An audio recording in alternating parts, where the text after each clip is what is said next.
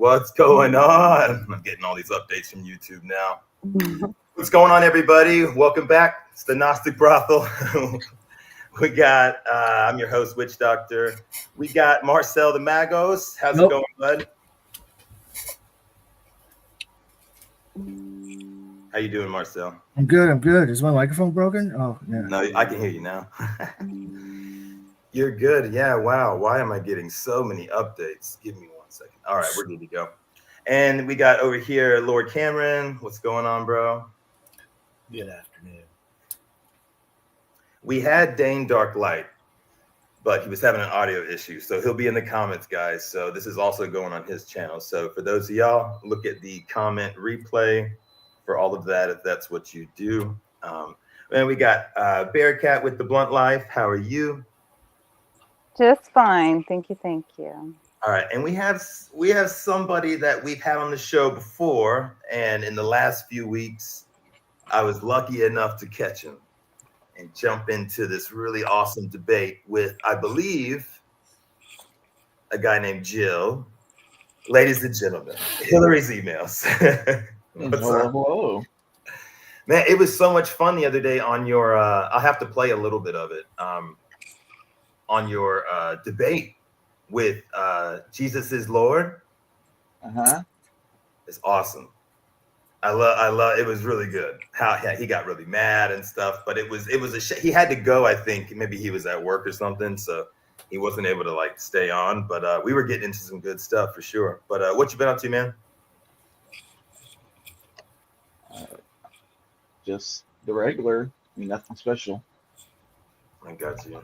Awesome. So Marcel, we were I was talking to you yesterday about, what were we talking about? The topics for today. Some of the stuff that we were interested in was, and we'll have Chase joining us in a second. Tiger Shark won't be here today. Yeah.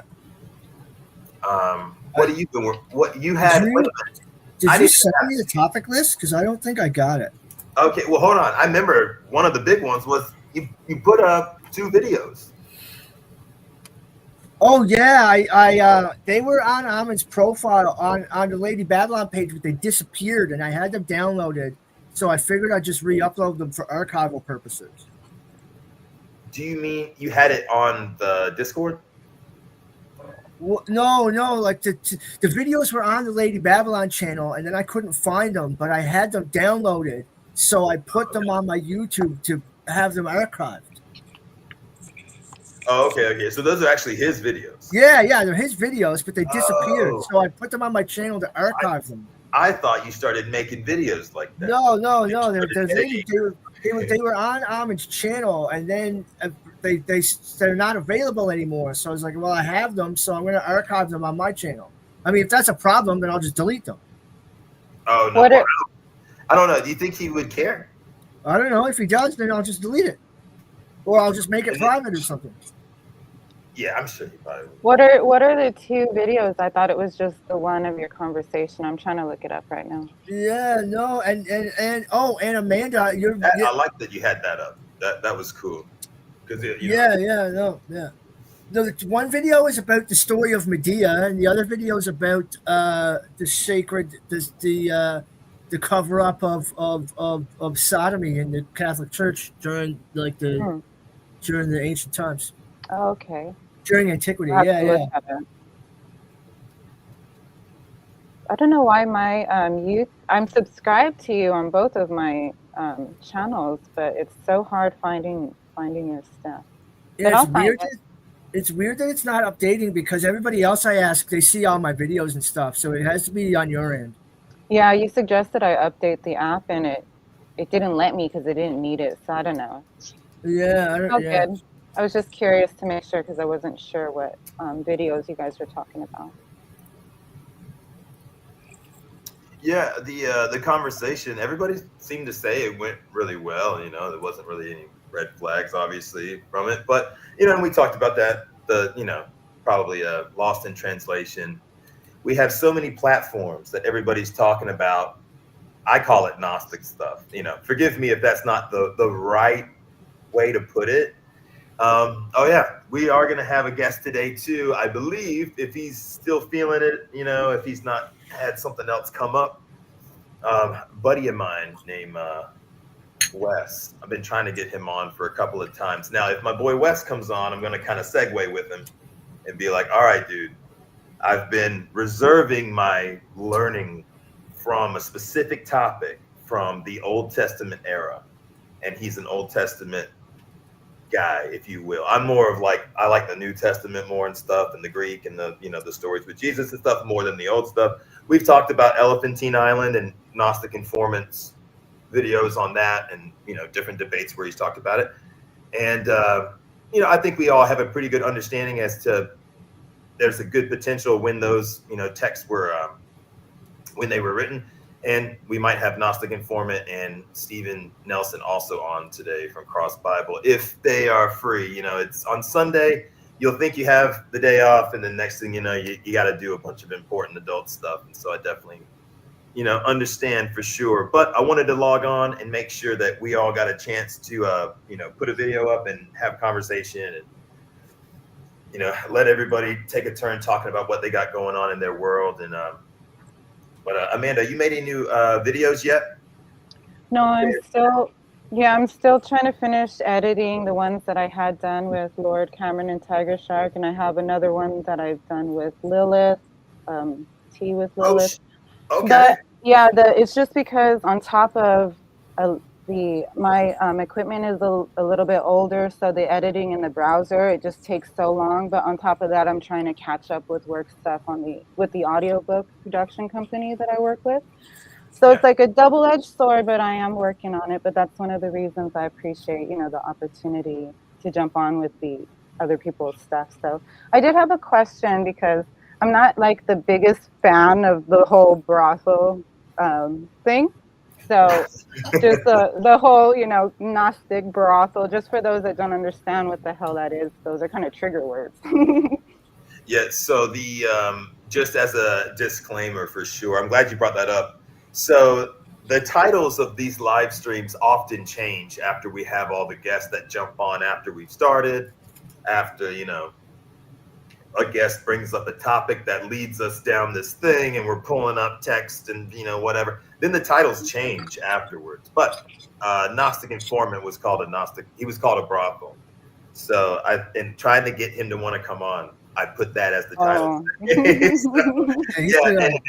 It's an inside joke, but not everybody knows. So I definitely, people in the comments, if you're like, what is this? Yeah, it's just poking fun at not being called a brothel. Like it's a Greek philologist was nicknamed one of our friends that, so we were making fun of that. I just want to take this opportunity that Michael disavows any relation to.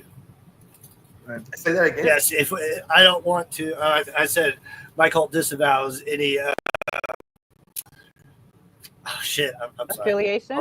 Yes, affiliation. I don't want to say, I'm just touching on Amanda. I don't want to say that I agree with any of the guests either. You know what necessarily, unless I specifically state so. Right. Professional. Well, that's why I was. Politeness. Let's see. I could actually do something. I could probably actually change that. I don't know. I'm not big on trigger warnings and stuff. I think that's a bunch of silliness. Oh wow. Oh yeah. You know what? You actually can. You can go in and you can it's such a my eggshells are more important than your eggshells mentality. I don't know. It's I don't know. Well, it's only good if it opens up dialogue. If not, using your triggers to shut people up is all I see. It's like, okay, well, you're just closing off discourse. Well, I'm not okay with the bullying either. That's really what I'm. Yeah, of course. Yeah, bullying is wrong, but it's just using your triggers to silence people is a form of bullying.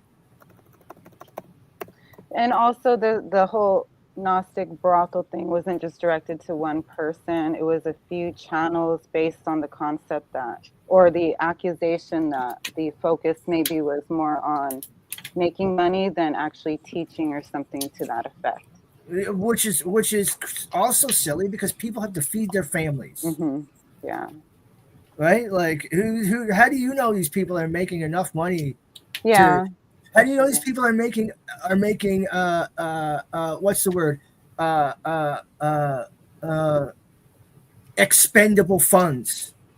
Just because they're making money doesn't mean everything they're making is expendable income. They still have their property taxes, their houses, their food, their families. Who knows what other bills they have? It's just something to say to make one feel like their reasons are better than someone else's. It's nothing. Yeah, right. Like it's and that's just not to the clarify shit. That's not the shit on the people who call the other people brothel. I mean, Exactly. I don't know. I just don't like chastising people at all. Really. Well, that's a different thing. Jim, the Yeah.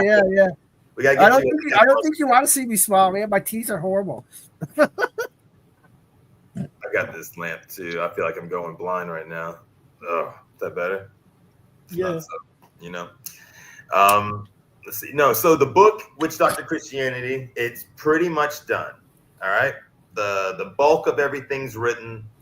The citations I have I have extra citations for every chapter on any of the articles that even just pertained to whatever the chapters were about at the moment, which could be deleted if they weren't good enough or if it was like back writing a book. So one thing that I think is you can write a chapter and then you can find articles that go along with what you're saying, if you will, after the fact, instead of reading all these articles and then formulating a response, And I'm not saying that's the way that you should always do things, but that's kind of how I did the book. Was I wrote the bulk majority of the book, then I sort of went and found everything that had to do with that topic, and then had to go back in and I had went and re-edited the opinions and whatnot, that were in there. The Burning Purple, the quest for the Burning Purple has become this awesome thing where there's the Purple Jesus song from Dr. Till. Hopefully we can get him on today too. It's Sunday, so who knows what people's days are like, but Dr. Till has an AI song also. What's it called, Marcel? Jesus the Purple Man. It's really funny. Purple Man, let's do it. It's such a funny song. Well, hold on. Did the channel get deleted? One of them did, yes. So does this new one have the Purple Man anymore? Yes. Oh, it does. Okay. Yes, of course. He's got everything backed up because he streams the Rumble too, right? So and Rumble is more lenient on their TOS rules. You can do a lot more on Rumble. What's this new channel called? Hold on, let me get the link. I'll get the link. Hold on. Cool. I say I can type in Dr. Till, but I don't know if it'll pull up. Considering he's, I did change the title to the Gnostic PodCast, which I think is okay. That's a pretty good, because I wanted a name for the show anyway if it was going to change to sort of like this kind of format when we did lives and stuff. So I was like, well, I need a name for it, but I didn't want to steal any of our friends' names for projects they're working on and use it in any way. So I guess this is actually going to work. I'll do that. Yeah, I'm trying to. I'm gonna pull up that song. I put it in the chat. Ministry of Dude. Yeah, it's cool. It's cool that everybody's chat is being combined here on. Oh, really? Yeah, like Nerdy Rodent, I think is from Amanda or Hillary's channel, somebody else's channel. That mod there, they're all. Yeah, I don't know who. Yeah, that's from somebody else. Like all the channels are being combined here in the YouTube, the chats, right? It's neat. All right, so I found his channel. I got it. Let's see. I didn't realize that channel had created that song too. There's so many people creating parody songs of each other. And with the AI, everything sounds so good now. Let's hide current.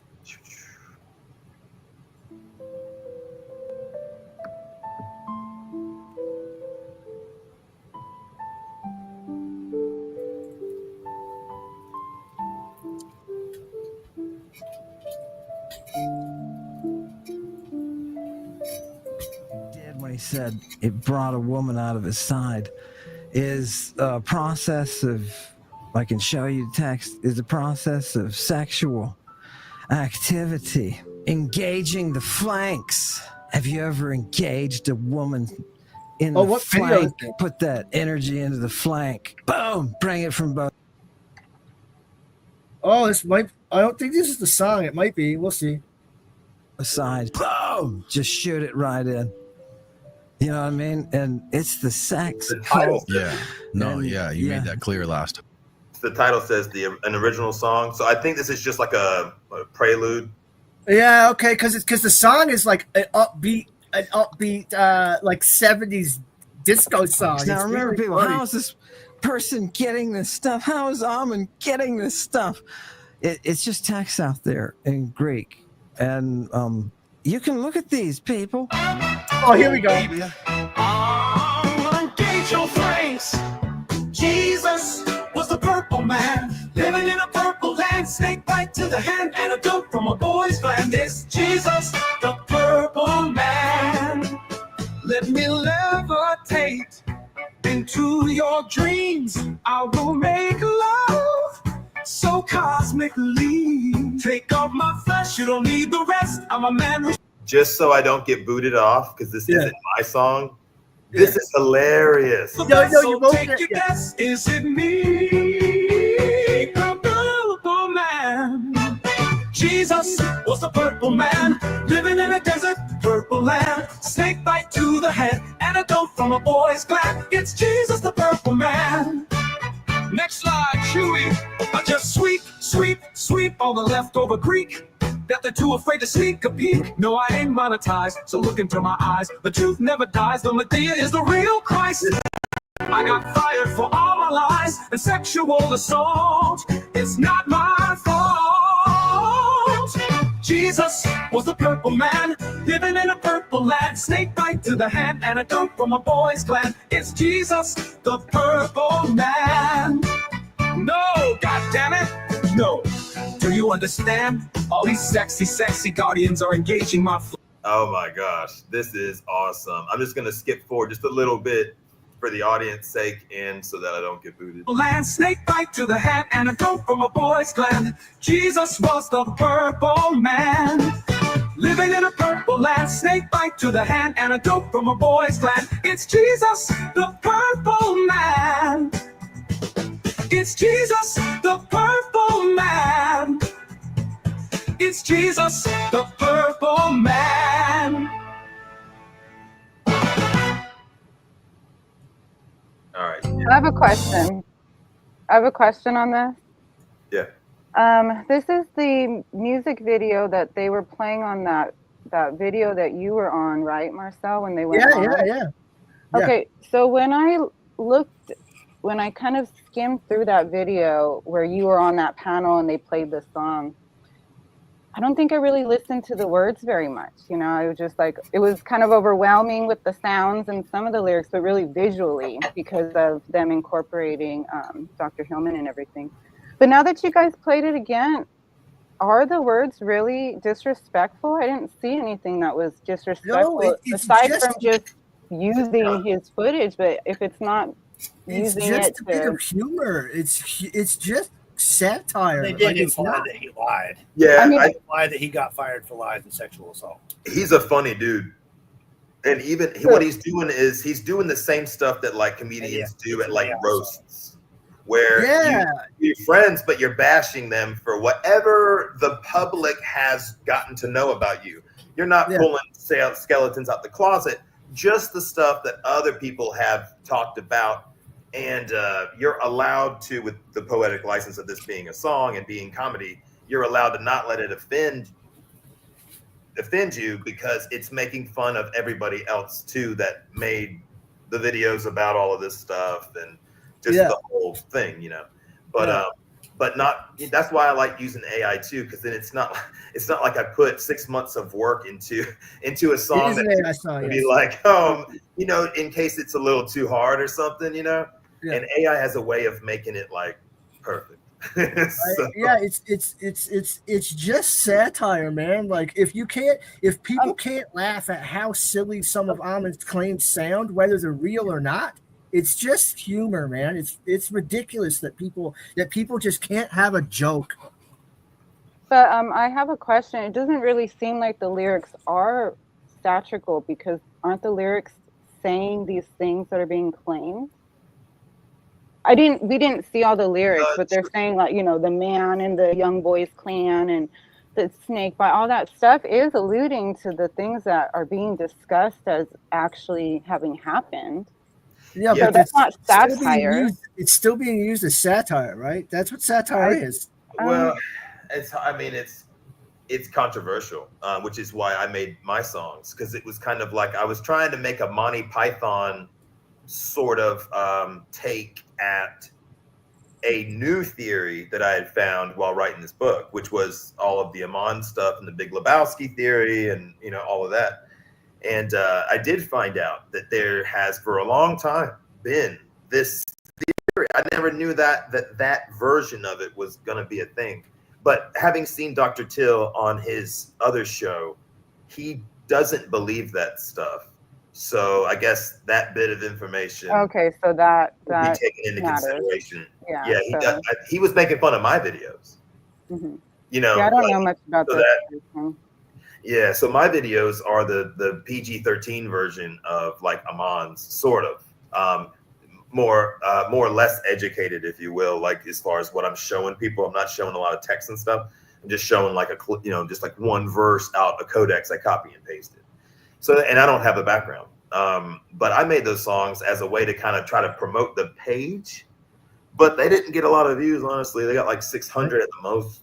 And so it wasn't even as like I had one video like 15, and it was like using irony or exaggeration to criticize how silly something can look is what satire is, and that's all the song is doing.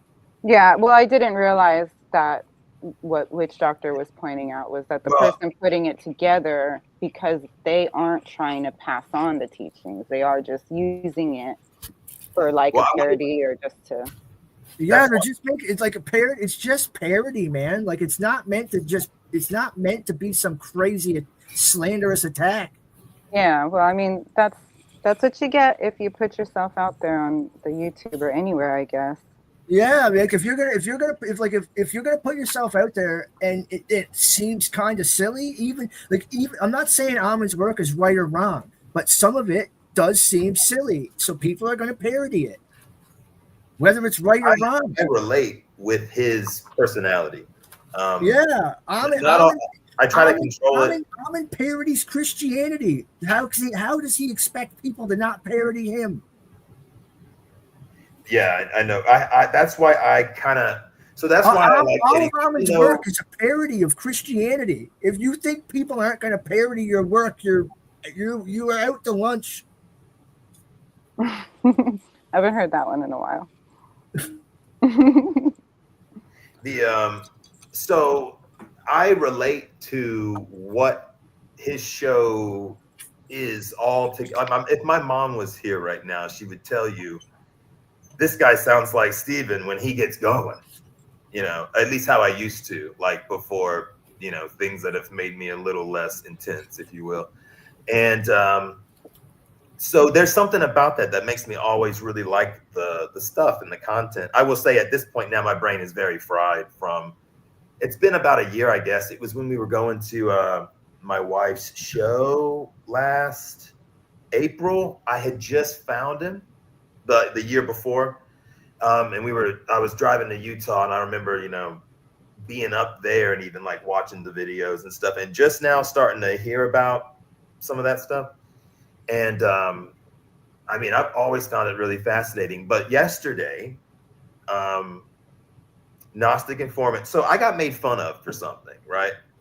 I got made fun of, sort of. I got made fun of in a soft punching up manner, which is common because a lot of my friends are kind of like that, and I can take it, whatever. So I made the comment about the Old Testament, considering like how choppy ancient Hebrew is and stuff.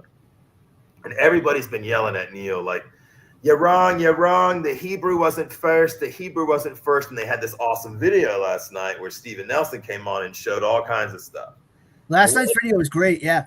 Dude, it was. I'll even pull it up for a second. And they argued that in some instances it looks like they argued that it's basically impossible to tell what came first, and that in some stuff is Greek first. Yeah, some stuff is Greek first. And they argued it really looks like the Hebrew and the Greek are written from an earlier source that we've lost. Right. Like it's easier to say that they were both written at the same time than arguing what came first. And truth be told, it doesn't fucking matter what came first. Right, for sure. And I know that we have to kind of lean into the topics a little bit to make this episode great for sure. So let's lean into it a little bit. While everyone that's, still doing stuff who's a little bit late today, it's not a big deal. It's not like we really have an agenda, but I do have some stuff I was going to pull up whenever we kind of reach the end of a topic or whatever. So let me share screen here. Gnostic Conformance. I feel like I stole his name and I'm grifting off of his name. So let's go. How? I'm just joking, but like in a way, I'm just joking because I use the word Gnostic so much, like especially when I had all those other lives up. Gnostic MTV, Gnostic VH1, Gnostic. Well, he doesn't, I'm sure he doesn't think that he owns that word. I No, he would say something if that was the case. He's always been cool, yeah. Yeah, he's really Neil's a fucking nice guy, man. He's nice to us anyway. So I believe this is around. If they see this, maybe they'll jump on and kind of tell us where they covered exactly what we were just saying, because this is a full transparency. Am I looking at it? Are we good? Yeah, I can see it. If it was black on the replay, it is now showing. Okay, so it's sometimes if you don't click back to the screen, it stays black. But anyway, so let me turn this volume up a little bit and make this bigger so you don't see all these stupid bodybuilding video thumbnails over here to the right. I'm not gay, right? In literature, Baruch. The Prayer of Monosec, the wisdom, the books that are included in Catholic and Orthodox Bibles that are called Apocrypha by Christians and Deuterocanonical by those who have them in their Bible, those were originally written in Greek, right? Yeah. They have all of the hallmarks. Quite a few.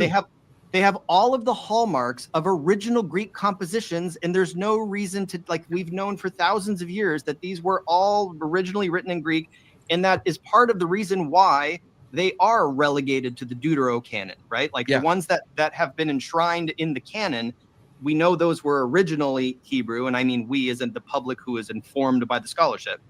But that doesn't mean that all, there are huge sections of Daniel that were original Greek compositions. Right. They have wordplay. And that's why when you look at these pseudepigraphid sources, these are Old Testament remixes, if you will, to use a modern term. They're like apocryphal remixes of Old Testament literature, and their original compositions are Greek. Most of them, not all of them. Some of them are Hebrew, some are Aramaic, some are Latin even, but most of them are Greek. And so in the Hellenistic period, you do find a lot of Greek original sources. We're not here to play on Team Hebrew versus Team Greek. That's silly to me. I don't care which one came first. If I had to choose, I want the Greek to be first. I like Greek better. Just my personal opinion. I don't care about which one I like better. I care about what the facts on the ground are, which is what we're trying to figure out. Otherwise, what are we doing? But when people who are pushing the Greek first theory, like when Danny Jones asks, like, well, how could you possibly know which was first? Well, we know that we know what the pattern looks like. When something's originally Greek, it has the hallmarks of an original Greek composition. Scholars are not confused by this. This is not like when you're an expert in like Greek and Hebrew. Sorry. All right, I'm back. So just for a second.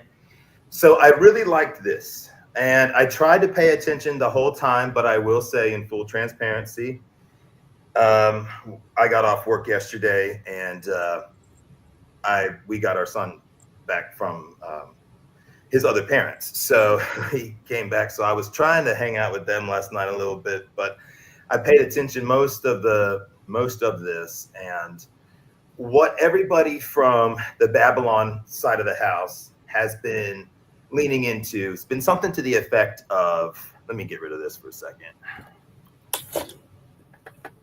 Something along the lines of, and they talked about this last night. They want, I personally, just full transparency, I have always looked for some kind of information that really just captures other people's attention. Maybe it's because I'm annoying and I want to have that kind of stuff, and other people just aren't like that. They don't want to have these, oh wow, things to say. Maybe that says something about the personality I have or used to have.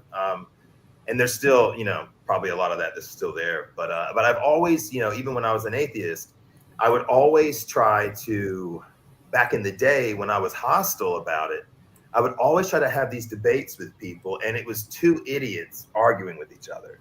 And it's, looking back now, it just seems like such a waste of freaking energy. Being older now and not having energy to do shit. It's just kind of like, how did I sit there for an hour and debate with this person? Blah, blah, blah, blah, blah. And neither one of us know what the hell we're talking about. It's just so funny how we think we know so much when we're younger, and then you get older and you're like, God, I don't know shit. It's like, let me actually start reading this stuff, and it's, you read it. Exactly. It's like, okay, yeah, there's a lot of, this is interesting. Okay. Mm-hmm. And I think there's nothing wrong with like hearing everybody's theory too and whatnot. But Steve was talking about how they're, Greek being such a dominant language. And I guess this is the piece that people don't say when they do the rebuttal videos to Greek being first. And honestly, I haven't ever said this either, other than I got made fun of for saying things could have happened more like this, where this piece gets written and then this piece gets written, but this guy writes Greek because it was the dominant language at the time, and Hebrew's dead. So it's like then they rewrite it in Hebrew, and then they add, so it ends up becoming really kind of like this big camouflage, a Venn diagram or kaleidoscope of, different times in both languages, and even the Aramaic stuff that they said was, predating some of the Septuagint writings and whatnot. But he also talks about how many Septuagints there were. So. Just for everybody that's watching this that didn't watch that last night, crossbible.com, they have this huge timeline on the website. And some people are more visual learners. I am, for sure, as the dumb art kid. So if you look at that, it'll really help kind of organize these titles that we're trying to memorize, like Africanus, Sinaiticus, Vaticanus, and stuff. And I'm saying them all wrong probably, but those, you're trying to see when certain stuff was written. So many things were being rewritten when this was being written again. And so it's really layered. And so having that timeline, I can just pull it up real quick. And someone stop me if they think of anything pertaining to that. Let's see. All right, Cross Bible. So you can go to this timeline here. This is what he was pulling up last night. They have this for sale that you can put, and it's thinking. They have this for sale. It's $35. And just like how a lot of us here are guitarists, we have posters of all the guitar scales. That way, when we're learning songs, we don't have to look at another tab on the computer. We can just look over at it and see it. This here, for guys making content, could be an extremely powerful tool. And Steven's got a pedigree that I can trust. At least there's been what colleges would call scholarly research behind everything he's put on it. Because he does come from academia, and if I'm not mistaken, he's got a Russian background. And that, it's another Proto-Indo-European, lineage, or however, family tree, if you will.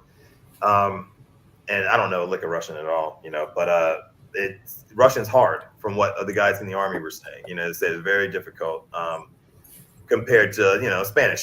So I don't think I would have qualified for Russian if I had ever done something cool like that. But so let's zoom in here a little bit and take a look here.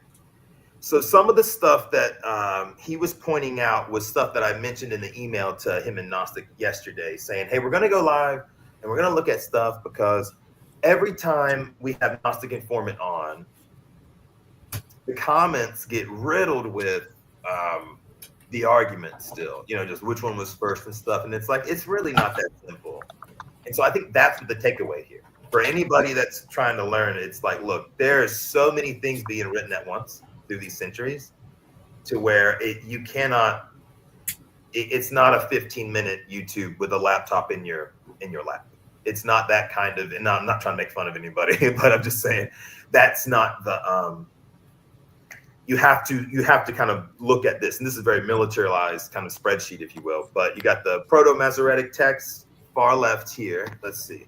Now he does have something to limit the size of this, because this is a huge timeline that theoretically goes back further before 400 BC. Obviously, there's the Elephant Island migration and all this stuff we've talked about. That's before this.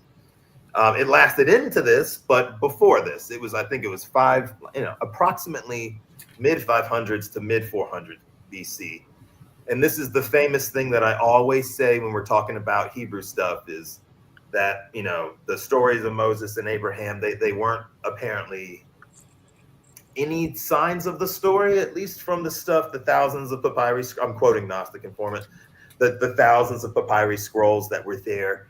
They didn't have a story of Noah or Abraham, at least not yet, or at least not in the stockpile of stuff that was left, I guess. I don't know how to properly explain that, but so that was a kind of a big like eyebrow raise when they'll kind of refer to the Old Testament being 1,300 years old. God gave Moses a copy of the book, and it's just kind of funny when people say stuff like that, because like, whoa.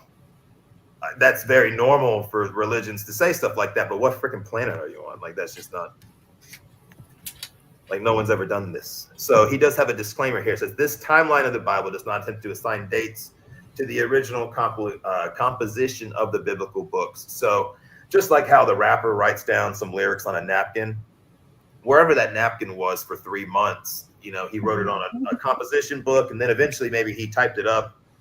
And and then by then it's been added on to, and it's been altered, and we've all done that. I'm sure we've all, like, everybody here is a freaking musician, so like you've all written stuff, and we do it with our own work. I have the early drafts of songs, and then I have the finalized ones that I mailed to myself to self-copyright it and stuff. And they've the evolution of it's just like a book or anything else.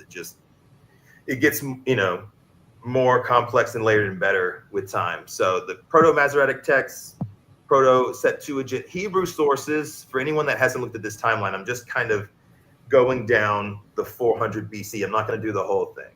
So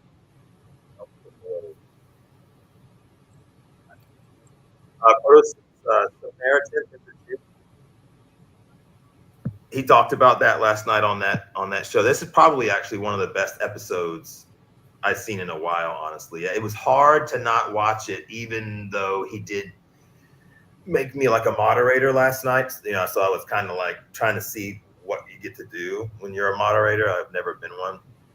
So I was definitely paying attention a little bit more because of that, because I was trying to see, we had Carl Karsnark, he showed up and started shitting all over the place. And it was just like, so I was like, time out. Let me see how this works. So we had Old Testament canon, the Tanakh, Genesis, Exodus, Leviticus, Numbers, Deuteronomy, Pentateuch, Torah, poetry and wisdom writings. You got Steve Jobs, Psalms, Proverbs, Ecclesiastes. Sorry if I say some of this stuff wrong. I say Pharisees. Yeah, Ecclesiastes. Yeah, Ecclesiastes. Ecclesiastes. I'm just. I love that one. Old Testament text times Hebrew Masoretic. Okay, sorry. It's just a key.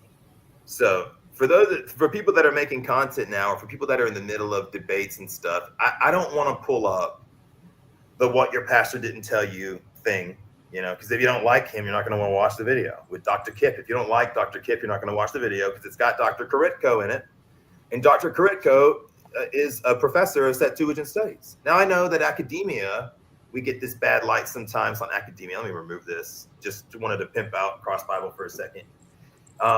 So we do get this, I don't know, we get this sort of animosity towards academia sometimes, especially when we talk about seminary school and stuff. And I don't think necessarily,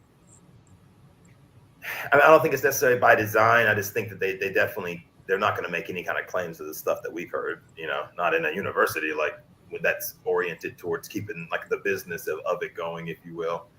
It's like going to business school to go run a business, going to seminary school, you know, you learn how to run your seminary, you know, so it's similar concept. I'm sure, you know, you can't not pay the light bills and stuff in places that, you know, you have to, it's running a business too.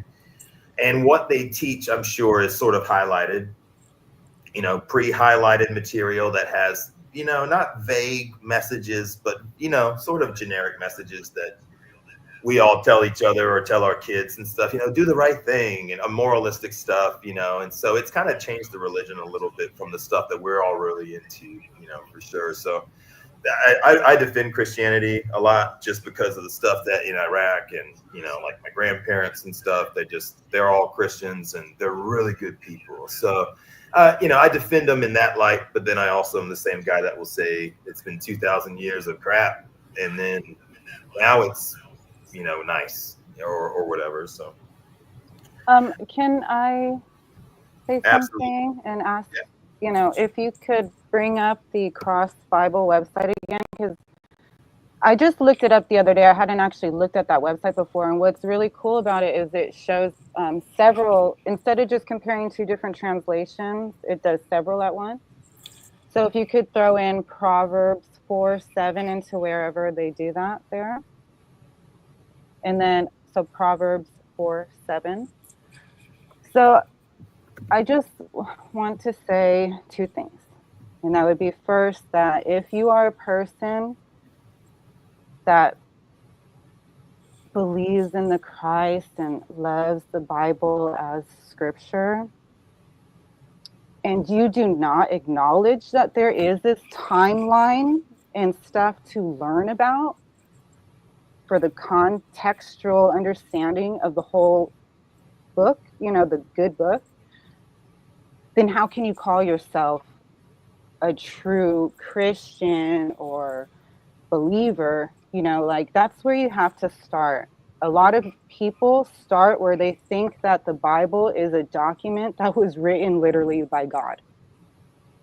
They ignore that there is a fact of time existing and that was written. We can't even conceptualize. I don't think we really can think about what can happen within 500 years, let alone over 2,000 years. And these are different texts over these whole times that we're talking about. So we should have some grace. So I don't understand where there is a hesitation where any Christian or Bible believer doesn't want to learn about the true translation or the true lands and context that they're coming from, why they say certain phrases. It's because of the way things happen certain ways, and we're so out of touch with it. If you claim to love the Bible and Christ and all of this, then please understand that to show that love, you would take the time to learn. I mean, this is in the Old Testament, Proverbs. So this applies to all the Abrahamic faiths, right?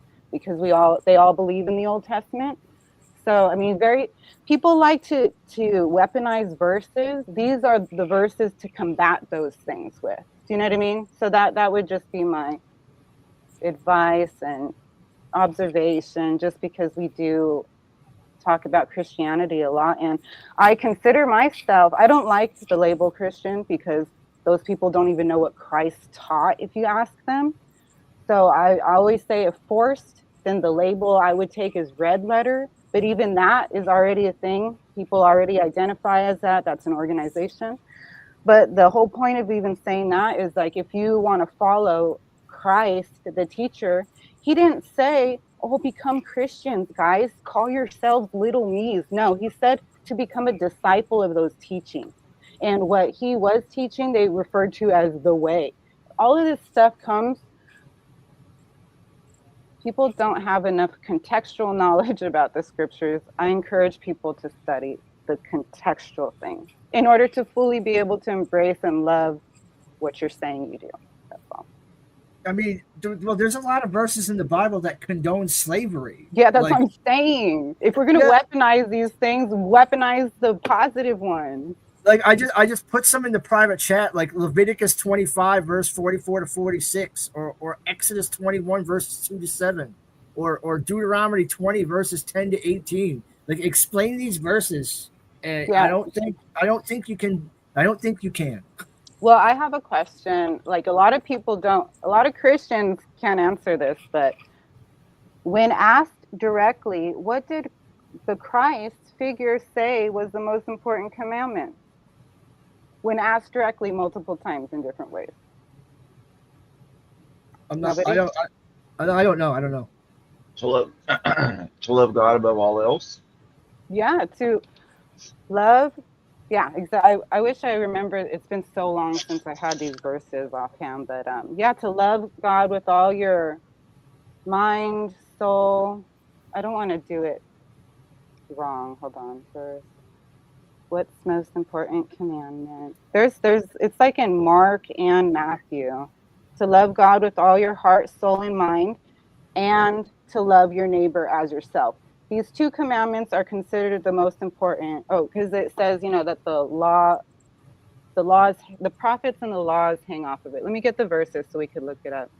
So this is Matthew 22, 36 through 40. I don't know if you want to throw it up there again, if it matters. Matthew,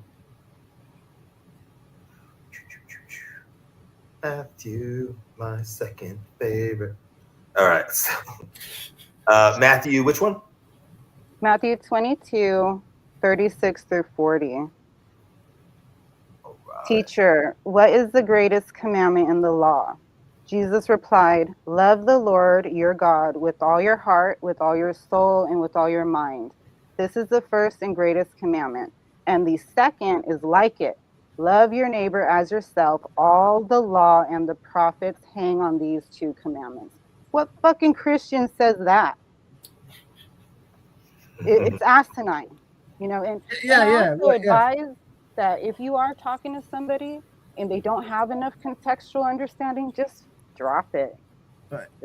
And one of the other things Jesus says is you must be like children, and what he means by that is children have the innocence of sympathy and empathy. They're born with that. It's been scientifically proven that like there was not an experiment, but they showed that like a dog like scared a baby, and then the dog like knew that it did that and felt empathy towards scaring the baby. Like animals and children have they're born with empathy and sympathy, and that's what he means. Is that like you just need to be like, which is what love your neighbor means. Like being like children extrapolates out to loving your neighbor, basically.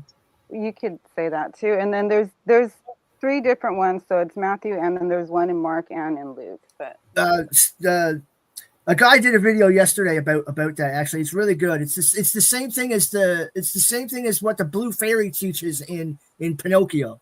Basically. The lesson of the Blue Fairy in Pinocchio is the same lessons that Jesus teaches. That's interesting. I'm gonna have to look at that. Yeah. You think that's a Vedic or Eastern? The blue? No, the blue fairy in Pinocchio the lesson he gives Pinocchio to make him a real boy is the same lesson that Jesus teaches. I see what you're saying. Yes. Yeah, but she gives Pinocchio a lesson that Jiminy Cricket then tries to teach to him, and then in the end, it finally succeeds, and he becomes a real boy. It's the same thing. It's like it's like becoming a Jesusite is the way the guy calls it in his video. Oh, will you send that to me, Marcel? Yeah, I can. Yeah, I'll do it after the stream. So one of the things that back when I had the PowerPoint presentations up, to get the channel some kind of content, I talked about John 4:14. Now we've talked about, for those that are new here, we've talked about different verses from the Bible, and my big investigation was to see if maybe some of these metaphors had anything to do with entheogenic drinks or some kind of concoction of some sort, just given the artwork from the time, Jesus and the magic wand, whatever. You know, so there's this story, and John's the fourth, if I'm not mistaken. Some of the guys that I watch have talked about John being the fourth book. If I'm not mistaken, it's in the order, but not Mark, Matthew, Luke, then John. Matthew, Mark, Luke, John. But that's not even the order that they found out about them. They threw them like that for some reason. I forget offhand. Yeah. So it was like Bart Ehrman, even though Gnostic Informant really, he laid into him. Well, I shouldn't say like that bad, but he laid into Bart Ehrman a little bit. Said he's an old guard. Somebody like my mom kind of could probably relate to this. When she heard about Holy Blood, Holy Grail, that's an alternate theory. So then any alternate theories after that you hear about, you don't accept, but you accept this one theory that you found out about before it was popular or whatever. And I think that happens a little bit, like I think Steve said, that it was happening in the comments at the moment. But I think that does still happen some, because I like to try to protect theories, to really just see everything there is there, even knowing if it's just the odds of something being just so incredibly unlikely and ridiculous sometimes. I still like to entertain it as like a creative thought, you know. But John 4:14, but whoever drinks the water I give them will never thirst. Indeed, the water I give them will become in them a spring of water welling up to eternal life. In this context, this is just ChatGPT. Jesus offering spiritual life, eternal life through himself, praise welling up to eternal life. You know, and I wonder if these, you know, it would make sense from our perspective, in people that have had entheogens and stuff, to think that, you know, potentially this guy, this madman magician, you know, that ran around with all these dudes. He's a rabbi, but he was unorthodox and he didn't do things the way they liked him to. He's a redneck from up there in the, you know, it's now Palestine, you know, it's just over there. And so, you know, I just wonder if maybe that's what was happening during the Jewish revolt. And we've looked at all the other texts too, to just try to, you know, how unlikely would that be? All this Syriac and Greek stuff that's floating around and influence and whatnot. I would love to know. I'd like to ask them if they do jump on today, like what they think about that, and just sort of ask them blank, you know, just sort of, what do you think about drugs back then? Do you think any of that, you know, and just let them elaborate some, you know, because they might have it. They might think that, you know, I'm not exactly sure. And they might not, and that could change depending on just, you know, they might have it. They might think that. I do hear a feed.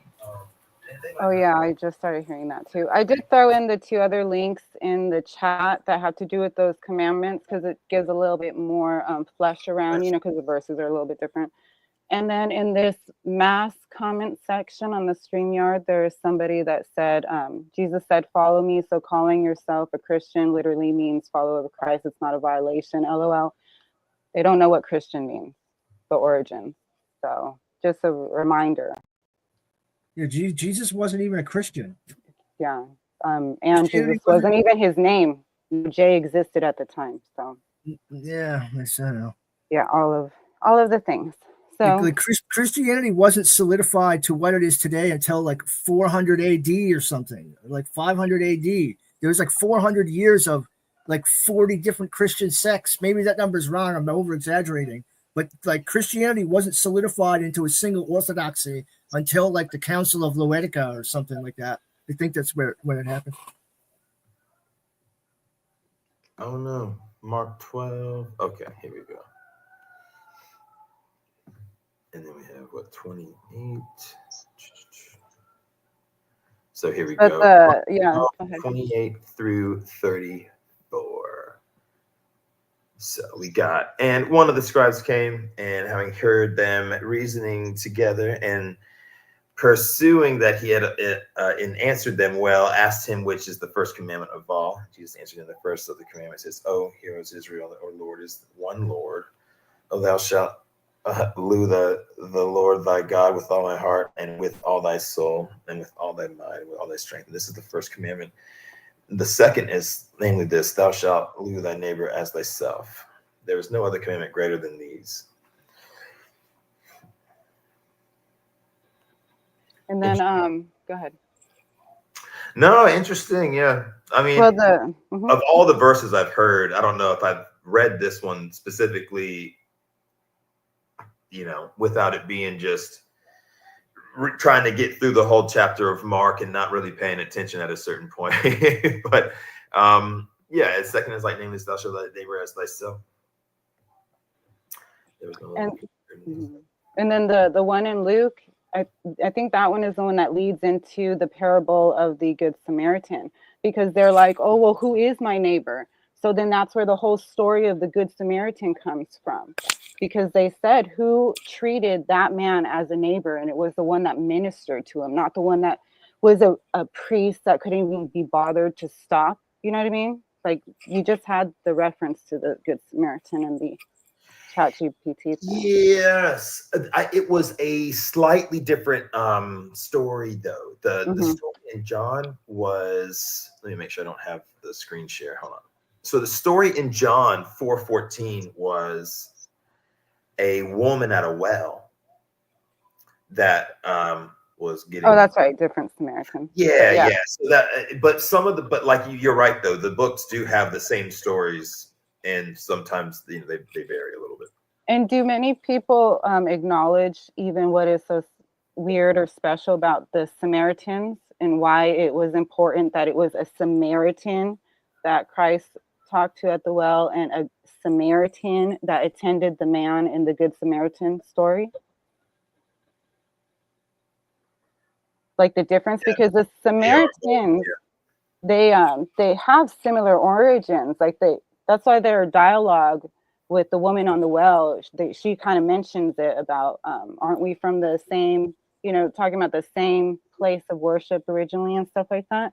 That's what it's in reference to, because there was a split, but they came from the same people. But because there was a split, the Jewish people considered them like a veil reprove or not worthy. And so that's why they weren't supposed to even talk to them. And yet, not only did Christ go and speak to a woman at the well, but it was a type of woman that his people would not have approved of him speaking to because of this weird stuff in their backstory of peoples at that time. And then for him to tell the story about who is treating someone as a neighbor, for it to be a Samaritan that, again, has a negative stereotype. Right. It's almost like they're trying to sort of create a narrative with Samaritan, if you will. The comment, there cometh the woman from Samaria to draw water. Jesus said unto her, give me to drink. For his disciples were gone away into the city to buy food. Is it Sharon? Okay.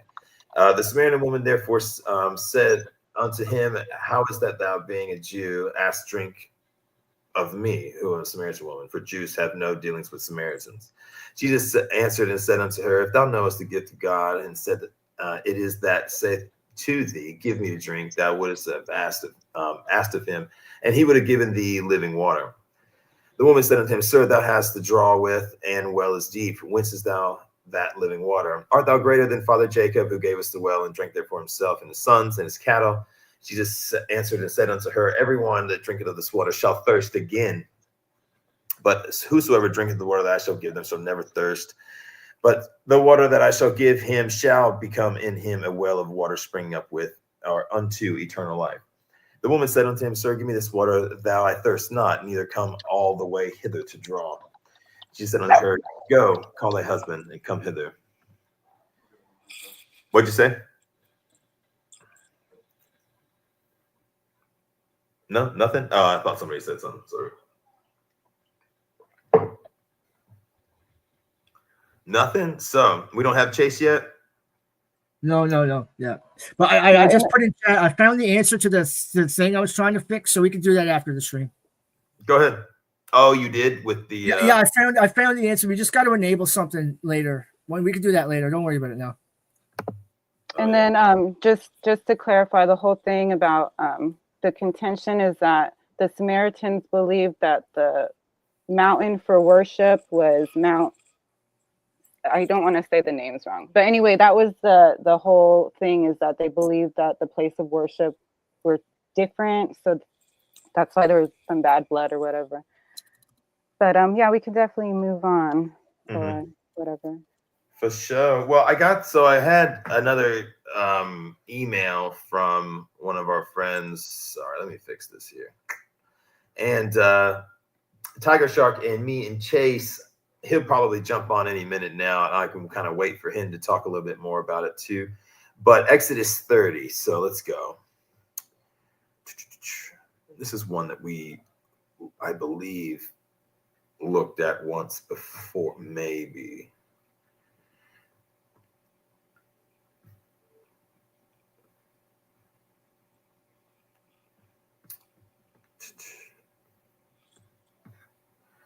And earlier, Chase said that he was on the way. So I guess we would see him in the waiting room. Oh yeah, it's all cool. And I mean, a lot of guys were like, yeah, I might be free, I might not be and stuff. So, and I wasn't gonna not go live, but I also wasn't gonna, go on too early and then stay on too late either too, just because I got my son home and stuff. So, I'll do this for a little bit and then, we'll go do stuff. We're going to the pool later. So that'll be cool. I was also curious if you were going to share a video of Johnny Harmonic, because I know that was on the oh yes thing too. Oh, you have anything new, dude, that's been in your world? Your mic is also off, just to let you know. You're muted on StreamYard. Muted. I got him. I unmuted him. Okay, cool. Okay, can you hear me now? No, I've been doing an open mic night every Wednesday, so I posted a video of that on my Lord Cameron. Oh, cool. Let's go look. Let's see. I was going to look at a few pages today, but then, like I said, a lot of guys weren't. I know. Be able to make it. Bearcat is saying Reverend Johnny Harmonic, but I posted it on my Lord Cameron. Oh, sorry. Yeah, I was reading the syllabus and it. Yeah, you're good. Because I do my live stream on Reverend Johnny Harmonic's page.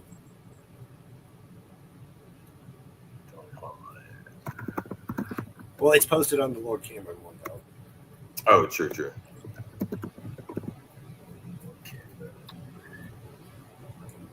You got it, or you need a link? Well, I do need a link, only because it's not pulling up my subscriptions. There we go.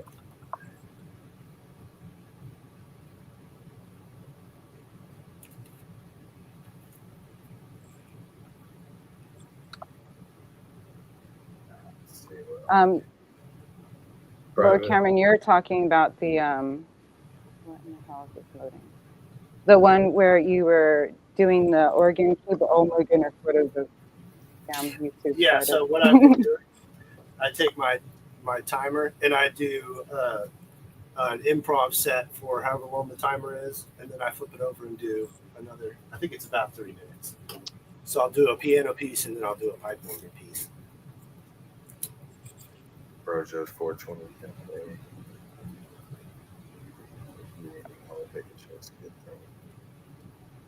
Have you set up the dual keyboards yet, or no? So I did get a hold of another keyboard, but I'm having issues with the input. So it has like a loud buzzing noise. So what I want to do is run it through this. So I'm actually running this microphone through my keyboard. So hopefully when I do my live stream later tonight, I'll actually have a microphone. And then I can also play the keyboard on it too. So what was the video called? I'm there now. Okay, yeah, I sent the link. Oh, you did? Okay, cool. Yeah.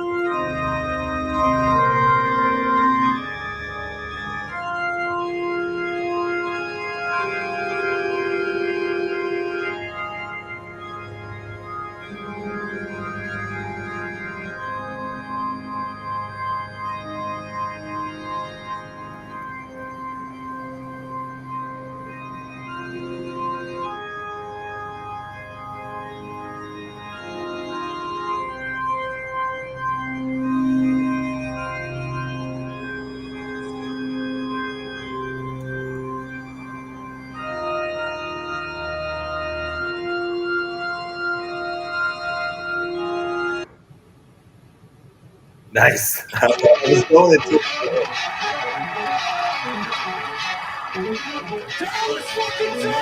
I actually went to that concert and it was awesome. Me and my wife went Cool. to Be Alive. Oh my God, it was so cool. All right, nice, Johnny. Cool. I was you told me you were doing that open mic stuff and I wasn't sure what you were putting up. Just haven't been watching anything lately at all. But no, that was awesome. What I loved is that you could hear everybody go silent when you started getting into it. It's like an open air theater. It's really cool. Quieter and quieter. And then just because I meant to throw it out there, in those verses where it was asked, what's the greatest commandment? There is a note that says that what he's referring to when he does say to love the Lord your God with all your heart, soul, strength, and mind, and your neighbor as yourself, are quotes from Deuteronomy 6:5 and Leviticus 19:18. So I forgot to mention that too, because just to tie it in with the Old and New Testament, since people need that sometimes.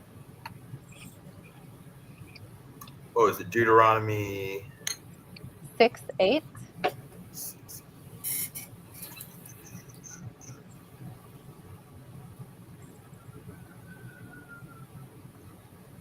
All right, so I got a new international version. 6:8. All right, so tie them as symbols on your hands and bind 6:5. Sorry, 6:5. 5. Okay. Love thy Lord, your God, with all your heart and with all your soul and with all your strength. Not to say it funny, but these commandments that I give you today are to be on your hearts. Okay? Impress them on your children. And then Leviticus 19:18.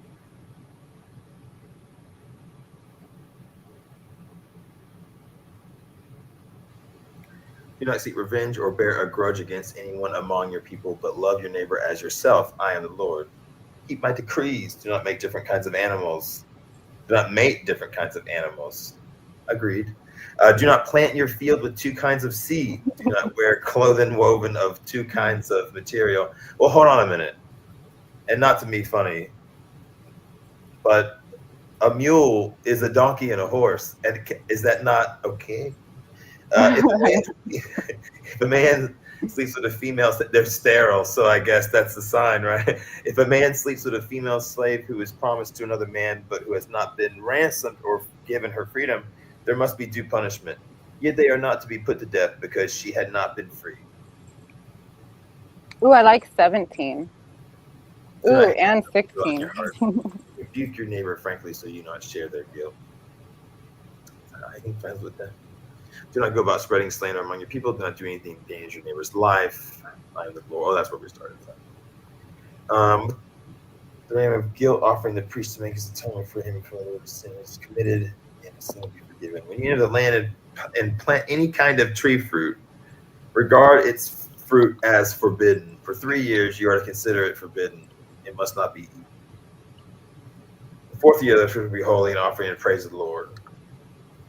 But in the 5th year you may eat its fruit, and your way of harvest will be increased. And I am the Lord your God. You meat with the blood still in it. Do not practice divination or seek omens. Do not cut the hair at the sides of your head or clip off your edges of your beard. Oh man. Do not cut your body, put tattoo marks on yourselves. I am the Lord. Oh man. I had this one friend, and we're cool. He's cool. He's a buddy of mine from the gym, and he has all these biblical tattoos just all over him. Just tons of biblical tattoos. I wonder what some people think about that. I guess, obviously there's always the old school Christians that think the tattoos are, no-goes. But then you see a lot of people that are like really big Christian type dudes that are covered in them sometimes. So I don't know if they're necessarily reading that or if they think, it doesn't matter that much, or whatever. What do they say? Cherry picking, right? Right. Well, once again, that's what you were saying earlier was you can find a lot of verses, and there's that guy Cliff. What's his name? Cliff, the apologist. his son actually did say something pretty good in a debate once, debating some atheists that were really good at what they did, like Andrew Wilson type. And even though I don't really like Andrew Wilson, something about his personality I don't like. But like he would be an asshole if I like hung out with him. You know, I don't know how to describe that. But after, if he heard me say that, then he'd do everything to be cool in the moment, just so that, you know. But I don't know if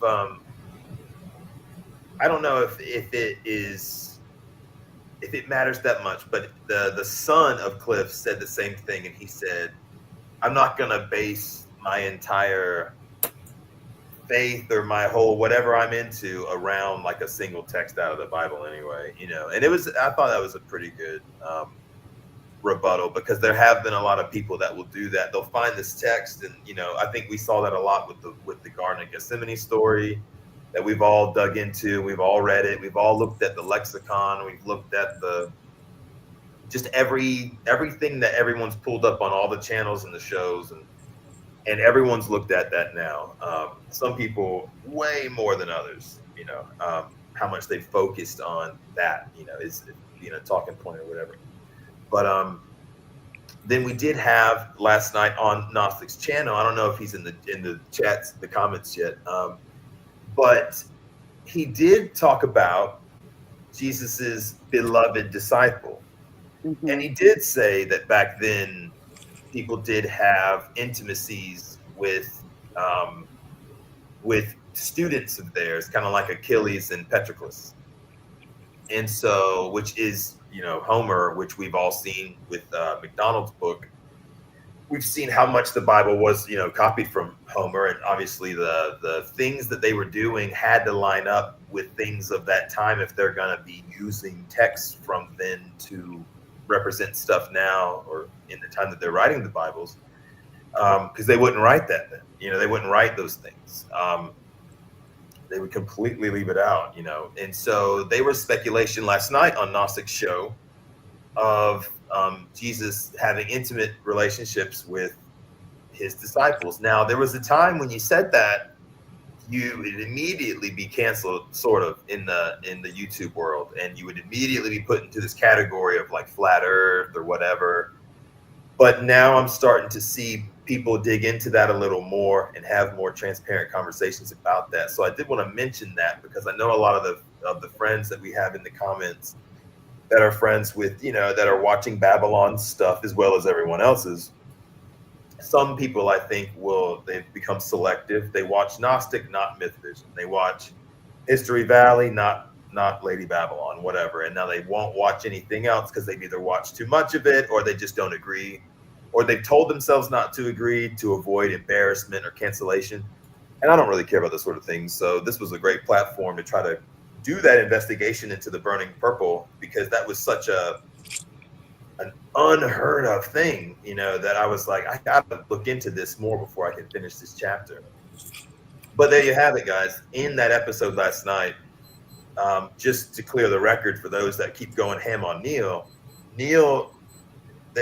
and I don't think Steve pushed against that. You know, Steve is a Christian, but I think Stephen Nelson's view of Christianity has been self-forged because he's able to read shit. He's really good. Yeah, he said last night, just because he's a Christian, he's not going to just deny the evidence that he sees or finds. Right. He's educated.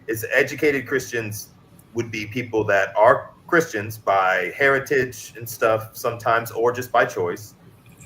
And they obviously see the holes and flaws. But if you're educated enough to know how much of that is in writing, I mean, my dad's a writer, but I don't know everything about writing. But I can tell you this, the first draft of his first book, like my first draft of my first book, compared to what you end up with at the end, especially back in the day when all you had was Microsoft Word and barely any internet, you know, it took a while to grow the books and stories, you know, and you end up changing, you end up going to the beginning and adding characters sometimes, you know, or changing this relationship or how this person acts and stuff. And a lot of that is going to happen in almost anything that's written, period, unless it's a very, you know, encyclopedia styled information resource. And even then, it can have biases and stuff kind of in the background. Like, for example, my daughter's homeschool, there was some questions that pertained to things being a certain way because God made them that way. There were some questions that was the correct answer to some aspect of a science class or some aspect of history, or using Bible verses as historical texts, sort of, in this Christian online format, but it's still a really easy and user-friendly school to use. So I still suggest it for anybody that wants to homeschool. Because so what if your kid reads a little bit of the Bible? That's just what everybody else around. Yeah, they should know. They Yeah, should know everybody. Yeah, what's you know, being it's said and taught. a church every mile. You know. Yeah, and they don't attend to their communities. Like the old Jewish temples were like on every corner, but they were taking care of that vicinity of people. We are so out of touch with that stuff. Yeah, well, it changed a lot. I mean, Jesus getting mad about all the money exchanging and the usury and stuff. You know, he kind of had his in the Last Temptation of Christ. Willem Dafoe did the same exact kind of scene that he did in Platoon when he caught Elias putting that gun to the little girl's head. You know, and he shows up and he butt strokes him and he fights him. And in the Last Temptation of Christ, even though it's just a movie, Scorsese of all people making a freaking religious movie, right? But in that movie, he walks into the temple and all the money changes, and he's like starts wrecking the place. Just so irritated that that's all they cared about, now, and that they lost all the messages, and now it's just become a banking religion, with its own narrative of questionable dates, and that's, even though I will say that Jesus using the Septuagint as a reference for his teachings couldn't have hated it that much, but obviously that story being drafted caused a second wave of a section of Judaism that's now called Christianity. All the rednecks, all that weren't the holy blood, But then I wonder how that would even really benefit them if it's not funneling into Judaism anyway, or if it's just simply like the Roman Empire control mechanism, But I don't see how, besides the fact that there's this Zionism now where Christians sort of protect Judaism in a way, like what we see with our involvement with Israel and whatnot now. It's like we sort of have to constantly say, we have their back all the time, That's kind of the agreement here. If that A makes misunderstanding. Yeah. I just want to point out, because I'm not sure the comments that we have in this StreamYard sidebar, I don't know who belongs to whose channel since we're streaming to multiple people, but there's a person. I'm sorry? In the avatar, does it show up with a little chain link for you? It only shows up for you because it's streaming to your channel. Like the chain link only appears for you. Oh, that makes sense. Okay. Yeah, but it looks like it's all from one place, but it's not. But I figured it. Yeah, I realized that. So me and Witch Doctor will go over that after the stream. Okay, it'll be cool. fixed for next stream. Okay, well, somebody here that's been very active in commenting, so thank you guys for being interested. I felt bad bringing up all that stuff, but this person says, when you read Leviticus, you are reading an actual, what we would call treaty, quote unquote. So it can't be a prescription for Christian living since we are not always at war. The thing is that we do need to understand, because we live with people who only use the Old Testament to this day. And they use it in their own means. So it's like there's so many different groups using the same things for their own means. So that's why it's just good to understand the full context instead of tattooing one verse and not knowing the stuff that's on the other sides of it, and then feeling silly maybe when you realize it. But the mention again of Leviticus, the last thing I will mention about the Bible, and then we can totally drop it, is that something that is really another thing that is really disappointing and upsetting is the whole hate for homosexuality. So one of the verses is Leviticus 18:22 that says, "You shall not lie with a man as with a woman; it's an abomination." So that word abomination is used, the same word that they're using for that as abomination. It's the same word that is used in a different verse, Proverbs 6:16 through 19. And I would love if you threw on that Proverbs, and then that's it. And then I'll zip it. Oh, you're good. This is I good. can rant about this stuff too long, honestly. Yeah, everybody Yeah, that had no, stuff to talk about that's isn't okay. here yet. So we're kind of making it up as we go along, which I like, you know. And Well, I but don't. I was interested in hearing from Hillary's emails too. So maybe after we zip this up. Yeah, I was gonna do a little bit of that as well. Seeing how Hillary's email came to be, I would love to know more, as well as like, you know, where y'all are from and, you know, all that stuff too. But we have Leviticus 18, and what was the other one? 22. 18:22. Mm-hmm. Do not have sexual relations with a man as one does with a woman. That is detestable.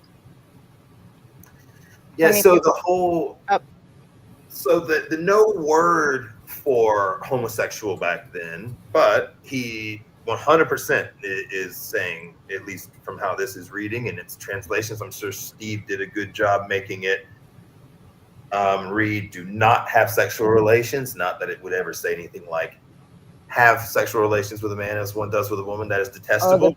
Like the bad Bible that accidentally printed that you should commit adultery. There was a Bible that went out like that. They have it's a thing. So. Well, there are some differences between the Hebrew Bible and the Septuagint, where it says that Messiah was she just and wasn't wasn't it was misprinted. the hottest, if you will. So that they do have some flip-flops in those, but Stephen would be the guy to elaborate on that for sure. So can you send Chase the link? Sorry. Say again. Can you send Chase the link? He's asking. Yeah. I just wanted to show people that this word that is being said as, sexual relations, between these people is detestable. Well, where else is detestable used? And I think if you were to look at that Proverbs 6:16 through 19, then this could be the kind of verse that combats that verse. Where I'm suggesting that if people are finding themselves in a situation where they're combating others that are using certain verses, well, there are other ones that could be used to neutralize if you choose to engage that way in order to possibly educate or befriend, Proverbs 16 through 19? 16, 1:6. There are 6 things the Lord hates, 7 that are detestable to him. No, Proverbs.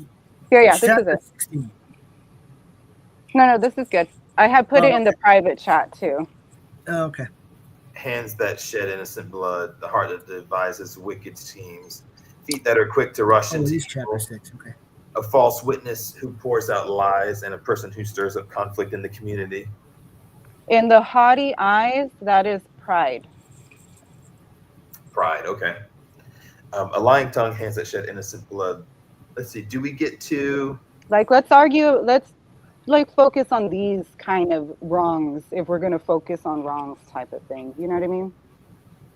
Oh, right. Well, those orientation laws, if you will, I guess, Oh, Cross Bible's here. We can send him the link too. I think I sent it to his email. Okay.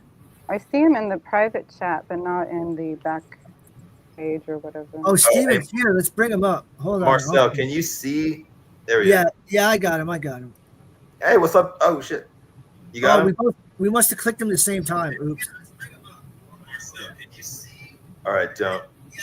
All right, we're good. Hello. How are you? Hey, guys. Good. What's up, dude? Yeah, how's it going? We were checking out your website.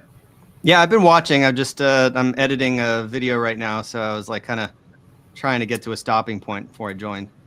Oh yeah, and we also have trying to get to a stopping point before I join. Yeah, I'll be right back. I gotta grab some water. Heck yeah, man. For sure. All right, so so last night, the episode, it was really badass, man. I really liked it. Yeah, I think I got it was like 6,000 people have seen it so far. Yeah, I got made fun of for trying to explain, and I probably just because I don't have the best, overlay like your timeline, but I was trying to describe that one time that to people that kept arguing back and forth that like there was some stuff that was Greek, some stuff Hebrew, the origins. So I was glad that y'all put that all there because now I can just kind of direct them to that without stealing Dr. Karitko's stuff because it's still people are having a hard time understanding. It's not as it's not as black and white as people have tried to describe it when making those chaos apples in the conversation by saying something like, "Oh yeah, the whole thing was Greek," the whole thing, and then it's the way that the language works and stuff. I never really understood till Dr. Karitko was talking about an example like ish and anthropos, yeah, and how it would make no sense if it was Greek that particular phrase. And well, as it's used in that phrase, right? Like anthropos just means like a person is a person. That's all. It's like it that is actually a normal like way to say that in Greek, but it's just not in the context of like man in the Hebrew, in the Septuagint. It doesn't make sense to a Greek person's ears. Like it would be like a person is a person. It doesn't. It's like the if you can imagine yourself as like a full-blown pagan Greek person who had no connection with Judaism whatsoever in that period, reading that text, it would just sound kind of like, oh, okay, this is like weird. Like, I guess this must be translated from a foreign language. Like no Greek person in their right mind would write a sentence like that. Right. But that's the crux of the debate, because I know that the other side says, oh, no, this is just poetic Greek. This is just like, this is normal. And it's like, okay, if you think if it were normal, you would just expect to see it all over the place. You would just dig up tons of examples of that phrasing in Plutarch or Herodotus, or you would just find Greek sources that write Greek like this, and you just don't. And so if you did, you could just produce lots of examples, and then I would just be like, okay, fair enough, And I've had people on Twitter like respond to me and say, no, there are plenty of examples. And I'm like, okay, show me. And then I get examples from like Grok that like don't exist. And like I have, if you go onto my Twitter profile, you'll see that. And it's just like, okay, why am I like, because they'll give me the examples, but there's like no citation. So I'm like looking them up on the TLG, like where is this? And like, all this back and forth. I think it was actually Tiger Shark that I had that back and forth with, and he apologized. It was like, sorry, I think the AI took a little too much DMT. That those examples don't really exist. But I'm open to them. If somebody could show me examples of like where Greek people were writing in this extremely weird style, that would be like, I would love to see those examples. Nobody's produced them. Right. Now, so I was curious, just because usually when you and Gnostic have come on the show, we've had some, conversations already underway by the time y'all are jumping in, and then it's kaboom.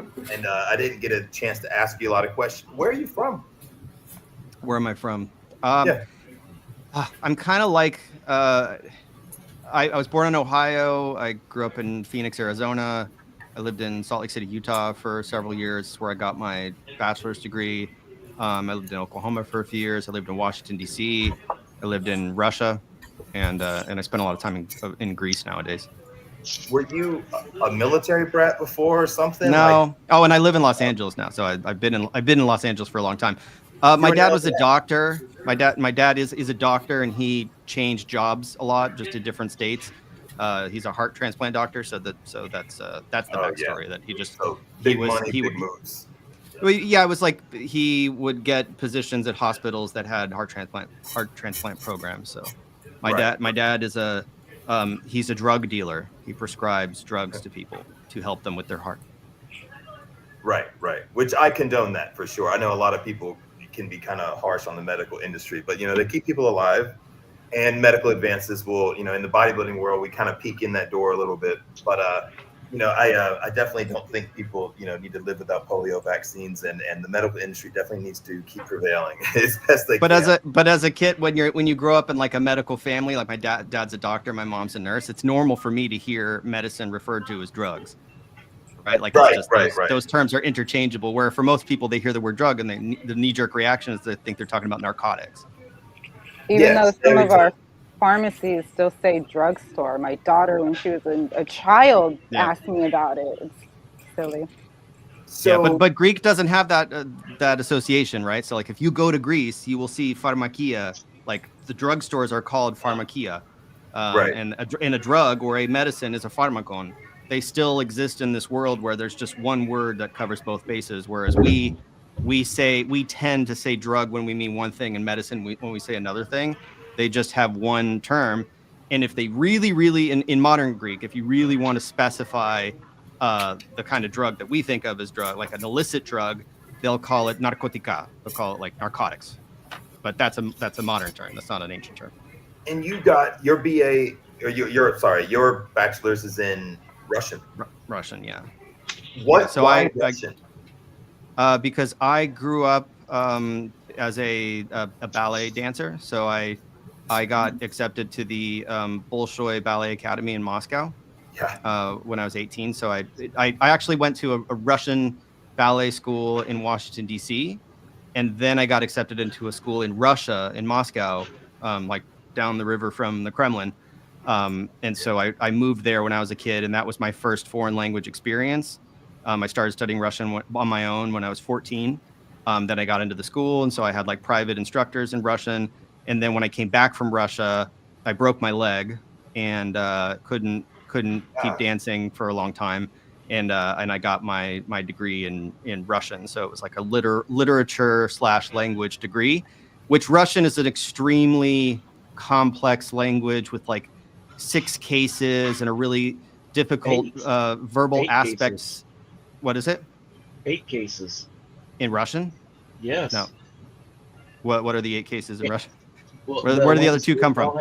I know it's instrumental and another one that we don't have in Western languages and Latin languages. I think what nominative, accusative, genitive, dative, and prepositional case, and an instrumental.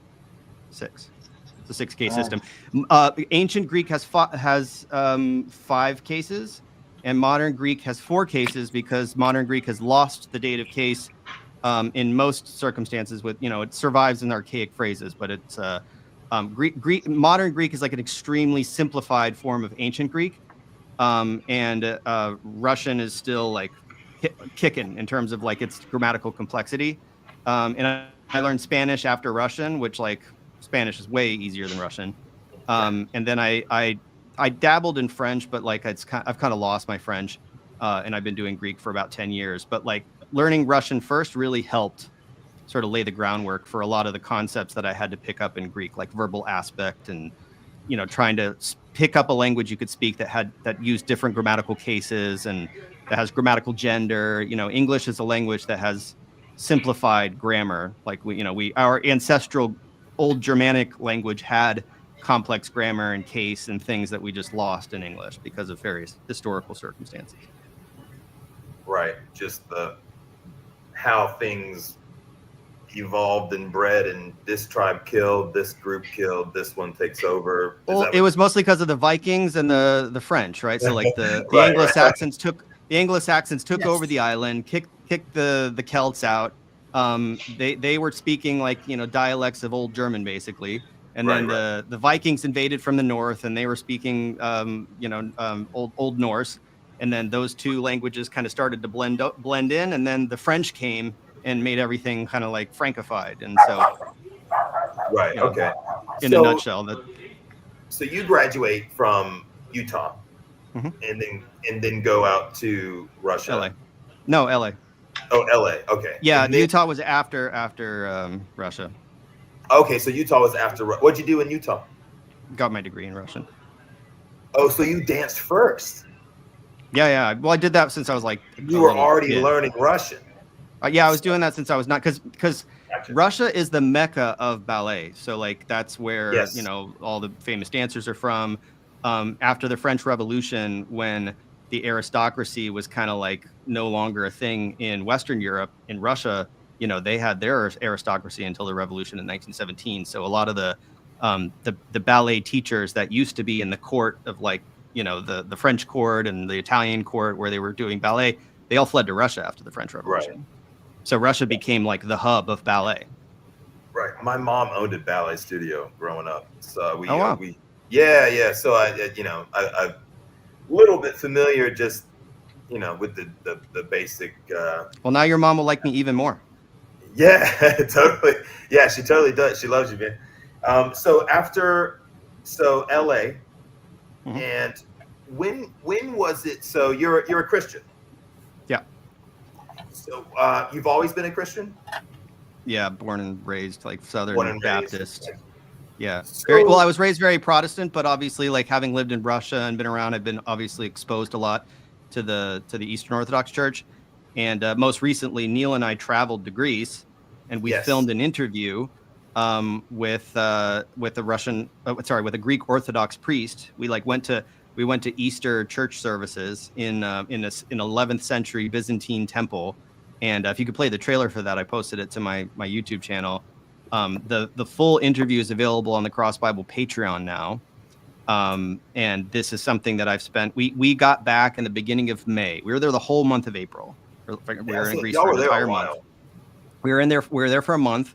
So we filmed this interview, and I was trying to find somebody who would do the interview in English because I just wanted to, because for the Cross Bible YouTube channel, like this is all English speakers watching it. Yeah, that's the trailer. So I basically spent 2 months editing the crap out of this interview to make it like good. And as you can see, it's dubbed over in English. So when you hear me speaking English, it's my voice like that I recorded here. And then when you hear his voice, he's actually speaking Greek, but I used AI to make a voice clone to make it sound like he's speaking English just for accessibility. At some point, I may release the full, like the actual Greek language original interview. So it's me and him speaking Greek. But what you're going to see here, or what's available right now, it's pre-released on Patreon, is a full interview in English, but we're actually speaking Greek. So that's why you see our lips moving, but like you don't, if you hear the English, we're not actually speaking English in this interview. No, I actually like that. You know, some people are a fan of just reading the subtitles, like let's say take Squid Game, for example, you know, but I actually like it when they put the English over. It's kind of easier for me to just turn my brain off and just try to listen. It's an hour and a half interview. And Neil and I were like, yeah, you can't expect the audience to read the subtitles for an hour and a half. And before we did it, when I was like, man, I sent them all my questions. So like I contacted one priest that I was like, do you speak English well enough to do an interview? He was like, yeah, send me your questions. I sent him the questions. He's like, oh, these questions are like really technical. They're all about like, you know, like I was asking about what they think about the pagan revival and like polytheism. Like there was some, you know, theological questions about icons, questions about how they make the sign of the cross, and like what is, you know, I wanted to get like a Protestant's perspective, like an outsider's perspective on Greek Orthodoxy, because it's really exotic for my audience, right? For most of my audience here in the States, or probably, I don't know, I think maybe in most of my audience is English speaking and probably not Greek or Eastern Orthodox. So I just thought it was really, you know, the way they light the candles and pray and what veneration of the icons actually means. And, you know, so he explained all that stuff, but he was like, I got to do it in Greek. And Neil recommended, well, why don't you use 11 Lab software to dub it? All you do is just upload the video and then you download it in English and it's just done. And that was not the case. It was really, really bad. It was the default the AI generated translation that comes out of that is just really confused by all the terminology. You know, when he refers to icons, it translates it as images, because in Greek icon means image.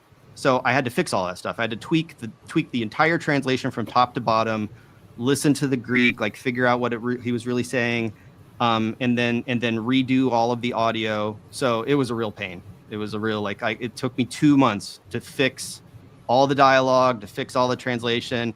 So what you see there is a trailer for like this labor of love that I hope, you know, a few people have signed up already on Patreon to like watch it in advance. Thank you very much for all those people. But it will eventually go public. This is Stephen Nelson. Sorry. They can play it. Yeah, let's do it. All right. Cross Bible. And I can't wait to share with you an experience that I had back in April traveling to Greece. Holy Week in Athens, celebrated in one of the city's oldest Byzantine churches, Kapnikarea, an 11th century temple built on the foundation of an ancient pagan shrine to Athena or Demeter. What are the key elements that make Orthodox Easter special compared to Western Easter? The basis of the Orthodox tradition is Pascha, Easter. It's the resurrection. There is an energy there in the tomb of Christ which cannot be explained. It is the holiest area of the church. The gospel according to Luke. It seeks to show that this is a human being who has been deified. Faith is like a fire. It must burn within you. It must be alive in you. Yeah, I'm actually really excited to watch that, honestly. So this is So gonna be that's Father Evangelos Markadonis. If you could spare $5, you can join the Patreon. You can watch it now. It's available, the full length thing. I'll probably make a few tweaks to it before I make it public because again, it's just like, I wanted to make sure that like every single word was translated properly, and I have to update some of the subtitles, and some of the transitions are a little like it's a little rough, but it took me 2 months to edit that together basically and get it to where my questions are correct. And, just there are certain things that just don't translate from the Greek into the English. But every time he busts out like an ancient Greek hymn or a Bible verse in ancient Greek, I left that untranslated. So there you hear him speaking like this in the English, and it's like his voice and it's a clone and it has a little bit of an accent. And then when he starts speaking ancient Greek, I just roll the clip on ancient Greek. Because that's the thing about like the Eastern, the thing that people don't realize about being in this bubble, this Anglophone bubble, right? Like you're in America, our country's like, dominant and our language is dominant. We go everywhere and people try to speak our language. What you don't realize is that like, there's this whole other world out there. Like in Greece, they use the original text of the Bible. They just open up a straight up original text and just read it out loud during the liturgy. They compose their liturgies and their hymns in the original Hellenistic Greek dialect of the Bible. And so this dude, like, I think what we're used to is it being this kind of like, we imagine that like the scholars that are the Western scholars in the United States and the UK and in Germany and Western Europe who, argue about different interpretations of the text, like that we have the keys, like we are the custodians of this tradition. And like they've had it all along. So there's a lot of wisdom you can get out of like his perspective on the meaning of the Greek, and like his he's just like has this really strong command of the liturgical language. They consider it a liturgical language for them, and they're sort of preserving the tradition in the original. So do you fall into any sort of like Christian denomination, or is this kind of why you did this video? Are you Orthodox? Or? No, I'd say like I'm coming from a Protestant background, like an evangelical Protestant Southern Baptist background. Like that was the church that I grew up in. I've just been exposed enough to Eastern Orthodoxy to appreciate some of it, even though it's like it's still kind of exotic and foreign to me. My wife is Russian Orthodox, and so it's like I'm sort of split between the traditions. So that's what's kind of given me an open mind, even though, my knee-jerk interpretation or my knee-jerk reaction to things is always going to be like from a Protestant perspective. But I try to sort of like, it's like it's hard to pin myself down. If I have to, like I'll say, like I'm born and raised Southern Baptist, but I also like kind of see a lot of I have an appreciation for Eastern Orthodoxy and for Catholicism. I went to a Catholic school for a year. Right. So like, I try to sort of broaden my horizons. Does the thought of, because I've never really heard you elaborate on this in the other videos, and maybe you have, and maybe I just missed the portions, but what is the thought behind like what comes to mind when somebody says something like, oh, the early Christianity, there was magical drinks? Does that rub you the wrong way, or is that, and not to really interrogate you, like what are your feelings?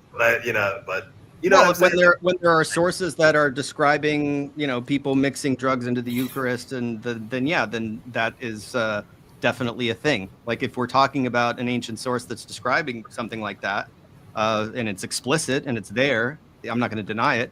But if we're talking about a text that's simply describing the Eucharist, like if it's the gospel, and there's no indication that they are spiking the drinks, I don't see any reason to read that into it. But then again, we have water that gets turned into wine, and it's being described as the good kind of wine. Like, oh, you broke out the good wine. Like, you know, normally they serve that at the end to get people drunk first.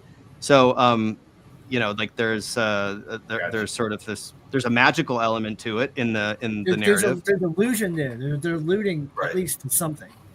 Yeah, I mean, I think in that case they're alluding to the quality, like of the sort of the vintage or whatever. But yeah, there are definitely like texts that refer to drug use. And you know, one thing that we were considering doing, like Neil and I have been talking about, is maybe making a response to the Immortality Key, to Brian Murarescu's book, because we have tried, like, through Derek at Myth Vision, and you know, like, we've reached out to the people who represent Brian to try to get him for an interview. But after Joe Rogan, he like has been, you know, like very picky about who he gets on with, and he used Dennis McDonald's work in his book very heavily, and Dennis had some in Carl Ruck, and so like both Dennis and Carl Ruck have a few bones to pick with him about the way that he used them as a source, and would like to discuss. I think Amon as well too.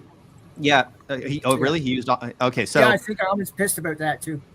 Oh, so they wanted to talk with him, and I also, like, I mean, I had a lot of people. The same thing with Hillman is that, like, everybody that saw that interview with Joe Rogan with Brian Murarescu, who knows me and knows I'm obsessed with, you know, Greek, they were sending it to me and wanting my opinion. Same thing with the Danny Jones interview with Hillman. That's why I got into it. It's not because like I went and found it and decided I am going to refute this.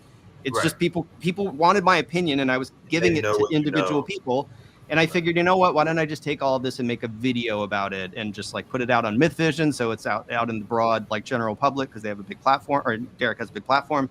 And so I'm thinking maybe I should do that also with Murarescu, because I read the whole book and I did a huge write up on it, and I just don't think he's like, I mean, unlike like with Hillman, I've kind of like I've grown to accept the fact that no, like he knows what he's talking about, like he knows what he's doing.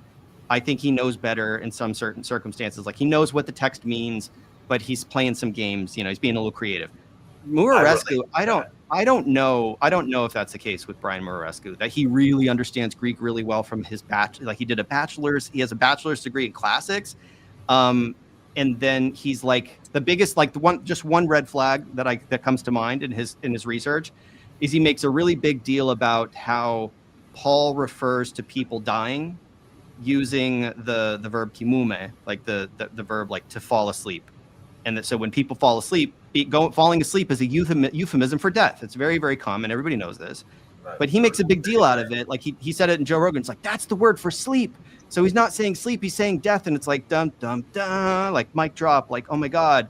And it's like, why are you making a big deal out of this? Everybody knows that. Yeah. Right. You know, one is kind of the way that I look at some of when there's a theory out there floating, is I kind of look at like thousands and thousands of people have been studying this stuff for so long.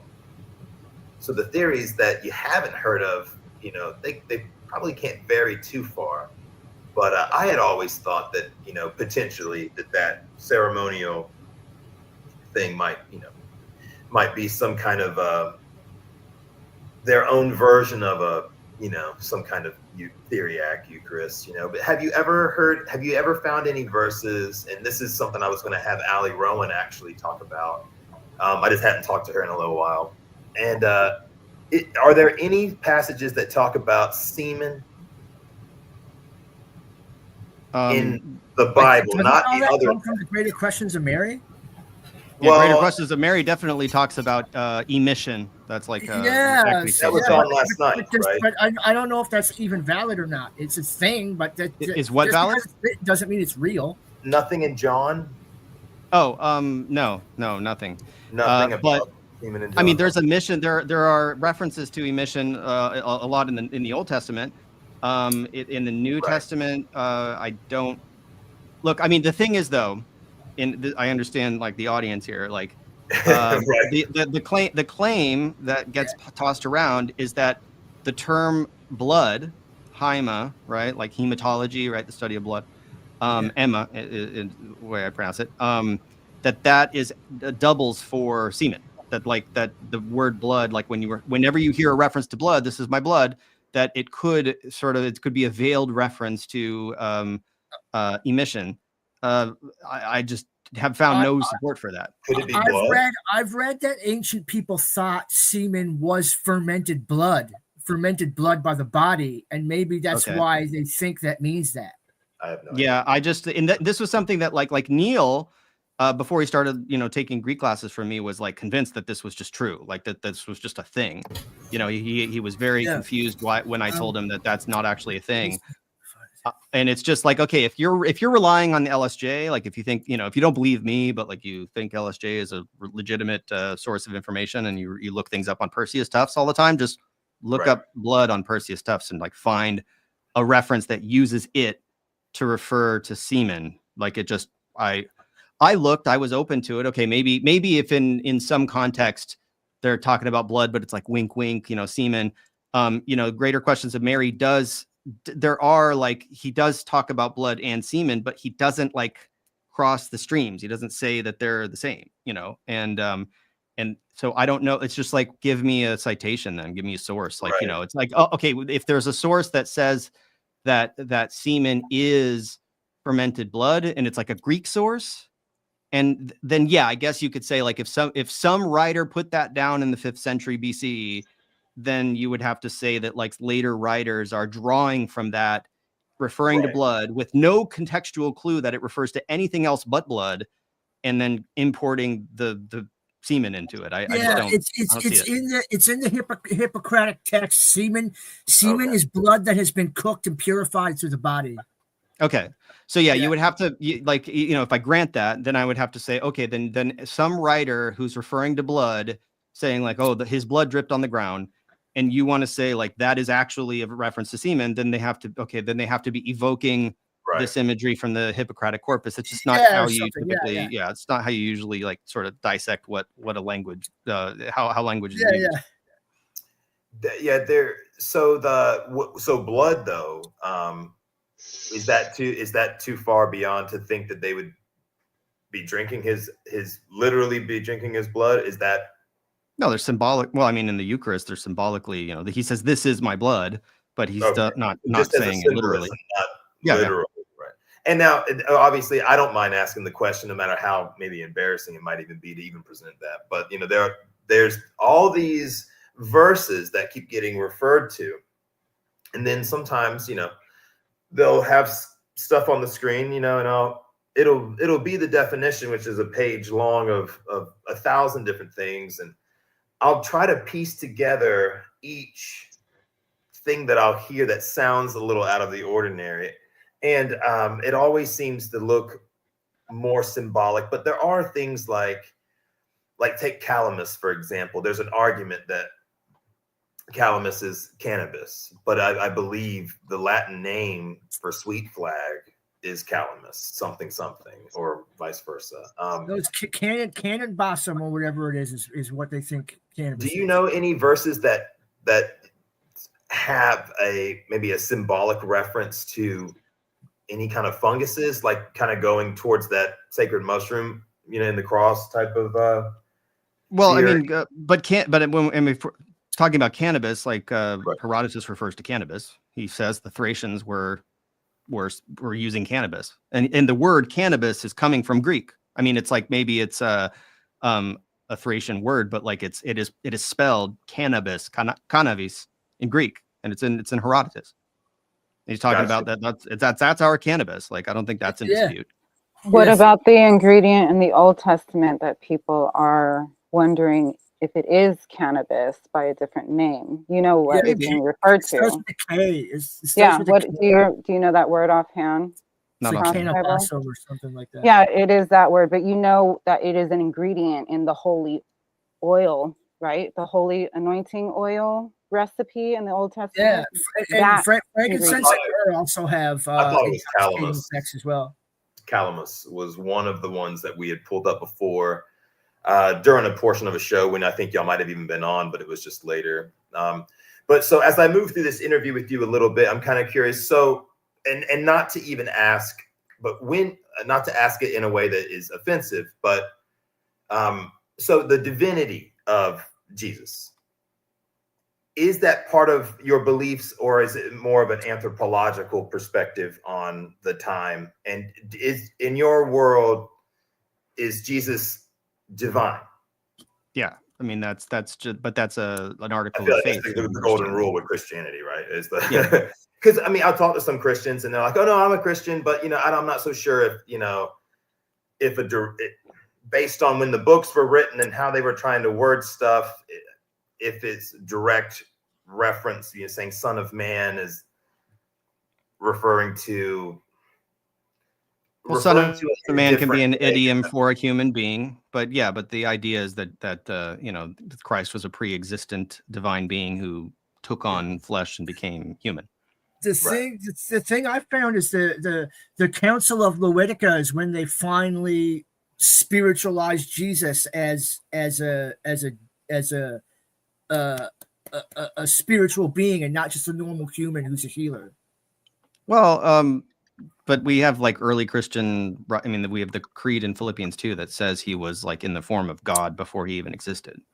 Okay, cool. So cool. I think the earliest Christology that we have in Paul is a high Christology of like him already being a pre-existent divine being, which is like he was the divine logos. He was the same being that Philo refers to, like Philo of Alexandria, as being kind of this a Platonic idea of like the divine logos, who was like angelic being through whom God speaks the world into existence. Like it's a big deal.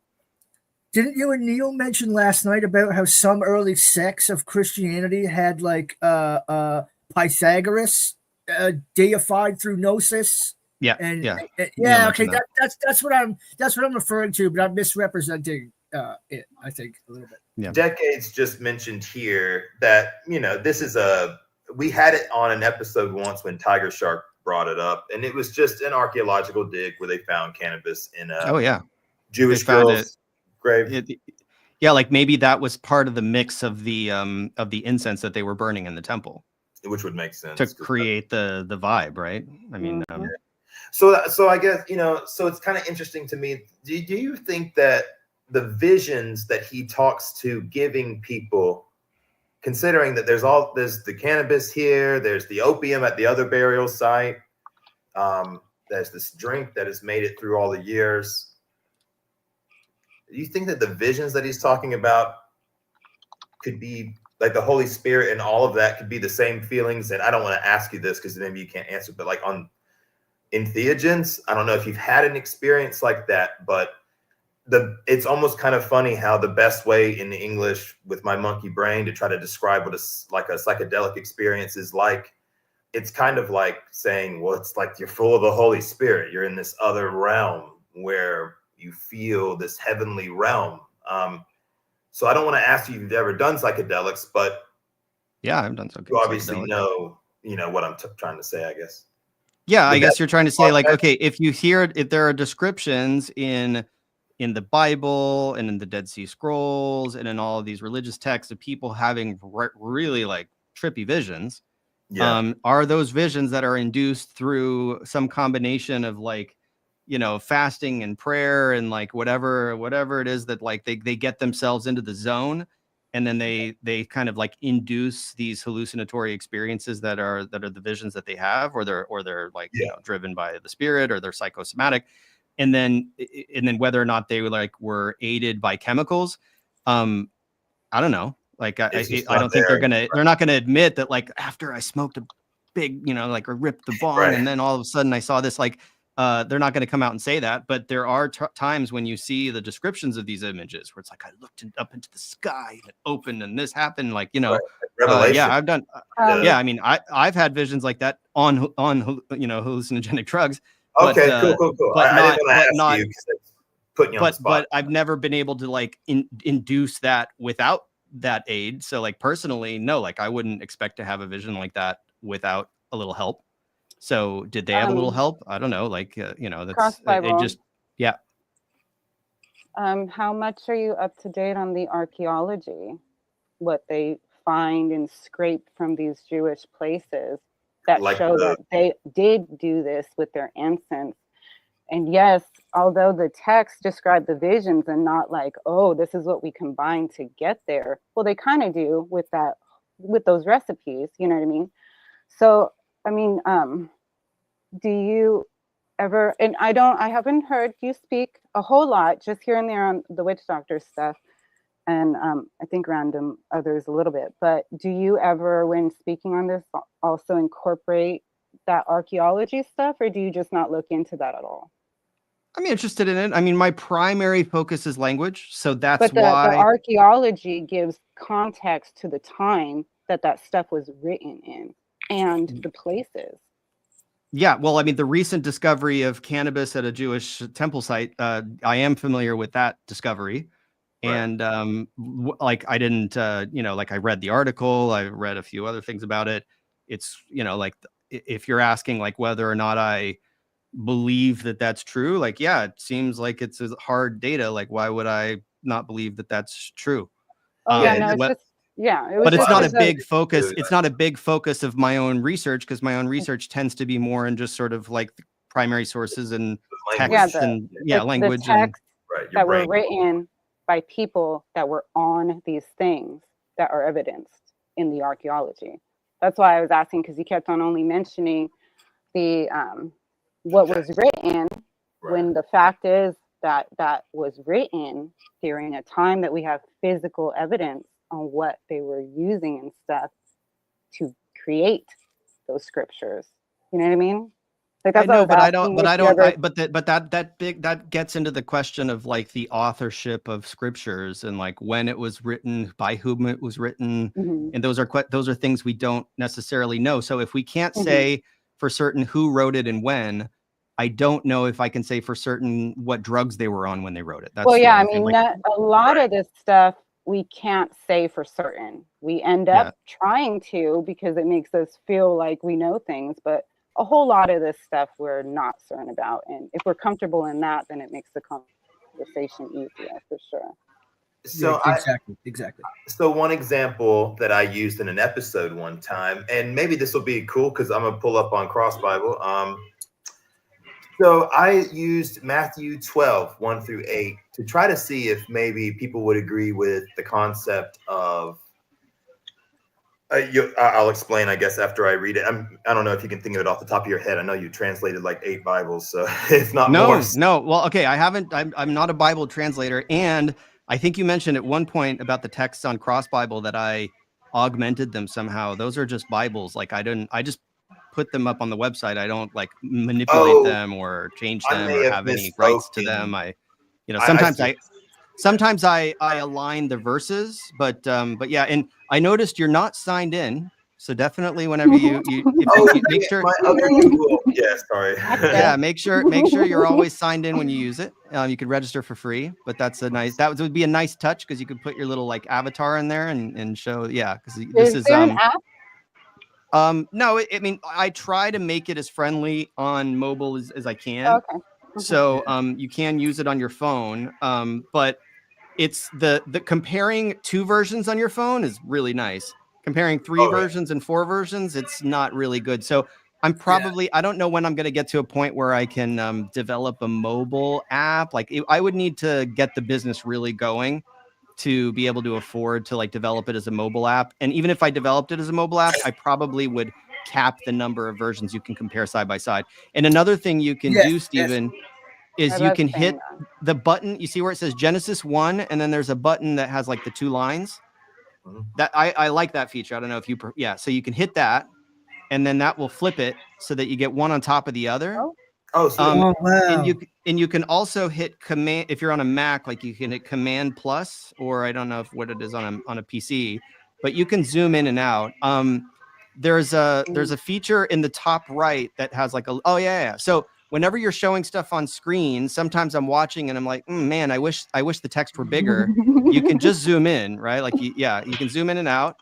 I am working on customizing. So like, I don't know what level of account you're on. This may just be a paid feature, but if you click on that cap and gown, the little, the cap. Yeah.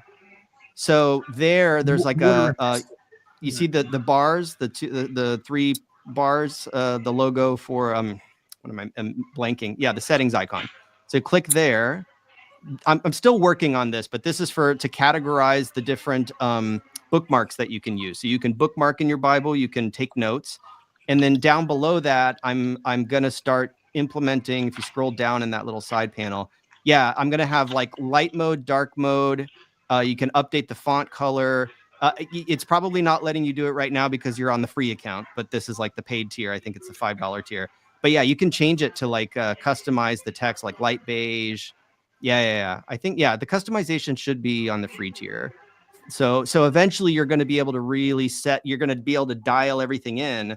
So that's why you want to be logged in, so that if you like the sort of, if you like beige text on a special background, I'm making this so it's easy to share when you're on stream, Yeah, that's really good. I'm a huge advocate of dark mode. I can't handle light mode on anything anymore. Ever since I stopped using light mode is like a sun on my face. I can't handle it. Can we let Hillary's emails back in, please? Oh, sorry. Marcel, can you do that? Yeah, I got it. Yeah. Okay, cool. Sorry, I'm trying to. I'm so distracted with so many screens. So we're talking about Matthew 12, 1-8, right? And this is just like one of the first videos I ever made. And wait, hold on. Sorry. Let me interrupt one last time. Yeah. Yes. So scroll up to the top.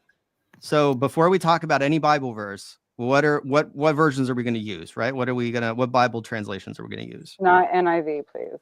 Not the NIV. Okay, so change the NIV to the NASB. So it's the New American Standard Version.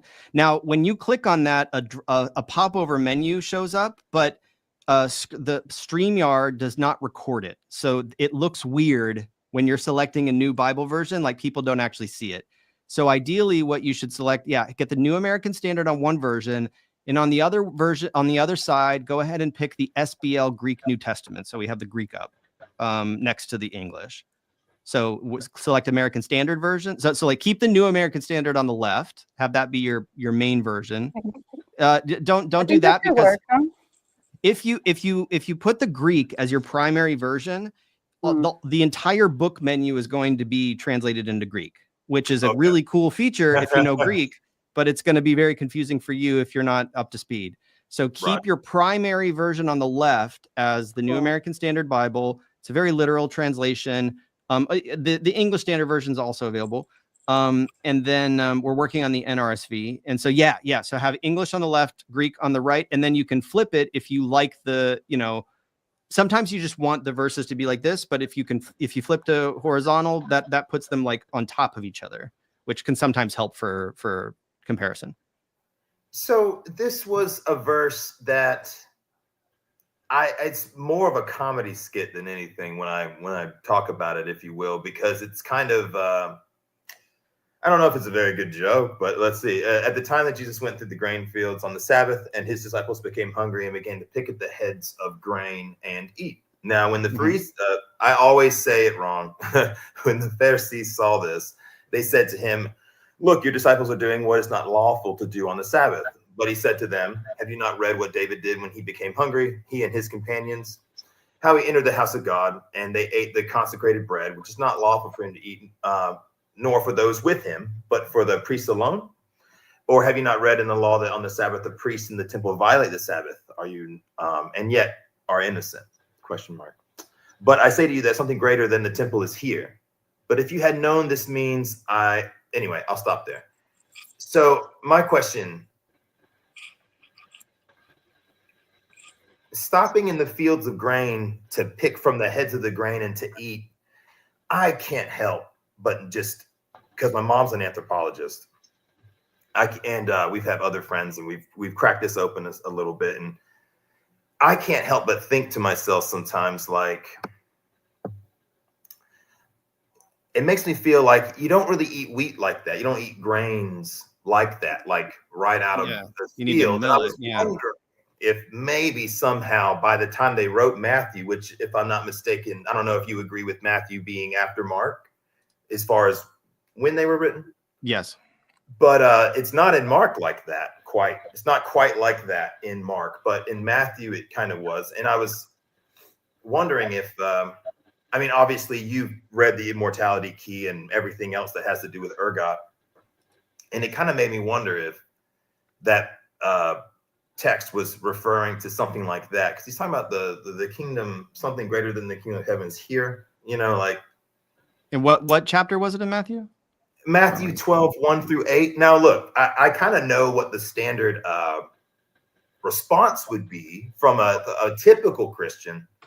But considering that you're open to the idea of, you know, entheogens having a little bit of a presence kind of everywhere in history since the beginning of people, I wonder if this had anything to do with them trying to make any sort of reference to that, to the cereal grains and the fungus that grows on top of them.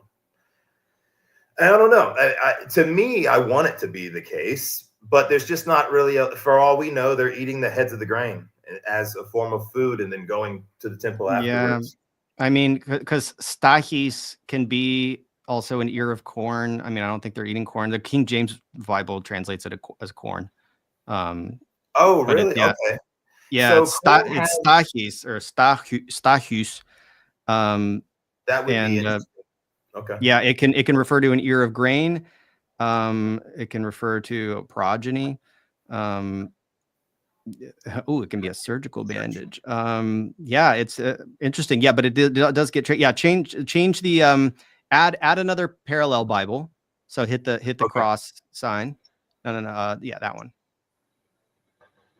And normally I wouldn't like consult the KJV to figure out what might be a better reading, but I'm just curious to see what it says. So like they began to pluck the ears and to eat, began to pluck the heads of grain. So yeah, the American Standard Version is, so yeah, select ears of corn.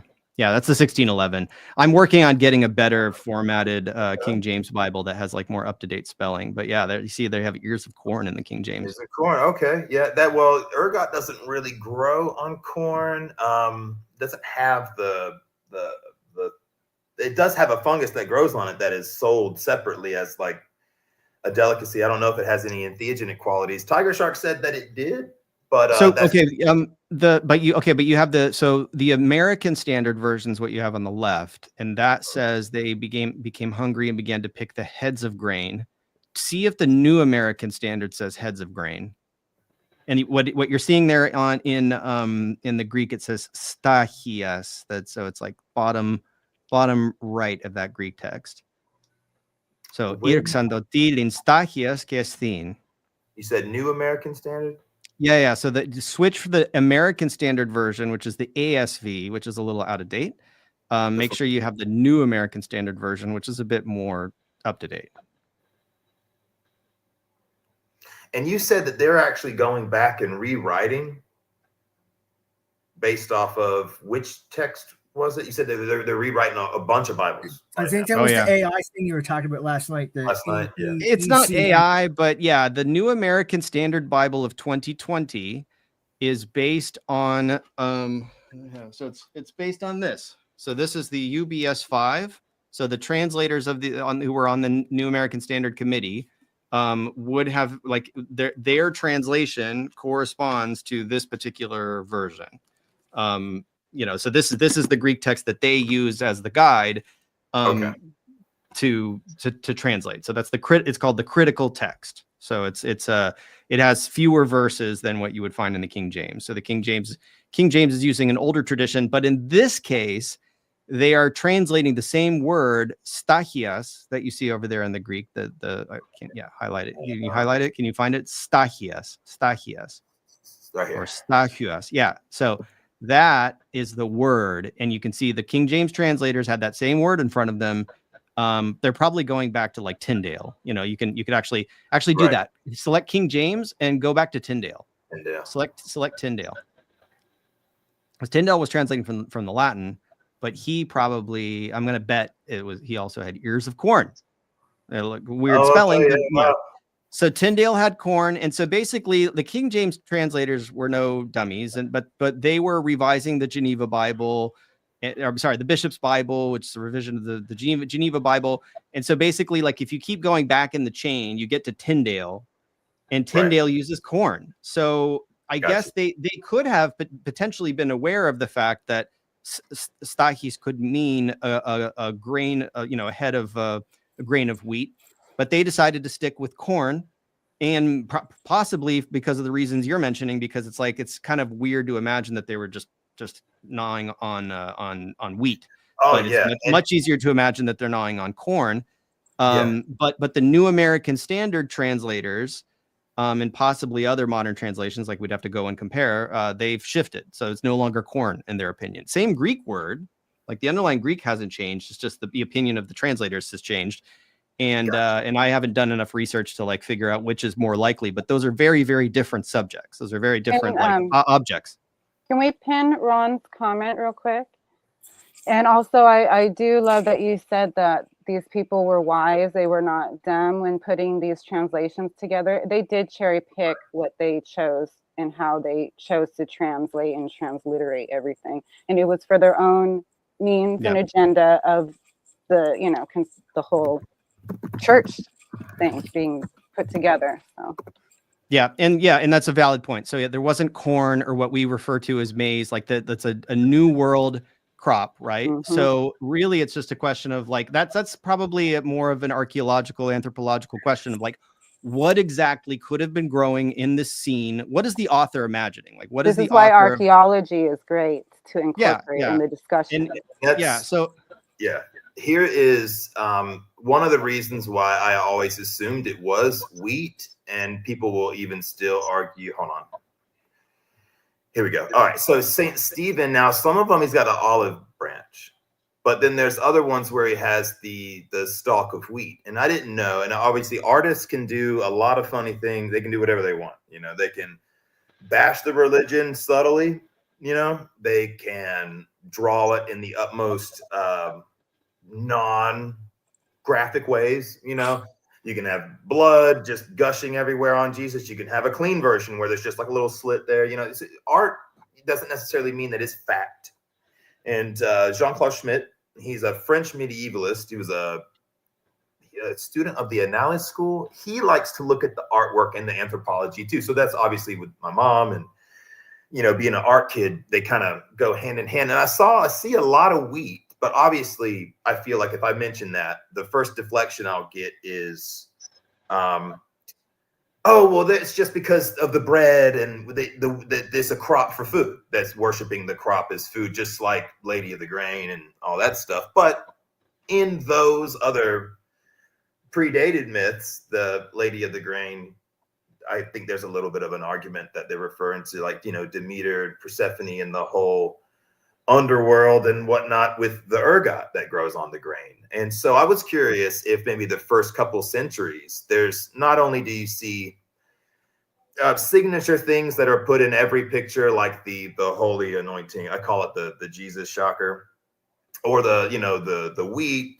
We see some halos that look like psilocybin mushroom gills and stuff, and brings me to something like the Catacombs of Priscilla.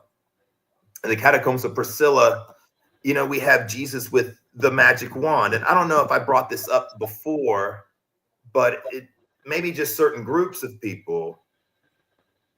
There's nowhere in the text does it talk about a magic wand, but it's in so much artwork. Do you think that the symbolism that these artists were trying to portray is the same argument we have? Or do you think that it's just a lot less sexy than we're trying to make it look with the whole, I don't know. I mean, like, you're throwing a lot of things at me that are really not my wheelhouse, and I'm happy to speculate, and I'm happy to make a fool of myself of people who are going to be like, oh, well, no, corn didn't exist. And it's like, okay, fine. I'm sorry. I'm just trying to like riff here.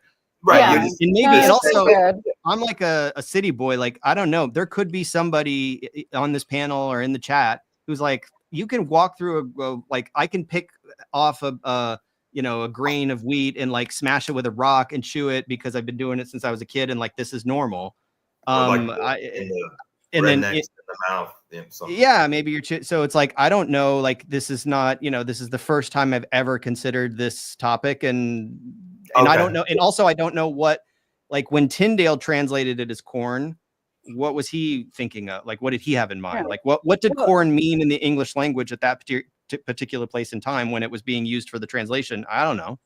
Yeah, well, that's the whole reason that the context of the times comes into the discussion, or it should, because it does matter and it helps us with even more understanding capability if we properly apply it. Rob Path had that question earlier. I don't think Cross Bible had a chance to answer it, but it was put up for a little bit. Now, I just want to say that I think that if I'm not mistaken, Cross Bible, while you do know all this other stuff because you are privy to the language and all of this and that, you do still seem to, well, you said clearly, oh, I'm a Christian. And I too also will clarify, that I believe in Christ as a teacher and I have that sentiment, but I don't like that label.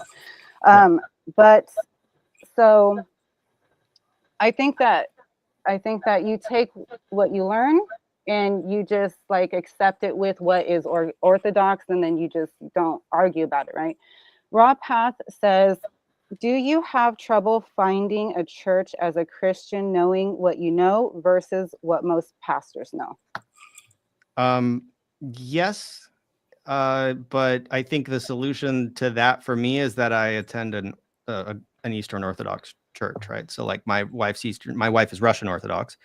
When I attend church, I attend Eastern Orthodox church. So I feel, even though it is a little foreign to me and it is like it's exotic and it's not something I grew up with, I do feel more comfortable there. I enjoy the liturgy. It's been growing on me throughout my adult life, and it just feels a bit more authentic and a bit more like, and they're just less, they're more about the sort of formality of the liturgy, and in the language that I hear there is the original Greek, so that I can also kind of exercise that part of my brain. And I think Neil was also like the very first Orthodox service he ever attended was like when we went in April. We attended the liturgy before and during and after the Easter week. And it's great. Like they, I document this in the video. Again, you can go to Patreon if you want to watch it right now, or just wait for it to come out on the Cross Bible YouTube channel. They start this thing at like 11 p.m. and it goes all the way until 2 o'clock in the morning at the church we were at. But then when we left our church, and this is going from Easter Saturday to Easter Sunday, we left the church we were at, and on the way back to Neil's Airbnb, we stopped by lots of churches that were going until 3 o'clock in the morning. And people are like singing chants in ancient Greek. It's crazy. It's like there's nothing like that exists in America. That sounds so cool. Wow. I'm not really a churchgoer, but I just love to experience something like that, just for the experience, man. That reminds me of, because I was born, Catholic, so I was baptized Catholic as a baby, and then in my adolescence, my stepmother raised me as a Southern Baptist. So, that's when I actually started reading the Bible and led a little Bible study and everything. And then early 20s, back burner to learn about all the religions. I researched the Creator God and everything to see what linked up. In my early 30s, I came back to Christianity because I got a wild hair to look into why Christ was arrested. Not about the boy, at the time it was because of the reform stuff that I was looking at. So the social justice, whatever. But when I came back to the church, my instinct was to first go back to the Catholic church because I love the building. I love the tradition. I love the feel. I love the sound. I love putting the thing down for your knees to pray. I loved all of that. And then I went there and had to go face to face with the fact that Christ said, do not call another man father. We all have one heavenly Father, yada, yada. And yet this man of the church is called father. and they just accept that. So that very blatant contradictory made me feel like, oh yes, no matter how much I love the feel of this, there's not enough of the real of it in there. So I had to tell myself, no, I can't just be content to be in this building. And I did find a church family because I wanted my kids to experience that, and it was a Southern Baptist place and everything.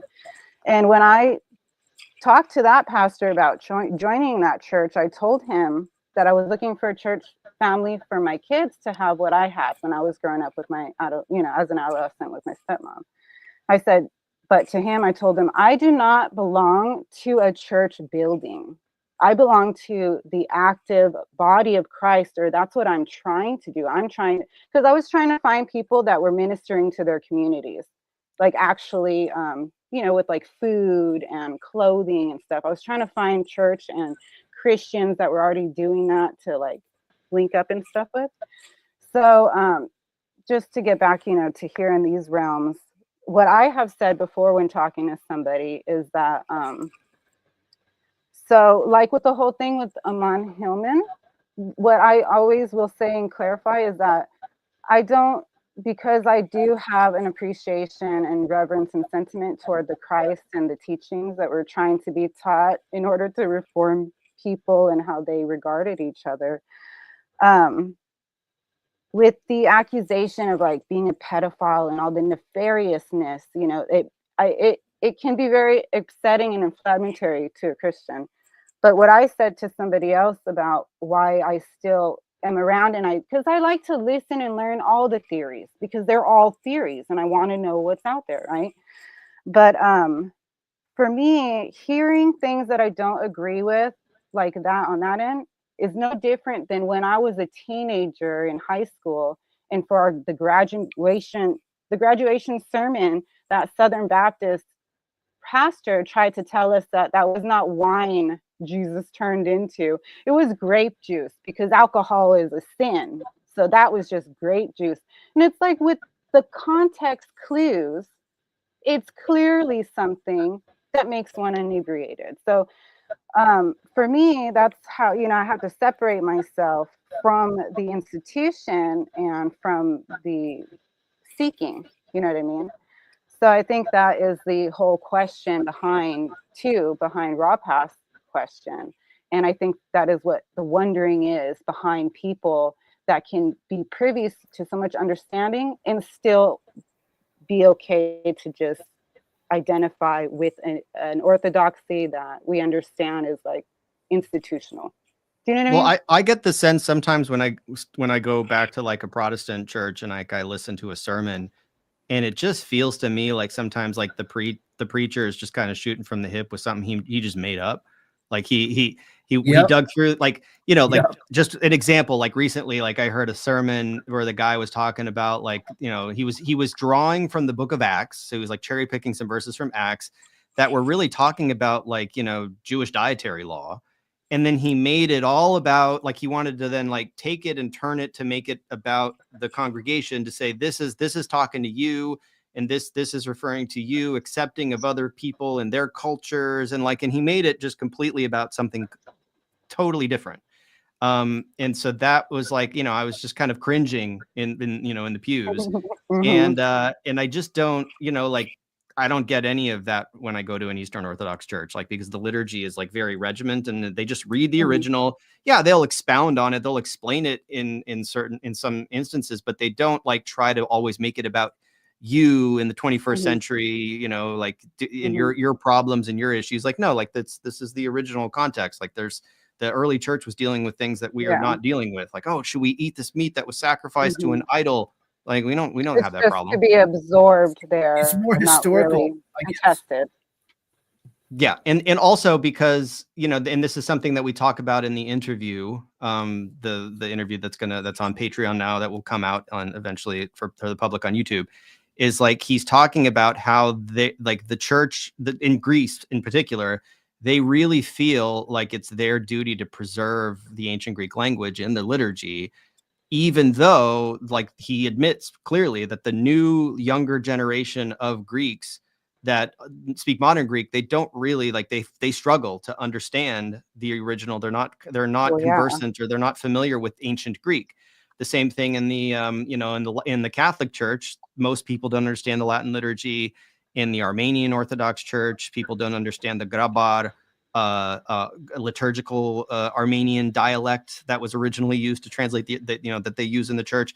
And so there's a disconnect there, and they're happy to have that disconnect. It's like it's a feature, it's not a bug, that the congregation can't really understand 100% of the language. They believe that the congregation needs to sort of step up their game and learn how to understand it. And so that was what this priest was saying, is like, look, we're making the Bible translations are available in modern Greek for the common people who come and who aren't acquainted with ancient Greek. They're different, they're different forms of the language, right? Modern Greek and ancient Greek, they're different. And the only way you can actually get to the point where you understand what's going on in the liturgy is if you explicitly learn ancient Greek. Like, I know I have a reputation in this crowd. A lot of people like to say this about me, that like they say, oh, he only knows modern Greek. Like, no, that's not true. Like yes, I do speak modern Greek. If you watch the interview, I'm interviewing the priest in modern Greek, but the only reason I understand ancient Greek is because I studied ancient Greek. It's not because I learned modern Greek and then by osmosis, I just miraculously then understood ancient Greek. It took 10 years of like hard study of ancient Greek to really get to that point. The same thing with Russian, by the way, and Old Church Slavonic. I studied Old Church Slavonic. When I go to a Russian Orthodox liturgy in Old Church Slavonic, those languages are different. They're very different. They're not, Old Church Slavonic is not even the ancestral language of Russian. It's like Old Church Slavonic is a Southern Slavic dialect, and Russian is an Eastern Slavic dialect. The only reason I understand that liturgy is because I studied Old Church Slavonic. Gotcha. So when did you start crossbible.com? I started, crossbible.com started in 2023. But like when we first put the website up, like I got the domain, but I was working on the cross-reference Bible application for about 10 years. So the trajectory was, I started studying Greek and, ancient Greek. And then I realized when I started studying Greek that, in the past, like I had learned to speak Russian. Basically when I learn a foreign language, what my life has taught me is that when you learn a foreign language, you need to exercise 4 quadrants or 4 strands, right? There are 4 quadrants of language learning, which is speaking, listening and speaking on one side, reading and writing on the other side. That's what I did when I learned Russian. I learned to read, write, speak, and listen and comprehend. And then I learned Spanish, the same thing, all 4, and you have to exercise them independently. You have to practice writing, typing, composing, reading comprehension, and going out into the world and actually talking to people and listening to them and hearing and understanding what they say. So that was my experience with living languages. But then I hit Greek and I realized like, oh, wow, people don't do that. They like learn how to read and write, or actually they just learn to read and that's it. So out of those 4 quadrants that I had come to know as like, these are essential, you got to do all 4. Now I only need to do 1. I just need to learn how to read and like decode. And I don't even need to learn how to compose anything. And I don't need to like listen to it. And I don't need to speak. Like, that's weird.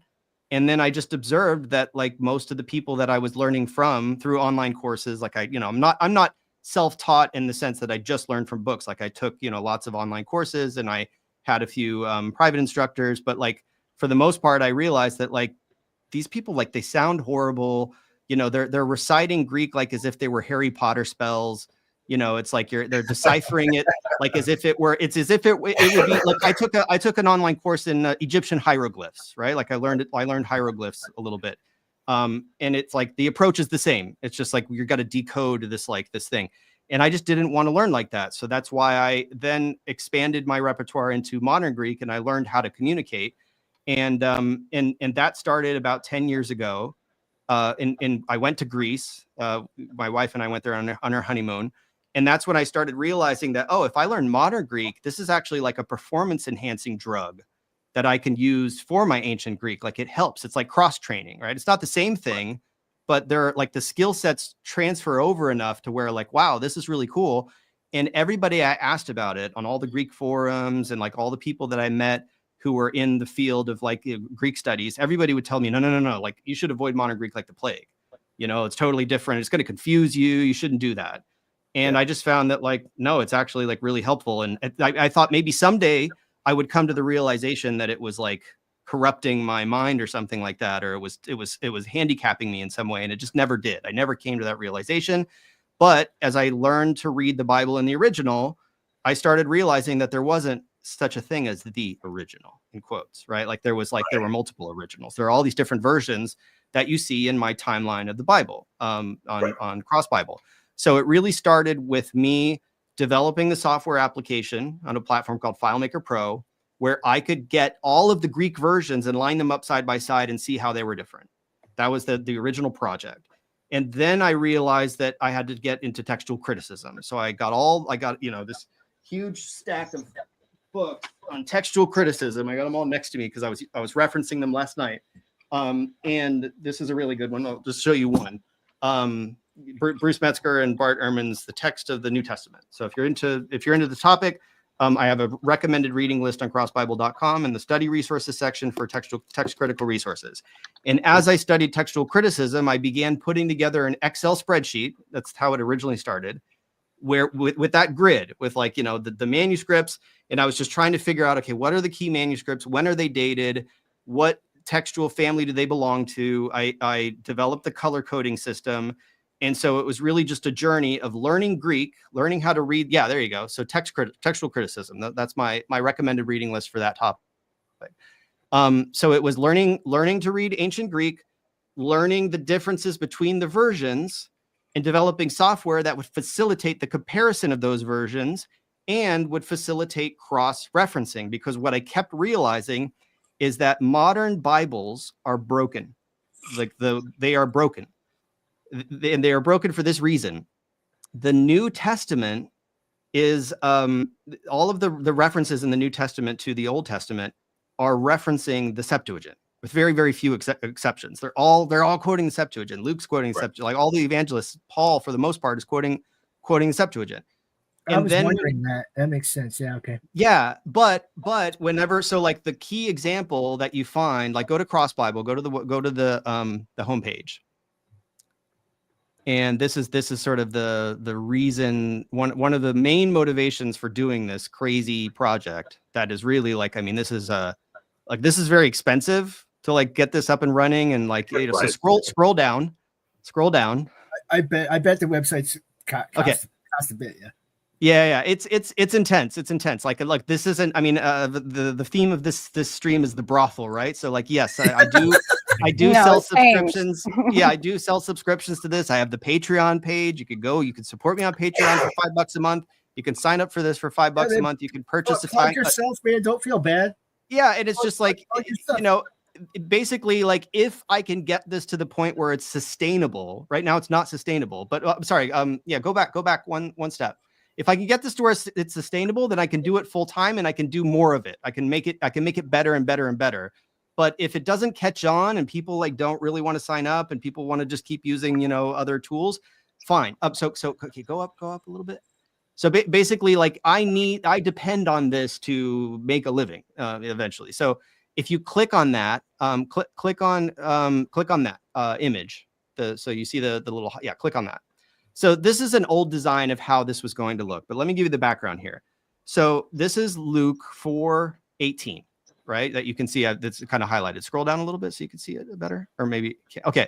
So this is a scene where Jesus walks into a synagogue, is handed a scroll of Isaiah and reads from Isaiah.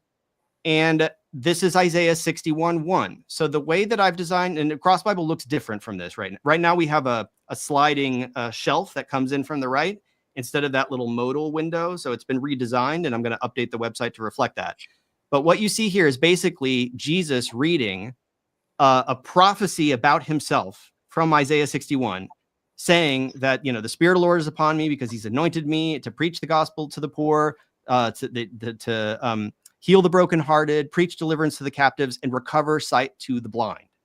If you look that up, if you open up an NIV, you just go to the take the Bible out of the pew in front of you in your church and you look up Luke 4:18, you're going to see a footnote that says Septuagint. Now, when I looked that up when I was like a teenager, like I didn't know what a Septuagint was, right? So like this is confusing, and there aren't a lot of resources that help you figure this stuff out. And so I wanted to build a cross-reference Bible that would allow you to pull up the cross-reference in the Septuagint. So what you see there is that's the Septuagint. That's an English translation of the Septuagint, the New English translation of the Septuagint, the Net's Bible. So I'm trying to license that Bible so that when you're looking at like this is the thing that he's reading. Jesus is reading Isaiah 61 about himself, and he's saying that it was prophesied that the Messiah would restore sight to the blind. Now, maybe he does that by Christing a drug in his eyes. I don't know. But what I'm saying is, like, if you go back into the Hebrew Bible, if you look this up in any translation based on the Hebrew Masoretic text, recovery of sight to the blind is not there. It's gone. It's just, it's been, it's not in that version. It's in the Greek version. So if you're not like, if you have a combo Bible, right, you have a full like New Testament plus Old Testament in the same binding, and you're reading a New Testament that was translated, it's in English, translated from Greek, and then you flip back into the Old Testament that's translated from Hebrew, it gives you the impression that Jesus is misquoting the Bible, that he's just like, he's wrong. Like he's reading from a version of Isaiah that doesn't exist. Well, it does exist. It exists in the Greek. So whether or not like historically he would have been reading from a version that had recovery of the sight to the blind in Hebrew, that's another question. We don't have a Hebrew version that says that. All we have is a Greek version that probably translated a Hebrew version that said that at some point. So here's the issue of like what came first? Was it the Greek or was it the English? What's the original? Did the original text of Isaiah say that the Messiah was going to restore sight to the blind? And then Jesus just, did that as a fulfillment of prophecy. This is the stuff that I think like a tool like Cross Bible will eventually cut through that issue and sort of heal the wound that currently exists in the Bible publishing industry, where it's like we have a New Testament from the Greek and an Old Testament from the Hebrew. Right. Why don't we just, why don't we bring the Septuagint back into Bible study for normal people as opposed to scholars? Because if you look this up in a textual commentary on Luke, like you just buy a commentary on Luke and you look it up, it will tell you, oh, this is from the Septuagint. Here's what the Septuagint says. Most Bibles, even study Bibles, are not going to give you that information. So Cross Bible is meant to give you that information. So this is like when I first went to Russia, my dad gave me a Russian translation of a Protestant Bible that I took with me there. And what I realized is like when I started comparing it to the Bibles they had in Russian, the Russian Bible translates from the Greek Septuagint. Their Old Testament has that. Like if you look up Isaiah 61 in a Russian Bible, it says that restore sight to the blind in Russian. But my Protestant Russian translation didn't say that. So like this stuff was like really like crazy to me. Like why are these Bibles saying all these different things? And I thought I was going to solve that problem by learning Greek. And just like, I'm just going to read the original. And, and I'm learning Hebrew slowly too, but Greek is really my focus. And what I realized is that by learning Greek, it just made it even worse. It's just like, then, okay, now I'm not reliant on translations, but now I see all of this stuff like that I didn't see before with all these conflicting versions. And so I developed a software system that will facilitate the comparison of these versions of, side by side in the same version, and then cross-referencing, so that it was a cross-reference Bible that became crossbible.com, because crossreferencebible.com is a little bit of a mouthful. Right, Roger. Yeah, Cross Bible is a much nicer way to. Yeah, a little catchier, and it's like I'm trying to open up the platform for everybody. Like it shouldn't just be for Christians. Like there is a niche on YouTube of people who don't have religious devotion, or maybe they've like deconstructed or whatever. Neil's audience, Derek's audience on Myth Vision, people who are interested in Bible study who may not be devoted to the text but still want to study it. And then there are Christians, obviously. Like I think this is just a blind spot for a lot of people, especially in the Protestant community, of like who just kind of, for them the Septuagint is just a non-essential thing. They're just like, oh, it's a translation of a translation, like why would I even need a translation of the Septuagint? Why don't I just get a translation of the Hebrew because it's quote unquote the original? Well, I don't think the Hebrew is actually the original, right? Like there is no original. You need to use textual criticism to get back to the original. And if the New Testament is actually all quoting from the Septuagint, then wouldn't that be the one you want to go to anyway, if that's what you find out? Yeah, that's the original Christian Bible. Right? The Septuagint's the original Christian Bible, like the original Christian Old Testament. Yeah. But the whole, like, look, this is something called the MT only paradigm, MT-only. It's something that Ian Young has written a lot about. Ian Young is a textual critic of the Hebrew. Like MT. my name, like okay, yeah. Yeah, so MT stands for Masoretic text. So Neil has landed, and I don't think people realize this. Neil is getting ready to interview a scholar named Ian Young, who is a textual critic of the Hebrew Bible, who dates the Hebrew Bible. Well, basically, like a lot of his work has been focused on whether or not we can really confidently date the Old Testament as early as a lot of people want to. Like he thinks it's probably like, the maybe took form in the Hellenistic period, right? So Gad Barnea is in this camp. Like this is what Neil, this is the journey Neil is on, and he's going to bring Ian Young onto his stream. Like y'all need to pay attention to that interview that he's going to do. I'm excited for that. I'm excited. It's going to be a major interview, and I think, and I think this just goes back to the idea, like he's pushing back on the MT only paradigm, the Masoretic text only paradigm, and that paradigm really came out of the rabbinic Judaism of, that's been the standard. Like they standardized their Bible based on the Masoretic text in the medieval period, and the Protestants fell in line. So when the Protestant Reformation happened, and there was a question on like, what's going to be our Old Testament? Are we going to use the Vulgate and the Latin? Are we going to go back to the Greek and use the Greek Old Testament? Are we going to like go back to what the original? And obviously, quote unquote, the original must be the Hebrew. So this is what created the rift, where now it's like all Protestant Bibles are translating directly from the Hebrew.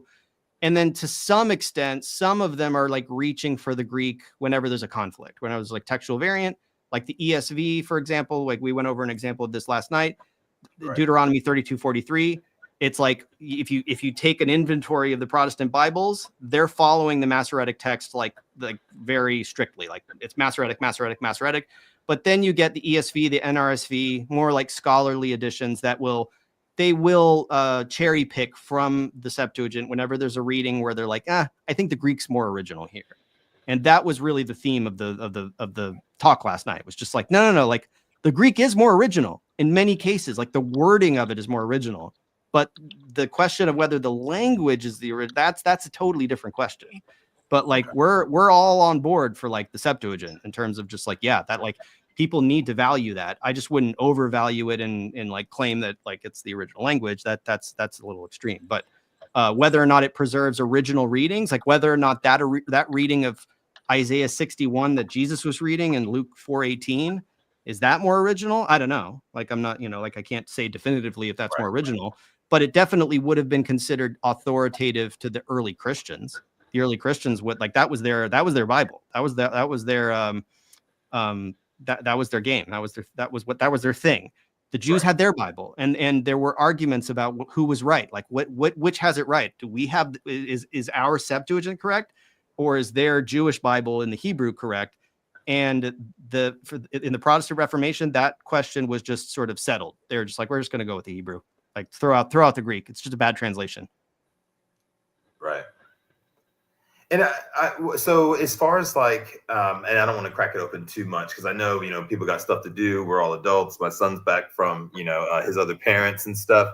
But the dating on the timeline, it does have a disclaimer, right? That says this particular column is not when you're saying that they were starting to be drafted. It's just up into that. Well, there was, I think what you concluded on one of your streams, you said, okay, Stephen is assuming that the original proto like text of the Hebrew Bible was composed in the 5th or 4th century BC. So he's dating it late. You corrected me once, going, no, that wasn't. That wasn't the intent. Yeah, the timeline is not meant to pinpoint the composition of, like, you know, whoever wrote the Torah or whatever. Like, it's not meant to imply that that's when it was composed. It just means that, like, the farthest back we can go to indicate a proto-Masoretic text type and a proto-Septuagint text type that would have been in Hebrew. That could have been anywhere between the 5th and the 4th century when that existed, when those two traditions existed. But we have zero evidence. We have no manuscripts. All we have is later manuscripts that indicate that there were two textual families, and they must have translated from some earlier source, but we can't go back that far. Right. You know, for Christianity, we can go back we know more or less that things were composed like late 1st, maybe early 2nd century. And then we have documents from within a century that attest to the fact that, oh yeah, they were composed around that time. But we don't have like nearly as much evidence for the Hebrew Bible, which is what Neil is going to talk about with Ian Young, is like, what can we determine with certainty or relative certainty of what, like, when these books were composed, when they were copied, when they were finalized and standardized. Right. So you have talked with Gnostic a lot. Has he ever mentioned, and I know you've probably just heard him say it, if not, that there is no record of an Abraham or a Moses with the Elephantine Island papyrus scrolls? That basically. So the thought on that is that if there's a Jewish community outside of the, you know, Eretz Israel, Holy Land, that has a temple to Yahweh, and they're worshiping the Jewish God there in Egypt with a temple, right? They're violating Mosaic law. So the open question is, like, did they know there was a Mosaic law? Like, did they know they were violating the law? Because if they're writing a letter back to Jerusalem to ask, like, hey, what should we practice in our temple? The response should have been like, you shouldn't have a temple in the first place. What are you talking? You know, it's like, there should only be one temple in Jerusalem. Like, if they had the Bible, they should have known that. And so when we find all of these documents there in Aramaic, and it makes it clear that, like, yeah, they're worshiping Yahweh in a temple in Egypt. Right. Clearly Yahwism exists in some form in that community. But if they have a Bible, like, it's very, like, this is not the evidence the archaeological evidence we would expect if they actually had the Bible we have today, or in some form. Right. And so that's the mystery. That's the thing that, like, you know, it's very, very, it saddens me that, like, the Lady Babylon community was so harsh on, like, Gad Barnea about saying things like Jewish Greek and, like, you know, whatever, like the question of, like, which language came first has blinded people to the value that, like, this scholarship of, like, that Gad Barnea's scholarship is bringing to the table. Because if you really wanted to, like, sort of, you know, like, follow along with Neil's exploration of, like, how, you know, is the Hebrew Bible a product of the Hellenistic period? That's an interesting question. And I think a lot of people are closing themselves off to exploring that question because they're just sort of like, you know, they got blinders on when it comes to, like, anybody who suggests that the Bible was composed in Hebrew before it was translated into Greek, like that, the mainstream consensus, like, people just people in the chat are freaking out about it. Like, say Hebrew was dead by the 3rd century, you know, BC. Yeah. Like, no, it wasn't. It wasn't. Like, like, that's not true. So, I mean, if there's evidence that it's true, like, show me, but, like, it doesn't seem like it's true to me. I guess what they really mean is something along the lines of, I guess it wasn't being used as any broad,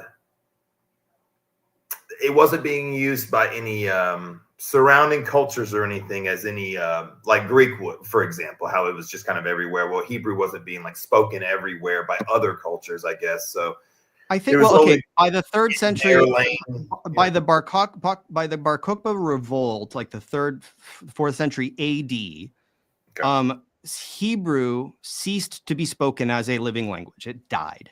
At least it went into hibernation. So it became a literary language, just like how ancient Greek is a literary language in Greek today. Like, people speak modern Greek and they use ancient Greek in church. people spoke Aramaic and people spoke Greek and people spoke all these other languages in Jewish communities throughout the diaspora, and nobody spoke Hebrew. It was done. It was like Right. it became a liturgical language in that period. And for some reason, it is just becoming like, like I think a lot of people in the chat would probably say, no. It wasn't the 4th century AD when that happened. It was the 4th century BC, or it was like the 8th, or it was just like, or it just never, like nobody ever spoke it. It's made up. It's fake. Like that. That's what I'm hearing a lot. And it's just like, I don't see any reason to side with that conclusion. I guess just because there's not an overwhelming, I know where that's coming from, the way that that's being phrased and what you're referring to. And it's, it is a Babylon episode or several of them where there's kind of, there'll be 10 things that he says every episode. And one of them is the same thing that you're talking about, where he talks about Hebrew being a dead language by the time that they were even writing the Bibles. Yeah. And of course, there was the whole, I was talking with Neil the other day about how the Septuagint was, correct me, 250 BC and older to 350-ish BC. That was the time drafting. When it was drafting or, translating. Yeah. Like if it's a translation project, the original translation of the Pentateuch, like when it would have been, when they would have like engaged in this project, supposedly in Alexandria. So my question is, I wonder, I guess the argument I presented without having any formal education in this, obviously, was, well, I don't think that the Hebrew version of the Old Testament would have necessarily been around for very long before they started making a Greek version. So does the date of the Septuagint push forward the potentials for how old that those texts are? Like I don't think a lot of people agree with that the Torah or was given to Moses 1300 BC. So Russell don't think it's that old because Russell Gamirkin is somebody who like has been around in the community for a while, and I've talked to him as well about this. Who believes that the earliest evidence we have for the Hebrew Bible, full stop, is like the account of the translation of the Septuagint, and he believes that the Hebrew Bible itself was composed at the exact same time as the Septuagint, that basically like they were taking from the Greek tradition and like from Plato, a lot of it came from Plato. They wanted to sort of make up their history by composing the Hebrew Bible, and they did it in parallel, where they would compose like a part of the Bible and translate it into Greek, compose a part of the Bible, and it all happened like at the same period in the Hellenistic period. Maybe drawing from some previous existing tradition. You don't like that concept a whole lot, obviously. No. I've actually, like, when I first heard about it, I thought it was absurd, mainly because I had studied enough of textual criticism to know that if you look on my timeline, you can see that there are two separate traditions in that period already. Like there was like my timeline assumes the sort of mainstream consensus that there was a Proto-Masoretic text and a Proto-Septuagint at the same time, and that they go back to some earlier source. We just don't know when and where that was. Right. So in that model, there must have been some tradition, some text, some like Hebrew source that went back further than we can detect. And yes, the maximalist dating is like, we're going to push that all the way back to like the 9th century. But then when you get into archaeology, right, again, like with Israel Finkelstein is like concluded pretty definitively based on just hard evidence on the ground and carbon dating of all the different stromata, the different layers of archaeology, that like people just weren't writing in the southern kingdom of Judah in like the before the 9th century, like, right. So it's like so the furthest you could push back, like the literacy, like if you just take the doing it yet. Yeah, and so this is the crux of the problem. Like you go back and you find inscriptions in Canaanite, right, that are like 10th century, 9th century, like little stone tablets, and there's no Hebrew. The Hebrew language doesn't exist. It's like Canaanite in different dialects. Then you get like a century later, and it's like, okay, now this may be Phoenician, this may be Hebrew, And then you get Paleo Hebrew, but you don't get the Bible. You just get sort of attestations of the fact that, yes, this was a living language that people spoke. Right. And it was at that time emerging from Canaanite. But then there's this huge gap between that and like, you know, and you get the Elephantine papyri. And then all of a sudden in the Hellenistic period, you get lots of evidence that there's a Bible. And it's like, well, where did that come from? It's like, oh, well, there was oral tradition, or it was, you know, it was written in an old script and then got rewritten. But like Moses, like if Moses were a historical figure, he would speak Egyptian. And then like if there were Hebrew slaves in Egypt, they would have spoken proto Canaanite, or like, you know, like it's really hard to align like the history with the dating. So like, I'm not opposed to the idea that like that if there's a simpler explanation that like maybe this is all just composed in the Hellenistic period, I think they were probably composing it based on some earlier tradition. But I think the same thing about Homer.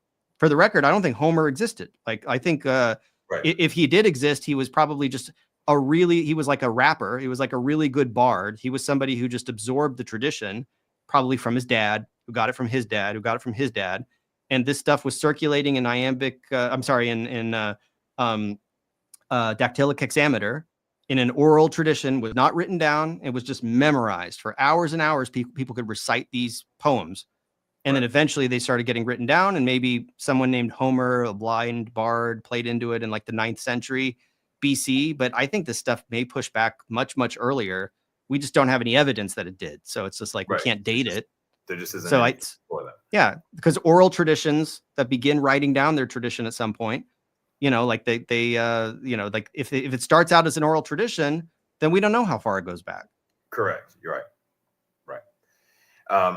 Unless of course the archaeology might suggest some timelines maybe, but yeah, I see what you're saying. Well, the archaeology can attest to like the existence of the language and the culture at that and like time stamp. Yeah, but it doesn't give us like, it just doesn't date the Bible. We just don't have the Bible, you know, like we have. Right. I mean, it's disputed. Like, I know that like some people might argue like, oh, well, there's the you know, like I have a timeline that I feature in one of my videos in the Cross Bible YouTube channel. My last one, my big 1 hour one, Greek versus Hebrew, that I think a lot of people here have maybe seen. You could pull it up and show it. That one, I go over the timeline of like the archaeology, when we have evidence for the existence of Hebrew. And I also collaborated on that video with a scholar named Gilad Zuckerman, who is the scholar that Ammon Hillman cites. Like, that's the thing. He cites him to give that 8,000 like number of saying like Hebrew only has 8,000 words, according to Gilad Zuckerman. He cites Gilad Zuckerman. So I reached out to Gilad Zuckerman to be like, hey, can you help me out and like give me information? And I read his book, and that was the research I did that I put into this video. It's that one. Yeah. So Greek versus Hebrew. So do me a favor, if you haven't seen that one, just hit play on it, and then not now, just like if anybody's listening, please, I would very much appreciate it. It would be a huge favor to me if you would play that video from beginning to end, because I'm really struggling to get my watch hours, and that's a full hour. If 1,000 people watch that thing for a full hour, I could monetize my YouTube channel. So and that was a really like, I poured a lot of research into that. I got a lot of people probably from this community who are hating on it, who go into the comments and say this sucks, but that's also engagement. So please, like, if you want to watch it and you want to crap all over it and no matter what you think, also leave a comment. Drop a comment, because I you know, and I try to be very nice and respectful. And some people, like, I mean, people have pointed out errors in my videos, and I usually have a corrections section in my description. So like, if people point out that like I totally misdated something, or I omitted something, or I got something totally wrong, or I said something about corn and corn didn't exist, like, I'm happy to admit when I'm wrong. Like, you know, I'm not a scholar, I'm just a video producer. Like, that's, you know, so I'm a researcher and I produce videos with my research, and you know, and I've now gravitated into the realm of live interviews. So now I have a Patreon page for live interview. Heck yeah.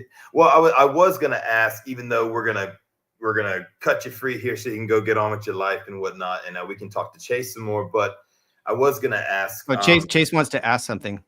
Yeah, perfect. There you go. Thank you. No, I was enjoying you guys talking. I didn't want to jump in there.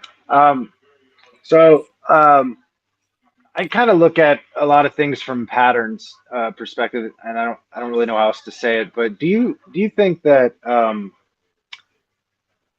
part of the, I guess, the conflict with this Hebrew or ancient Greek, who came first, that the importance of that comes from Christianity claiming to be, or Judaism claiming to be, this special separated out belief system that discovered all of this stuff on their own, and only they hold the truth with the capital T, and everybody else, which I guess kind of came out of the Dark Ages, everybody else is pagan or evil or nature is bad. We're going to circumcise you, men and women.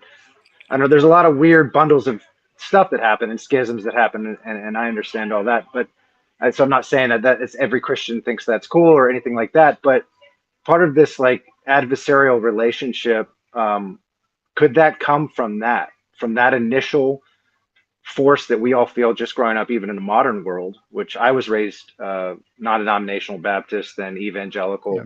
And then I was a literature major. So then I was like, Cormac McCarthy, atheist guy. And then I've kind of found my way back into being really interested in all of this stuff. But seeing those patterns and then kind of understanding what seemed to be happening for the general public during the Dark Ages, how the Enlightenment came about with the Gutenberg press, the different drugs that went into cafes and people talking more, the Renaissance, how much it was connected to ancient Greek, our form of storytelling, poetry, all of that stuff kind of comes from this era that, was just seems like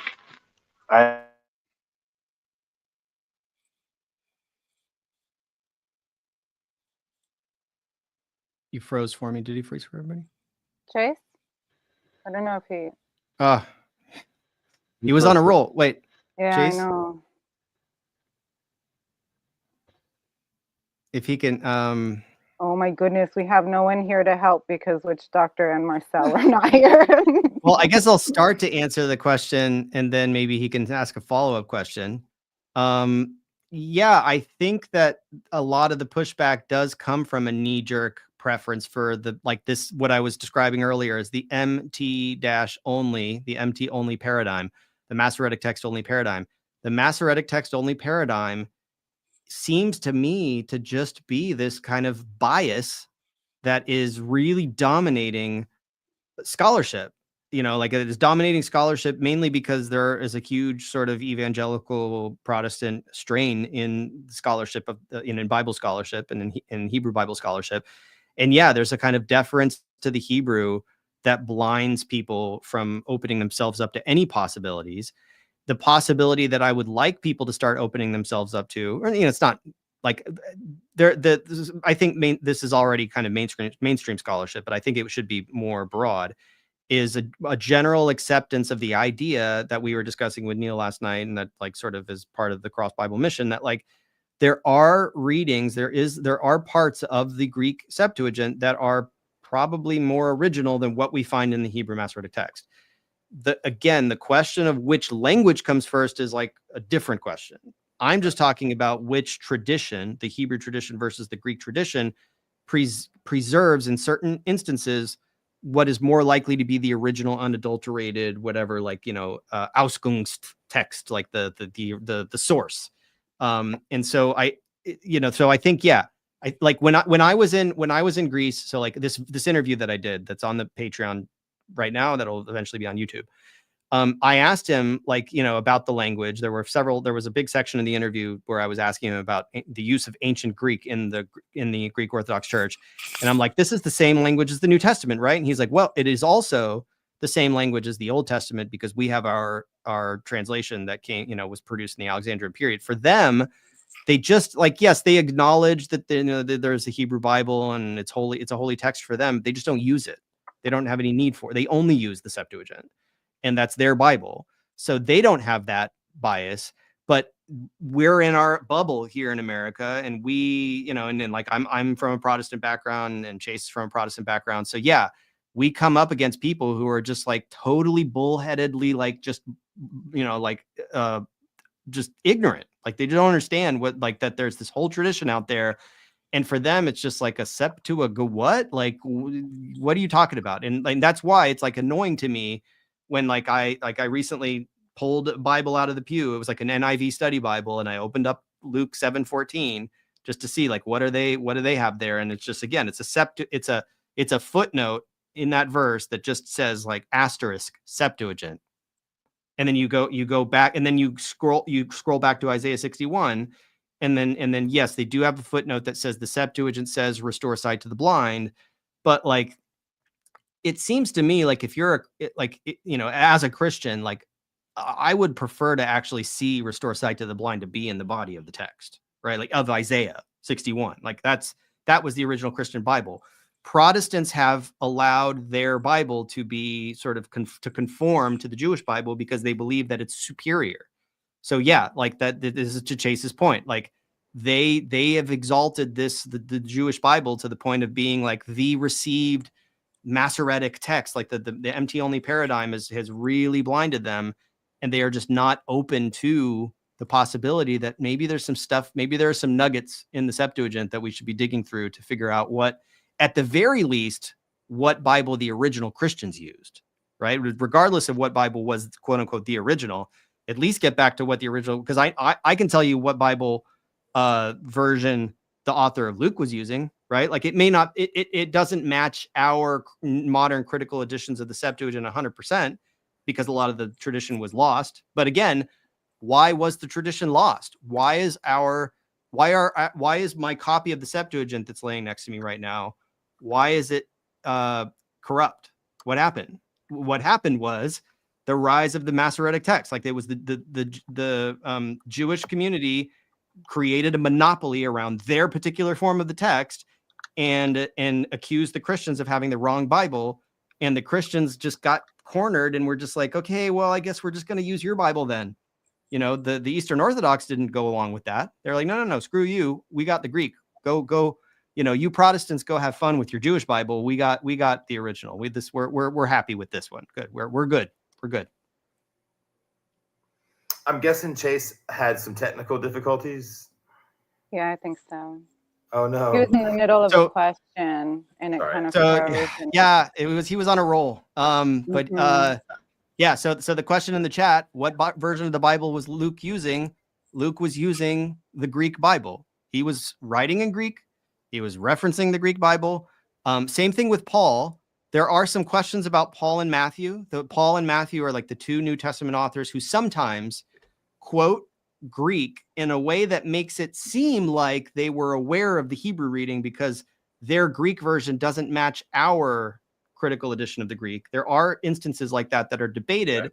But the way that Emmanuel Tove closes that loop, you know, Emmanuel Tove is a scholar that I cite a lot on this topic, is that we don't know, we can't determine whether or not Paul was like busting out a Hebrew scroll and translating it on the fly in Greek, or whether or not he was busting out a Greek scroll of a translation, a Greek translation, and relying on that.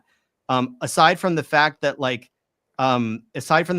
Paul claims to have been a Pharisee and studied under Gamaliel, and like, you know, we can assume from Paul's description of his own background that, yeah, he must have had some exposure to Hebrew. He must have known Hebrew if he's a trained like rabbi, but like his writing doesn't have any, we have no indication that anyone writing in the New Testament spoke any language but Greek as their primary language, with the exception of the book of Revelation, which may have been written by somebody who was not a native speaker of Greek because he makes a lot of weird mistakes. I assume people here would dispute that, but for the most part, yeah, the New Testament was written by native Greek speakers. Maybe some of them were Hellenistic Jews, but they're native Greek speakers writing in Greek, relying on the Greek Old Testament that we call the Septuagint. They didn't call it the Revelation. I know you've heard the Jesus with the golden bra thing, but just a second, in sort of a counter, the bra didn't exist. We were talking about what existed or didn't exist in Europe. You know, like Italian food didn't have tomatoes till after 1492. Blah blah crap like that. Yeah. You know? And the bra didn't exist. Maybe it's the word bra that didn't exist, but the item did. Just because it wasn't called a bra doesn't mean a bra didn't. exists. There's been some discussion lately that's going to come out in this video that Neil's working on with Carl Ruck's responses, is that in toxicology and antiquity, Dr. Hillman claims that the word mitra or mitri, with an eta or an alpha ending, that word is like a veiled reference to a vagina. And when I looked into it, it looked like no, it's actually a kind of girdle that the women were wearing in in the Argonautica. Right. But that's there's what I was trying to remember. Girdle, yes, yeah, like a girdle, like it's almost like a chastity belt. Like it's a thing that they wear and they take it off when they get married or when they give birth. Like it's a ritualistic thing, and she puts a drug in it, right? And so his thing is she's putting the drug in her badge, right? That's the way he's reading it. But then when I really dug into it, he said that it's according to the Scholiast. Like I did a lot of research on this, and she's definitely not inserting it in there. She's inserting it into her mitra, which is either a girdle, but in one point it's actually describing it as her. It's like a band around her breast or her chest, stethos. So it was like a bandolier, like a they're both feminine bullet belt, like yeah, a so cowboy would. So it seemed to me like after digging through the primary sources and looking at the Greek that no, she's sticking it in there, right? Like she's taking this, the drug and she's sticking it in there. But yeah, if you're gonna like follow Hillman's reading, she was just going, she was going right in there. But right. I didn't see any evidence for that.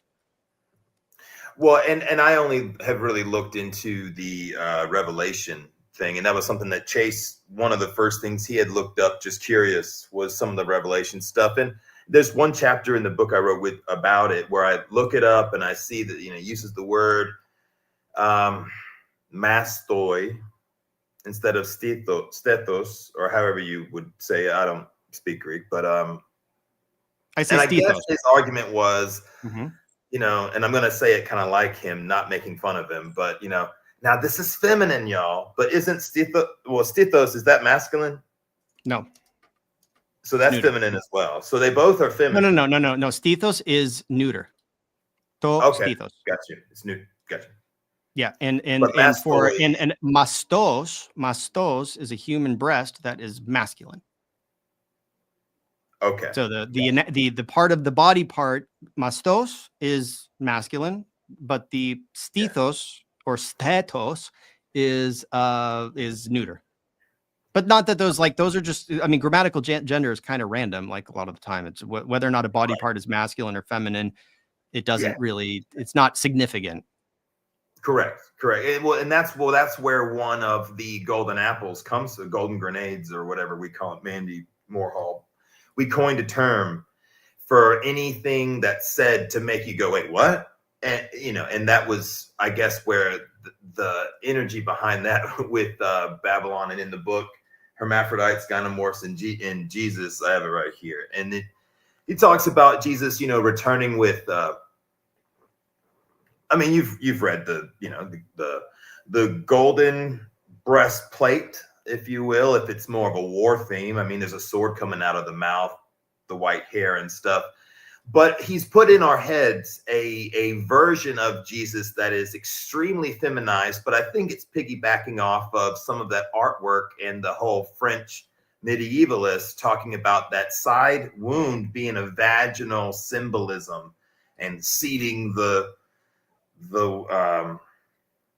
I would need to read I would need to play my own PowerPoint to really make it sound better, but the wound. I'm sure it just sounds ridiculous, but I had never heard that before. So it was obviously a little interesting with these. So, but what is it? Can you articulate it like from your memory? Like what is it with the wound and the symbolism? So there are a couple. Okay. So there's a couple of concepts I discovered in the art world, and there's the Jesus's massive erection being symbolism for what this doesn't even make sense, but this is just according to the researchers, different. The Manisaros, for example, I can't remember the artist. You see a giant erection. Obviously, this is 1600 freaking years after the event. So it's the artist's rendition has absolutely zero relevance in any truth, but it lets you know some of these theories that have been floating around that maybe are hidden in different artworks, or even movies. Like I talk about The Big Lebowski being an old theory that you learn only in philosophy classes from universities with Greek classical majors. You learn about Jesus from the Greek poetry perspective of interpreting the text, and so the kids and the blessing and the belovedness of having the students and the intimacies, which was talked about a little bit last night. Obviously, nothing really mentions this in the Bible a whole lot, you know. But the looking up this vaginal wound. Now, this is going to sound insane if this is the first time you've heard it. And so artists have talked about Jesus's giant erection actually being the symbolism for a castration, which is weird because I heard that from Hillman, but I go back and find this actually in artworks and the explanations of the artists putting that into the pictures. But then there was also the vaginal wound. So when he was stabbed in the ribs, and I feel like it's stretching the story some, but then in that way that people try to interpret Greek and Dionysian stories, they always have this sort of androgynous twist sometimes because of things like Canis from old Greek Homer stuff, or any of the hermaphroditic type of stuff. And so this whole concept of Jesus transforming into a female deity in Revelation is the whole pitch that he has, and it's based off of the word for bra, but it's not a word for bra. It's a word for like a girdle or a supportive thing, breastplate potentially, because in this Revelation, what looks like a psychedelic trip if you're reading it, but apparently coming back feminine and having this transformation from going from male to a feminine deity, but that's only based off of words that are feminine no matter what gender you're talking about. So I found a little bit of I think it's tenuous. Yeah, I think it's tenuous to connect grammatical gender in that way. Like if it's referring to just a body part, and yeah, like the breast, like you would think, okay, like our English brains might conclude that like, well, shouldn't a breast really be feminine? Shouldn't that be a feminine noun? Like, why is a breast a masculine noun when it's like a female body part? Like, well, no, it's always been like, it's just grammatical gender just doesn't map onto real world, like, sex or gender. It's like, it's not, just this cup is neuter, and like, my door is feminine. Like it doesn't, right. There isn't a correlation between like the gender that's assigned and like the association with male or female. Thomas says here, who hasn't had a psychedelic experience and come back feminine? Well, the reason why this whole thing stood out so much as completely left, I mean, can you imagine me telling my granddaddy this? He would be shitting his pants, just be, what the hell are you talking about? He doesn't really have any of the education on maybe the Greek surrounding culture leading up to the time to ever suggest such a thing, and neither did I till I started hearing this. But I will say that a long time ago, I had a psychedelic experience, and I don't know if this is the entheogen working in a different way, of foreshadowing something I was going to learn about, which is what I think it could be, honestly. But I saw a feminine Jesus years ago before I heard about this shit, and it freaked me out a little bit because I've always been an atheist before psilocybin. And so seeing that obviously has no academic justification, but it made me like, when I started hearing him say that on the show, I was like, hold on, what? That's so psilocybin converted you? Right. It transformed me. No, so I saw a feminine Jesus in a vision, and I was just like, what? Like, I didn't think I've seen God, and it was a female. I would never think that I was going to ever even see Jesus in these experiences, but I've been so obsessed with this, my brain formulated something. But it being female made no sense because I hadn't read this stuff. Now, being an atheist, and this is where Christians really love the story, seeing all of that stuff made me now believe in something else. It's just not very definitive, because how can you can't. The more you psychonaut, I don't know if that actually leads you to truth or things your brain tells you to see, So I don't know. But that was very interesting. And then to read that other artists have talked about that the vaginal wound, it still seems like sort of a stretch to a degree, but because artists do all kinds of stuff. If they're not a fan of Christianity, they'll do things to subtly, bash it, or to, little. I watched a lecture once. I watched a lecture once by a class assistant. I'm blanking on her name. It's this woman. She taught on the Great Courses, but she had an interesting explanation about how basically for men in antiquity, they felt that whenever you were stabbed for the first time, that was the same as you being penetrated, and like you were losing your virginity, basically. Like they're like the men in that culture had a sense of being a virgin before you got stabbed in battle for the first time, and that you were popping your cherry when you first got stabbed. And then that was sort of like you came into manhood in that sense. So maybe there is a totally parallel. a thing, yeah. Yeah. So like that's your vaginal wound. That's like, why didn't I think about that? Wow. Is Chase back? Could Chase finish his thought? Chase, I can't believe I didn't think about that. Oh man, I feel dumb. Hey Chase, did you catch my response to your cutoff question? No, it's like I waited so long and I had questions, and then my phone just like zipped out whatever I was plugged into, so I had to drive to another location to get a better plug. So all right. I didn't. Well, I guess Cliff Notes works. I mean, probably gave a good answer.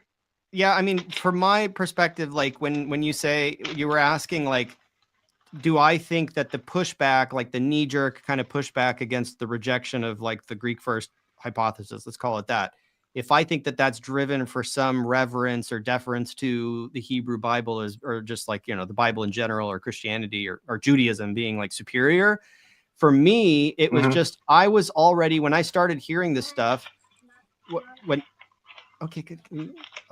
so when I started hearing this stuff, people were sending me the video, right, of Hillman on Danny Jones, and he's talking about how the Septuagint's first. And I had just I was at that time, like I had already been really deeply, I've read a lot of the Septuagint, and I know it personally. Like I've engaged with that text enough to just know that like it's very, very different from all of the other Greek sources that I read. It doesn't read like a native Greek text in the way it's described, with the exception of the stuff like, the Greek additions to Daniel and Esther, like that stuff does read like native Greek. But if you really wrestle with this text in Greek and you read it a lot and you look stuff up, you just continually are faced with this pattern that like, this is stuff that's like, this translation Greek, like it's translationese. It reads like it doesn't fit, and any native Greek person at that time who was reading it would have felt that. And so that was my knee-jerk reaction. The reason I just sort of like instinctively rejected it and then dug into it a little more and continued to reject it was not because I just think like, because Hebrew is so holy and like, I mean, I don't know Hebrew very well. I know Greek. And so for me, it was more just like, I don't think any self-respecting Greek speaker in antiquity would have claimed the Septuagint as theirs. It would have been very foreign to them. So that's my. Do you think it matters? I guess I agree with what you just said there. I think that's totally valid. But so part of that, of the Christianity's belief system and Abrahamic faiths in general, is that they are the source of everything, like moral, everything we see in civilization, basically, how you should live, who you should live for, and how you should live your life so that you may, I guess now, which is another question I have later, in the version that you'll have this afterlife if you live this certain way. So it's a code of conduct. It also feels like a constitution to me, which is why anywhere there's a theocracy, there becomes some kind of kingdom and dictatorship and invention. Any kind of flourishing seems to kind of get clamped down, unless some of it can slowly start to seep in, like we're seeing with Saudi Arabia. But they might clamp it down. I don't know. So it seems to be its own form of constitution, and that special, I guess, that feeling of it, that claim to the truth with a capital T to be able to tell you all of those things without someone having the freedom to figure that out on their own comes from this narrative that they are the oldest. They have all the, the best stories, the best ideas, and it's been around the longest. And it seems to hinge on that for a lot of people instinctually, where I don't care, honestly. Like, I mean, if the Hebrew could have totally came first and then whatever else, I don't really care. I'm looking at like the structure of that cognitive framework and how it kind of takes hold. And sometimes I feel like people are really arguing against that because it shouldn't really matter if it's texts from history for me, because they're our texts. Like the idea that's like Greek speaking people were different from Hebrew speaking people in terms of a civilization that lived underneath some kind of representative republic seems kind of ridiculous. Like that we need to choose the side of those either of those people, and then to also see that our history has been totally altered by Christian history is just super disturbing to me. And that's not discounting how much grotesque things come from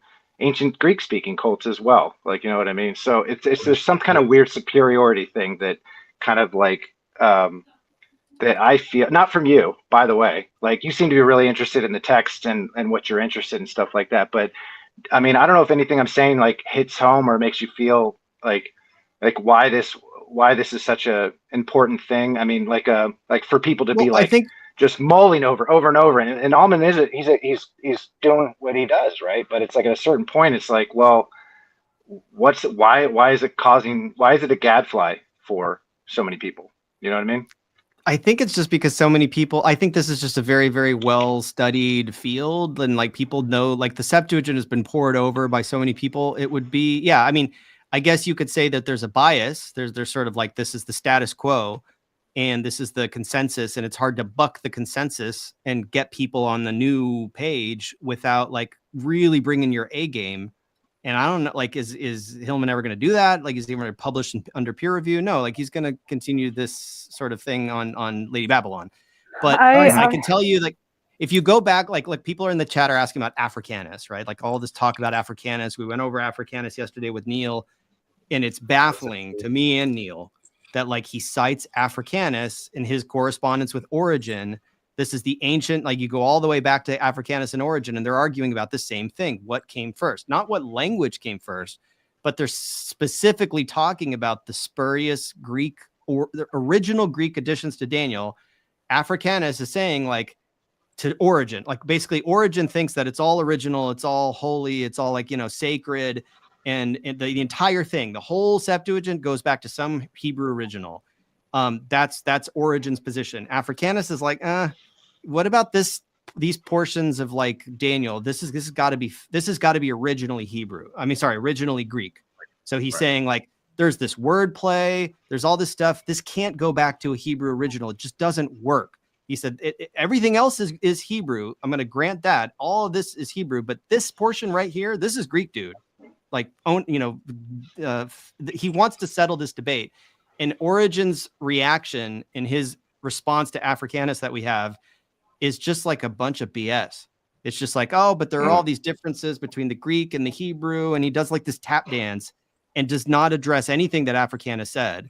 And so like, I believe that Hillman understands this. I believe he's doing it on purpose by saying Africanus agrees with me that the Septuagint was originally written in Greek. No, he doesn't, but he agrees with respect to those little slivers of it that are originally written in Greek. We can all agree on that. And kind of blown out of proportion. Sure. The way he phrases it, I don't know. Maybe if you put him on the spot, he would clarify, because I know he's gotten some pushback on this. Well, in his book, one of the Chemical Muse, he did say that. Was it Chemical Muse? Yeah, he did say that the Hebrew was first in that book, but he comes back and says that now, but he doesn't do the best job describing any layering effect or in Greek Hebrew.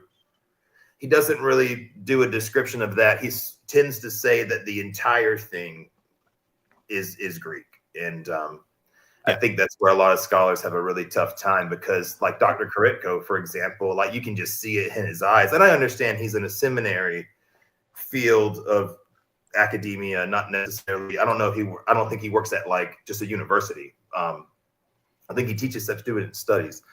And I'm just watching his face boil that little bit being added in wasn't there. And I got made fun of for saying that. People told me that was absolutely asinine.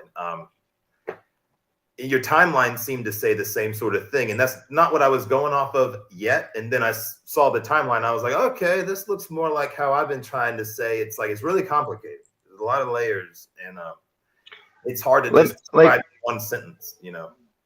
I think I might be having like a different, a parallel like thought process with you guys right now. Like everything you guys are like with the text and stuff, like it's cool. It's cool. I just don't care about that. What I'm like kind of trying to, and I don't know how to actually put this in words. So I'm not the, I talk a lot, but I'm not the brightest person. But like, imagine I was raised by I'm sorry? I think I know what you're asking. Oh, okay. Sorry, man. Yeah.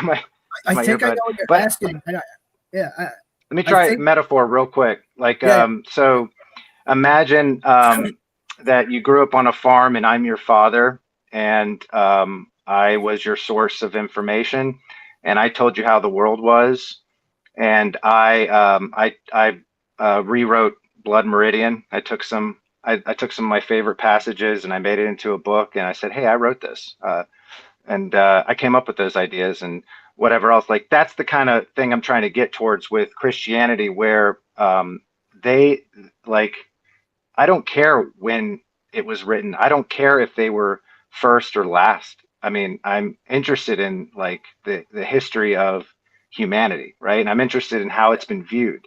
And, if you add on all these different shifts of them telling us how we are, it's cognitive framing. Women are XYZ, right? They need to be in service to men.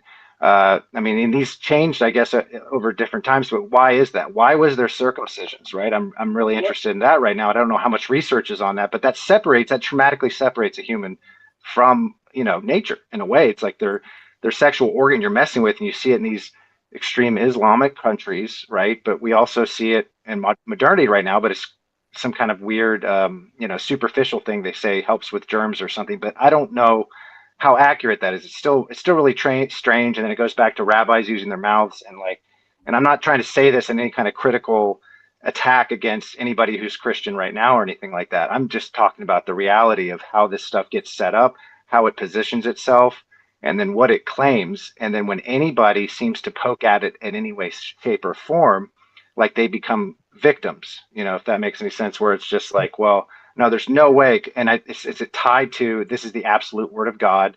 And if I don't believe this, or if that's not true, then all of this is hocus pocus, just like the eternal life thing and the ionic life thing. So it's like, and again, it doesn't mean there's not great Christian concepts in there or whatever else, but to say that like, treat your neighbor how you should want to be treated or something, or greed is bad, right? We came up with that.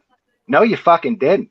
And even if you did, that's cool. We'll take it and we'll make it work. But there's also things that's come from. And then to say like, well, we weren't influenced from anything else. Don't read anything else. And like, that's the kind of, and then you can hear me, I'm getting a little defensive and aggressive about it, because that's what I tend to like, I think I heat seek and attack on, not specifically like whether people should read the Bible or whether like, it's important or not important. I think it is cool and important, but like how much is getting lost, I guess, when we're just focusing on the semantics and not looking at like, I mean, all of that stuff. I don't know if any of that opened up anything at all, but I don't want you to feel attacked or anything. So I think one of the things you're trying to ask is, why is the instinctive desire to understand the human conditioning so powerful? Because that's what's really making people want to say my way is first, because all of these religions and shit are really just a way for you to understand your human condition, like what the human condition is. And I think the desire and the war towards what's first is because of the instinct to need to understand the human condition. I think really that's what's That's what we're really trying to understand here. Well, Yeah, maybe, but the Abrahamic faith specifically, especially with the schisms, separated not only people from nature, female, feminine, what all that other stuff, but from drugs. And drugs are considered bad because of the way Christians like instilled that in our brains. And I'm not saying there are definitely bad stuff out there, but like that is all cognitive framing. Think you're a little thinker riding in your head, a little soul separate from everything else, and that this is all temporary, and then you could just like shit everywhere and let it die and stuff like that. All those weird, or humans are all evil, or they're all good, or they're all saved. Like original sin, kids are not born like that. Majority of children they do studies of are born egalitarian for the most part. You can watch it with your own eyes. So original sin is that's what I mean by insane. the human condition, right? That's like what you're labeling right now is what I mean by human condition. Right. Yeah. Well, I think if I may. Well, I think it's created for kings. It's created for tyranny. That's what I think it's for. It's for brainwashing people into tyranny, not the good parts of the Christianity, but the framework itself. And that's why it has such an allergic defensive. Well, I don't think it was created. I'll stop for rambling. that. I feel like I'm running over. No, it's okay. I'm not sure that's the innate reason it was created for, but it's certainly used for that. Like just because the tool is used in a certain way now doesn't mean it was created for that use, right? I think I kind of understand where Chase is questioning why we start at the Hebrew, like Jewish stuff, that. And I was going to say, unless I'm mistaken, is it not the case that the compilation of Jewish texts and stuff as their canon was developed like within 100 years before Christ's timeline came? Like it was modernly developed and put together, them combining their own Hebrew text, which was modern considering the range of the text go back to Adam and Eve. So I think I understand like where Chase is saying, like, I don't care about when the Hebrew and the Christians languages got started or mixed up, because I would equate it with, for instance, I was told, and people say different things, but I was under the impression that Job is considered the oldest text because of the lack of references or little reference it does have to kind of anchor it to a timeline. But I have always wondered, well, what language was Job in? What language, you know what I mean? Like if the texts were kind of put together at these massive libraries where people were gathering things because they wanted to put something stable together, then theoretically, I don't believe that the Hebrew that we're talking about, oh, this is the Hebrew that came before the Greek. I don't think that Hebrew is what Job was written in. You know what I mean? No. Does that make sense? Yeah, but I think the Hebrew would have been, I think the Greek translation would have been done at a much, much later period where the text was already more or less close to what the final form would have been. Well, the Hebrew version of Job that the Greeks would have translated, I think, obviously was a translation of what original text was, because the amount, and I love that you have that timeline across Bible, because I struggle with conceptualizing the way that those stories fall in sequence in the Old Testament and New, because the books are all out of whack. So I do like that timeline, but kind of in the spirit of Chase's wonderings that I'm wondering if they're similar, why is the curiosity in these realms only starting at that part of the timeline that you have like here and not the stuff back here? Because there's not enough, right? Because the archaeological evidence is very little. Well, it's still there, and we still have charts of like the the root languages charts. I put some in the private. Yeah, by the way, when I started the timeline, I had to go from 2000 BC to 2000 AD. So like I worked for years on a timeline where I was trying to... I know how extensive. But I eventually, when I made this go public and I made it on the, like, I cut it off. I had to go through and just like cut half of the timeline that I spent years working on. Damn. I just threw it in the trash because I realized that I had nothing to, I mean, I still have a copy of it, but it's a nice spreadsheet. But I mean, I didn't make that public because it was just too much. It was like I couldn't really date that far. And I guess I don't know if it's conjecture worthwhile to much mention something conjecture. with respect to like Chase's question. For me, as someone who reads the original languages, like I don't know if this is a good analogy, but I'll just make it. So like we all know in English what it means to pull someone's leg, right? It's like an idiom. This is what Hillman says. There is idiom in the Septuagint, and the idiom tells us that it's originally Greek because it's Greek idiom. That is like when I heard that for the first time, it was just like, what? I just couldn't understand what he's talking about, because the idiom goes in the opposite direction, right? Like the idioms are Hebrew idioms that are rendered in Greek in a way that to a Greek person would be odd. And the example would be the idiom in English to pull someone's leg makes zero sense in pretty much any other language, right? So if I were to translate that into Greek or Russian and publish it as a book, like if I'm translating an English book into Russian or into Greek, and it has that phrase, you're pulling my leg, aren't you? Like a character in a book, in a novel says that. If I'm translating into that language, I have two choices. I can either render it literally like you are pulling on my leg, and then I can publish that in the Greek or the Russian translation, and a Russian person reading it who knows English is going to be like, "Ty меня тянешь за ногу," like in Russian, right? They're gonna be like, "Oh, that person just the translator did, just totally like rendered an English idiom in Russian that makes no sense." If they know English, they get it. They understand, okay, this is translationese. That's what the term is for it. That's what the Septuagint is full of, right? Like we see that. Like when you know both languages, you're like, oh, okay, I see what's going on here. It wouldn't sound normal to anyone. And the same thing, like if I were to translate from Russian into English or Greek into English, and I were to translate phrases that are idiomatic in those languages, they would sound totally foreign to you reading an English translation.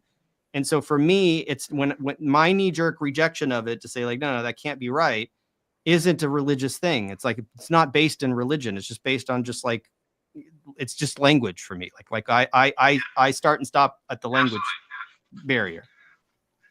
So is there like, I'm sorry, do you have like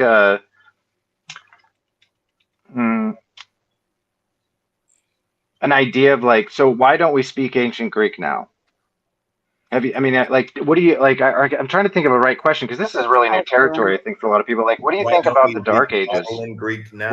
Why so you're there's referring there's a lot of history. Why do we think that most of the people that spoke ancient Greek thought that there were people in the sky in Mount Olympus, and they didn't? Like, why is our history so inverted?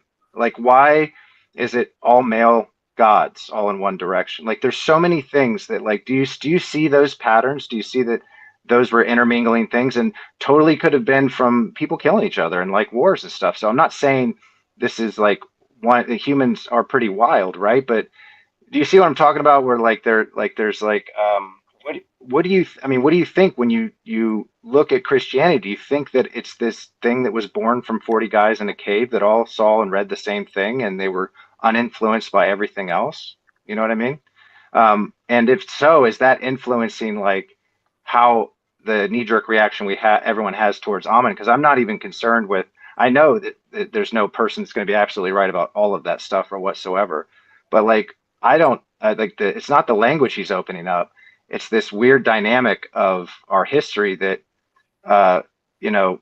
seems to make humans make a lot more sense, if that makes any sense. And like when I don't know if I'm making any sense, but like I just kind of still think we're kind of mentally coming out of the Dark Ages still, and like the way we look at things is really important, right? So like what something evokes and how it's passed down is really, really important. And if you don't know what it is, you're carrying on things that are truisms and other stuff in these absolute ways, and like before you know it, you're like, maybe you have flying cars, but you still don't let women drive. I don't know. Like, are you trying to say something to the effect of so the analogy in my head, it might not work, is Jesus walking with Satan in the garden. Ken Wheeler describes this as not a separate entity, but rather another version of himself tempting him in the garden. So like the little devil of you, not a little devil of some other guy that's a devil, but like and Sure. that's just whatever. But so, and is it an echo of another story? You know, having a spiritual / symbolic interpretations, and that explaining, I guess, the concept of Satan being the lowest form of the self, and how that is missing from English now.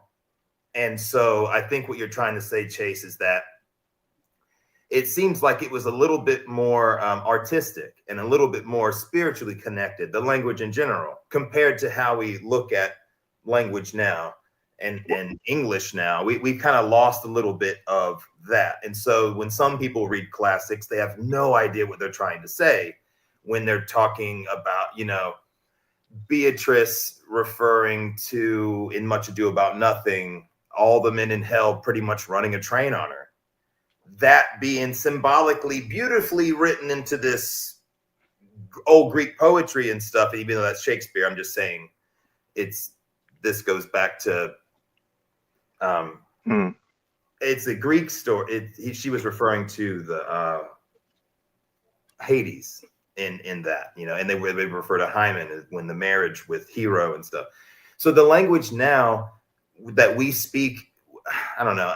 I don't know how to say it. It's like they're just not going to get some of the things that people are trying to insinuate might have been left over into the Bible passages that were written. Well, or if they're referencing other Greek books that have all of that in it when they're drafting. We're really, I think, an opinion, like having come from academia and having a lot of these fights, being someone who is active in the thing that I was interested in doing, and being in a room full of people who memorized all of the things about the things that they were experts in, which is also a skill and great, and no problem with that. Like we're in a siloed time where our language feels like reality to us, our thoughts feel like reality to us, like fate. And I think that comes still from the Dark Ages, and I think that comes from this Christianity stuff. And I don't think Christianity is necessarily the most evil thing ever or something like that, but it separates itself. They separate themselves, and they act like they came up with all of this stuff when they're part of all of us, if that makes any sense. And we look at history and we try to say who came first, and we try to have a competition. What does that prove? Other than for believers to feel like, well, I know the oldest thing, and it's the truest thing because they've bought that ticket that this is the true word of God, and that's why I've committed myself so fully to it. Which there's nothing wrong with committing yourself to being a good person and going through rituals that are good for you and getting things from stories that are good. And I don't care if the story was super atrocious 1,000 years ago and now it's mutated into something good. If you're getting that good thing out of it, that story, that old story, whatever else. But then that going back to language feeling like reality, that's where priestly texts, I feel were invented for. Otherwise they would have been mythological texts that are allowed to evolve and change. When you make priestly texts and say these are absolute and unchanging, I mean, that's a strange thing to think over a long period of time, that people aren't going to, mentally change or think. And so there's a lot of little pins in this, but I just what is the gold medal? So let's say Hebrew came for, the Hebrew Septuagint came first. What gold medal do they get? Okay. Or Greek. What do they get? The Greek came first. And I go, okay, cool. Well, either or, it's still clear. All of these other forces and all of these other texts influenced Christianity. To me, there's no way in hell that's some kind of isolated thing that came out of a cave with 40 people. So even if it came first, it's what does that get you? And for me, it's well, if that's what you use to say, therefore everything else is not as good. That is the medieval shit. That is everything else is pagan bullshit and evil. That is the pentagram, which is what the Venus planet does every 8 years. It's the shape it makes, which is it's you've inverted and made and I know assholes that walk around with that thing right now and do bad. Come on, man. It's ridiculous. I'm not saying that it's not utilized like that right now, but you've inverted that sign in someone's head So they associate with evil. They can associate with, like, I don't know, the questioning thing in their head, or like, say you have I don't know, a normal urge as a human being or whatever else, but because you've been separated from it at birth, or you've been told never to deal with it, you're gonna have to, it's like trying to run a marathon and you've never even put running shoes on with your sexual urges and stuff because you've been separated from it since you were a child. And there's lots of like patterns like that That's come how I feel from doing YouTubes on this stuff. yeah, like, but yeah, but like that. So that's what I'm like. I don't know how like to totally like communicate what I'm saying, but that's the stuff that I get riled up about.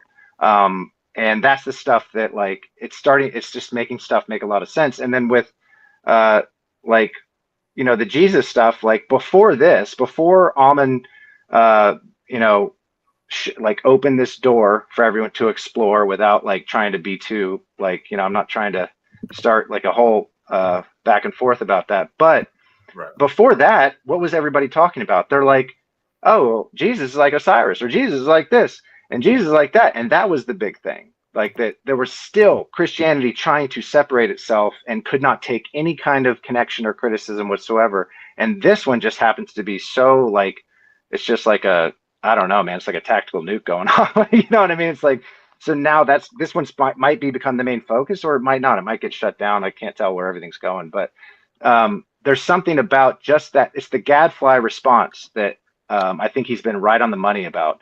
Like when he says, "Hail Satan," that's real, man. That bothered me. And I was an atheist when I heard that. I was like sitting there, I was like, whoa, oh, that's, what a weirdo. This is fucking crazy. Exactly, and then says it too, right? It's and then he said, it was like, why is that in your head? Why is that culturally in your head? Like what? And it's like, oh, I didn't realize that I like, there's something in there that we're kind of like, we've all been affected by. And I feel like it's the same thing with like, when we're arguing over, anyway, the timelines of these things. And I think you and Neil and other people are actually like doing a great job of opening up. It's like, this is new territory. So like, for sure, like you're going to take a lot of shit from everybody because, it's new territory for everybody. It's going to piss a lot of people off. Channel blow up. I really do. And I, by the way, I'm sorry to cut you off, Chase. No. We're at 4 hours. So I want to start by thanking Stephen Nelson for coming on, owner of Cross Bible. Thanks for having me. Sure. Hey guys, Marcel, can you drop links for Steve in the comments for the YouTube channel? Here's the Greek Easter trailer link. Everybody keep your eye. Either if you can spare $5, come watch it on Patreon. It's really cool. It's an hour and a half of me interviewing a priest in Greek, but it's all been dubbed into English. Spent a lot of time and money on that to try to like produce that. It was a two-month labor. But if you can't afford that, just give it a subscribe on YouTube and give it like a week or so. I'll make it public. Nice. Anything you want to say to this audience of all of ours? I think I pasted so many pages. Yeah, I mean, I think I just, like I said, I'm trying to be more vocal about what I believe is like I've shifted my position on something. I want to make it very clear and apologize that like any impression that I previously gave that I thought that like, that Dr. Hillman is incompetent, doesn't know what he's talking about, that he's ignorant, blah, blah, blah. Like any insult in that regard, I retract and I apologize for. Like I do not, I no longer believe that. I believed it at first because I was seeing all of these things that didn't comport with my reality. And I thought this guy must just be like dumb. Like he must just really, really be bad at Greek. Now I actually don't think that. I think he's actually very smart, very educated, very well trained for the most part. I think he actually knows the truth about a lot of things. And my new position, my updated position is that no, he's actually just concealing that truth. He's being very, very creative. Let's just put it that way, very nicely. That's my new position. So if people want to say, so if people want to say like, how dare you, somebody who has no degree, how dare you come out and say that you know better than this man, this great, scholar? I don't think I actually know better than him. I think he actually knows.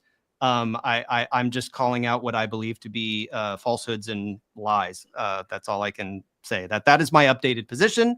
And I apologize if I have offended him or any of his followers with the previous assertions that he was a dunce, incompetent. I know he was really offended by the thumbnail that on the Myth Vision video, which was supposed to be a clickbait. And I get it. When you earn a PhD, it is insulting for somebody to claim that you're incompetent. How dare they say I'm incompetent? I have a PhD in Greek, in classics. Good. Okay, fine. Like I concede that. That's you know what you're talking about, but you're wrong because you're not telling the truth. That's what I want people to understand. Well, dude, man, I really appreciate it, man. Coming by. I hope you clip it. Yeah, I hope you clip that to put it on your stuff. Say that. What's that? I hope that Steven, is it Steven or Stefan? I hope that Steven. Clip that and maybe have it on your stuff just so that it's going to be in. Well, I think it's in the piece that. So Neil is producing a video right now that incorporates the feedback that we received from Carl Ruck, from the horse's mouth of what because he's being cited as the person who's corroborating all this stuff, who is allegedly, ostensibly, is the source of the burning purple and a whole lot of stuff that's cited. And so we got his feedback on do you agree with this and do you disagree with this and why? And Neil is going to produce a video that is going to put all of that out there, because Neil also felt like my video that I did with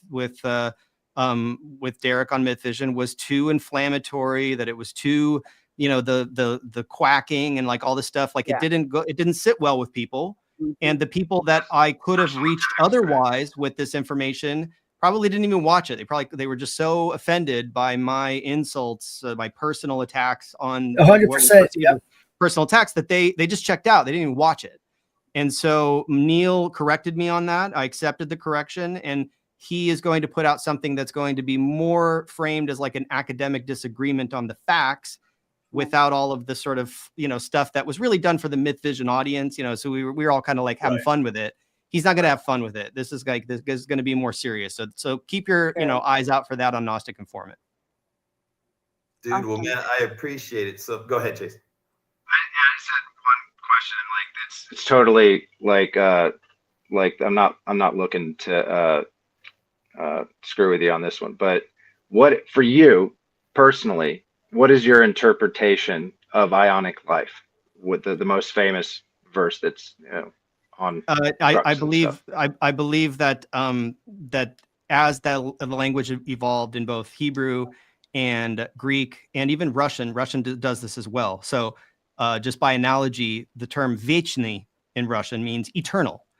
Eternal in English actually has a Latin root that refers to an age, an ion. Idiomatically, when we say something is вечный in Russian, or eternal in English, or aionios in Greek, which survives to this day, people still use that term in Greek, they mean that it is something that is lasting, that never ends. And it is contextually defined as something that never ends. So even if you can drill back to an etymological source where at one point it was bound in time to an age, so it's an age-old something, right? It's something that lasts for an age and it's finite. The language eventually developed to the point where when it is used by the time of the New Testament, when Jesus is referring to what you're saying is Ionic life, aeonia zoe, right? He is referring to eternal life that will not end. You will live forever. And I understand the pushback. It comes from this community. It comes from a lot of other communities. There are full preterists that follow this whole Ionic life thing. Oh no, it's finite. It's time bound. It refers to an age because it's an etymological fallacy. It's false. I believe aionios in most contexts, especially in Hellenistic Greek, it refers to things that at least they're conceived of by the person using that word as lasting so long that it may as well be forever. It is a reference to forever. That is how you say forever in Greek and in Russian and in English. Even though, yes, etymologically, the word is rooted in the word aeon, like an age, but it means like into the istuseonas toneonon, into the ages of ages. It is forever. It will never end. But in that Hellenistic time, there was also a word for eternal, correct? There were different forms of the adjective that could basically, yeah, they were synonymous. But I am very familiar with the argument that no, this one is special and it means ionic and it's been misunderstood and it's like I don't buy it. I don't buy it. I'm open-minded to it, but yeah. Are there other cults that have used that term in a drug sense? Do you know? In a drug sense, I have to get back. Like, so like another cult, like not, like where if they were to have used it like that, and I'm not, honestly, I'm not here trying to like hang you or anything like that. I'm just, I want to know. Like, well, yeah, I think the thing is that I think that if you really dig through the lexicon and you go back into the original use of that term, yes, like it was bound by an aeon, like it was bound by an age. It's just that like it's kind of like the same, it's this, people like to use the term semantic drift here, right? Like I've heard people say semantic drift. That word underwent semantic drift. So we know exactly what it means today because you can ask somebody, what do you mean by that? I mean forever, right? Like go to Greece, ask people what aeonios means. They'll tell you it means forever, right? But you're like, well, wait a minute, doesn't it have the word aeon in it? And they're like, yeah, but when we say it, we mean forever, right? Mm-hmm. So it's a question of like, we know where we ended up. We know the word changed to mean what it means today. When did it change? And at what point in the literature can you go back far enough to say, okay, here it's actually finite and time bound to an aeon, to an age. And when did people start using it to mean forever? Because it means that now. So at some point it changed. When did it change? And then it's just an exploration through the primary sources to figure out what does it mean in this context. And lexicographers do a pretty good job at figuring out, okay, this is definition A. This is where definition A applies. Source. And you can dig through them and you can find them in the Loeb translation. And then here's definition B where it means forever. And here are the sources for that. And the New Testament will usually fall under those and not get bumped up to category A arbitrarily because we want to, reinvent the meaning. That's my opinion on that. Gotcha. Yeah. Okay. That's cool. I'm going to go ahead and say bye to Crossby. We'll see Nelson. Bye, everyone. Thanks for having me. Up and I can go through everybody. But dude, thank you so much. And hopefully we'll have you on again. Thank you. Bye. All right, brother. See you. All right. So yeah, I totally enjoyed that. I was really hoping that he or Gnostic or any of our friends with those, channels growing and big channels kind of come on, talk a little bit about some of the projects they had going on. Real quick, Chase. Anything you want to say to the audience before we roll? And I hate to move through this so fast, but so I actually kind of feel blurred out. I've been working a ton, but I was boxed up for like a couple hours listening to the conversation. So I hope I don't know how crazy everything I just said was, but just the creative stuff is just I got a couple different things that have popped up, but the creative stuff's still rolling. It's a lot to do that stuff on the side. So we're hoping it's going to be in the fall now. Had to push it forward because I took over a kava bar and there's just a lot of stuff going on and I'm just working a ton right now. You can probably hear it in my voice, but anyway, yeah. So just rocking and rolling, man, going forward. Heck yeah, bro. Well, definitely for sure. Next time we go live, I want to get you on again and we can talk a little bit more about some of this cool stuff that we got going on that, without giving too much away, obviously. So look forward to having you on again, probably in a couple of weeks. So yeah. Cool. Appreciate it, bro. We'll see you later. Later. All right. So let's see. Bearcat. Howdy. Anything you want to say to everybody before we roll? Yes. I have one thing I would like to advise is that if we could have these conversations not from a place where somebody knows everything and we all have to learn from them, but rather that a lot of different people have a lot of different angles to add and offer the conversation, and that's how we can learn more together, is by being able to discuss all of that, not in an animosity. I think that we could get a lot further a lot quicker. That would be my advice. I And hope. agree. I think we did a pretty good job merging two very polarized perspectives. And I feel like we found a lot of middle ground here. And we've had stuff that people might not have known, perspectives from, Cross Bible or Stephen, that he's been all over everyone's channel. And I think that it was good to hear him say, oh yeah, well, if we found it at the grave sites, then yeah, that's totally, so it was just a relief, I think, that we could all look at it with just from that academic standpoint, since I don't really have much, and it still be kind of giving both sides something, for sure. But I really appreciate you coming on, and we'll definitely have you on again.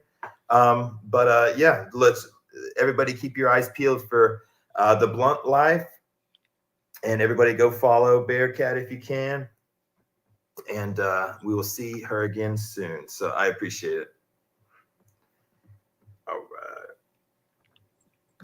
I can never actually do what I want to,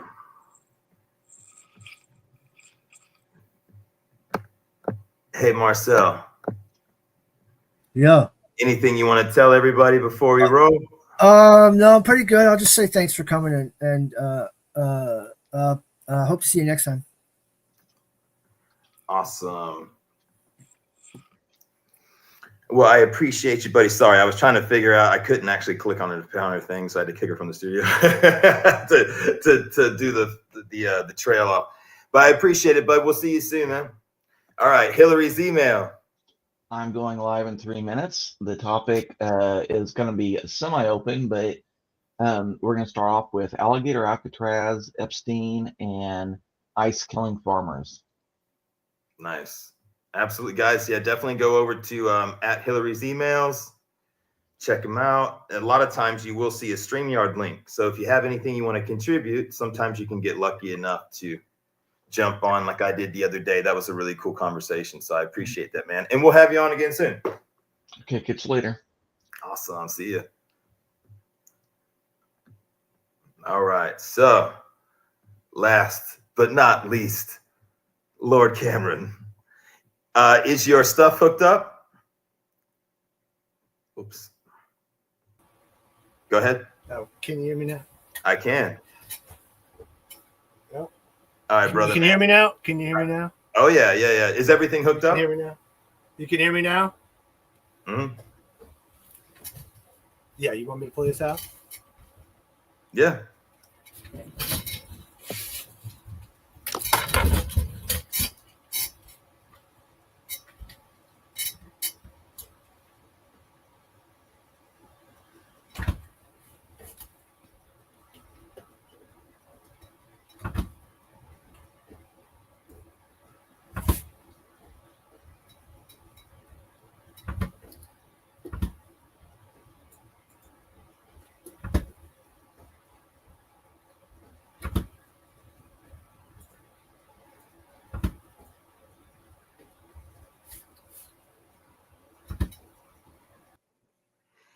While Johnny is discovering that his organ was not coming through the audio, I'm going to go ahead and sign off for us. I was hoping to have his song play as we finish today, but considering we've gone way over time, I'm just going to go ahead and sign us off. So I really appreciate everybody for stopping by. It was a great episode. We'll catch you next time.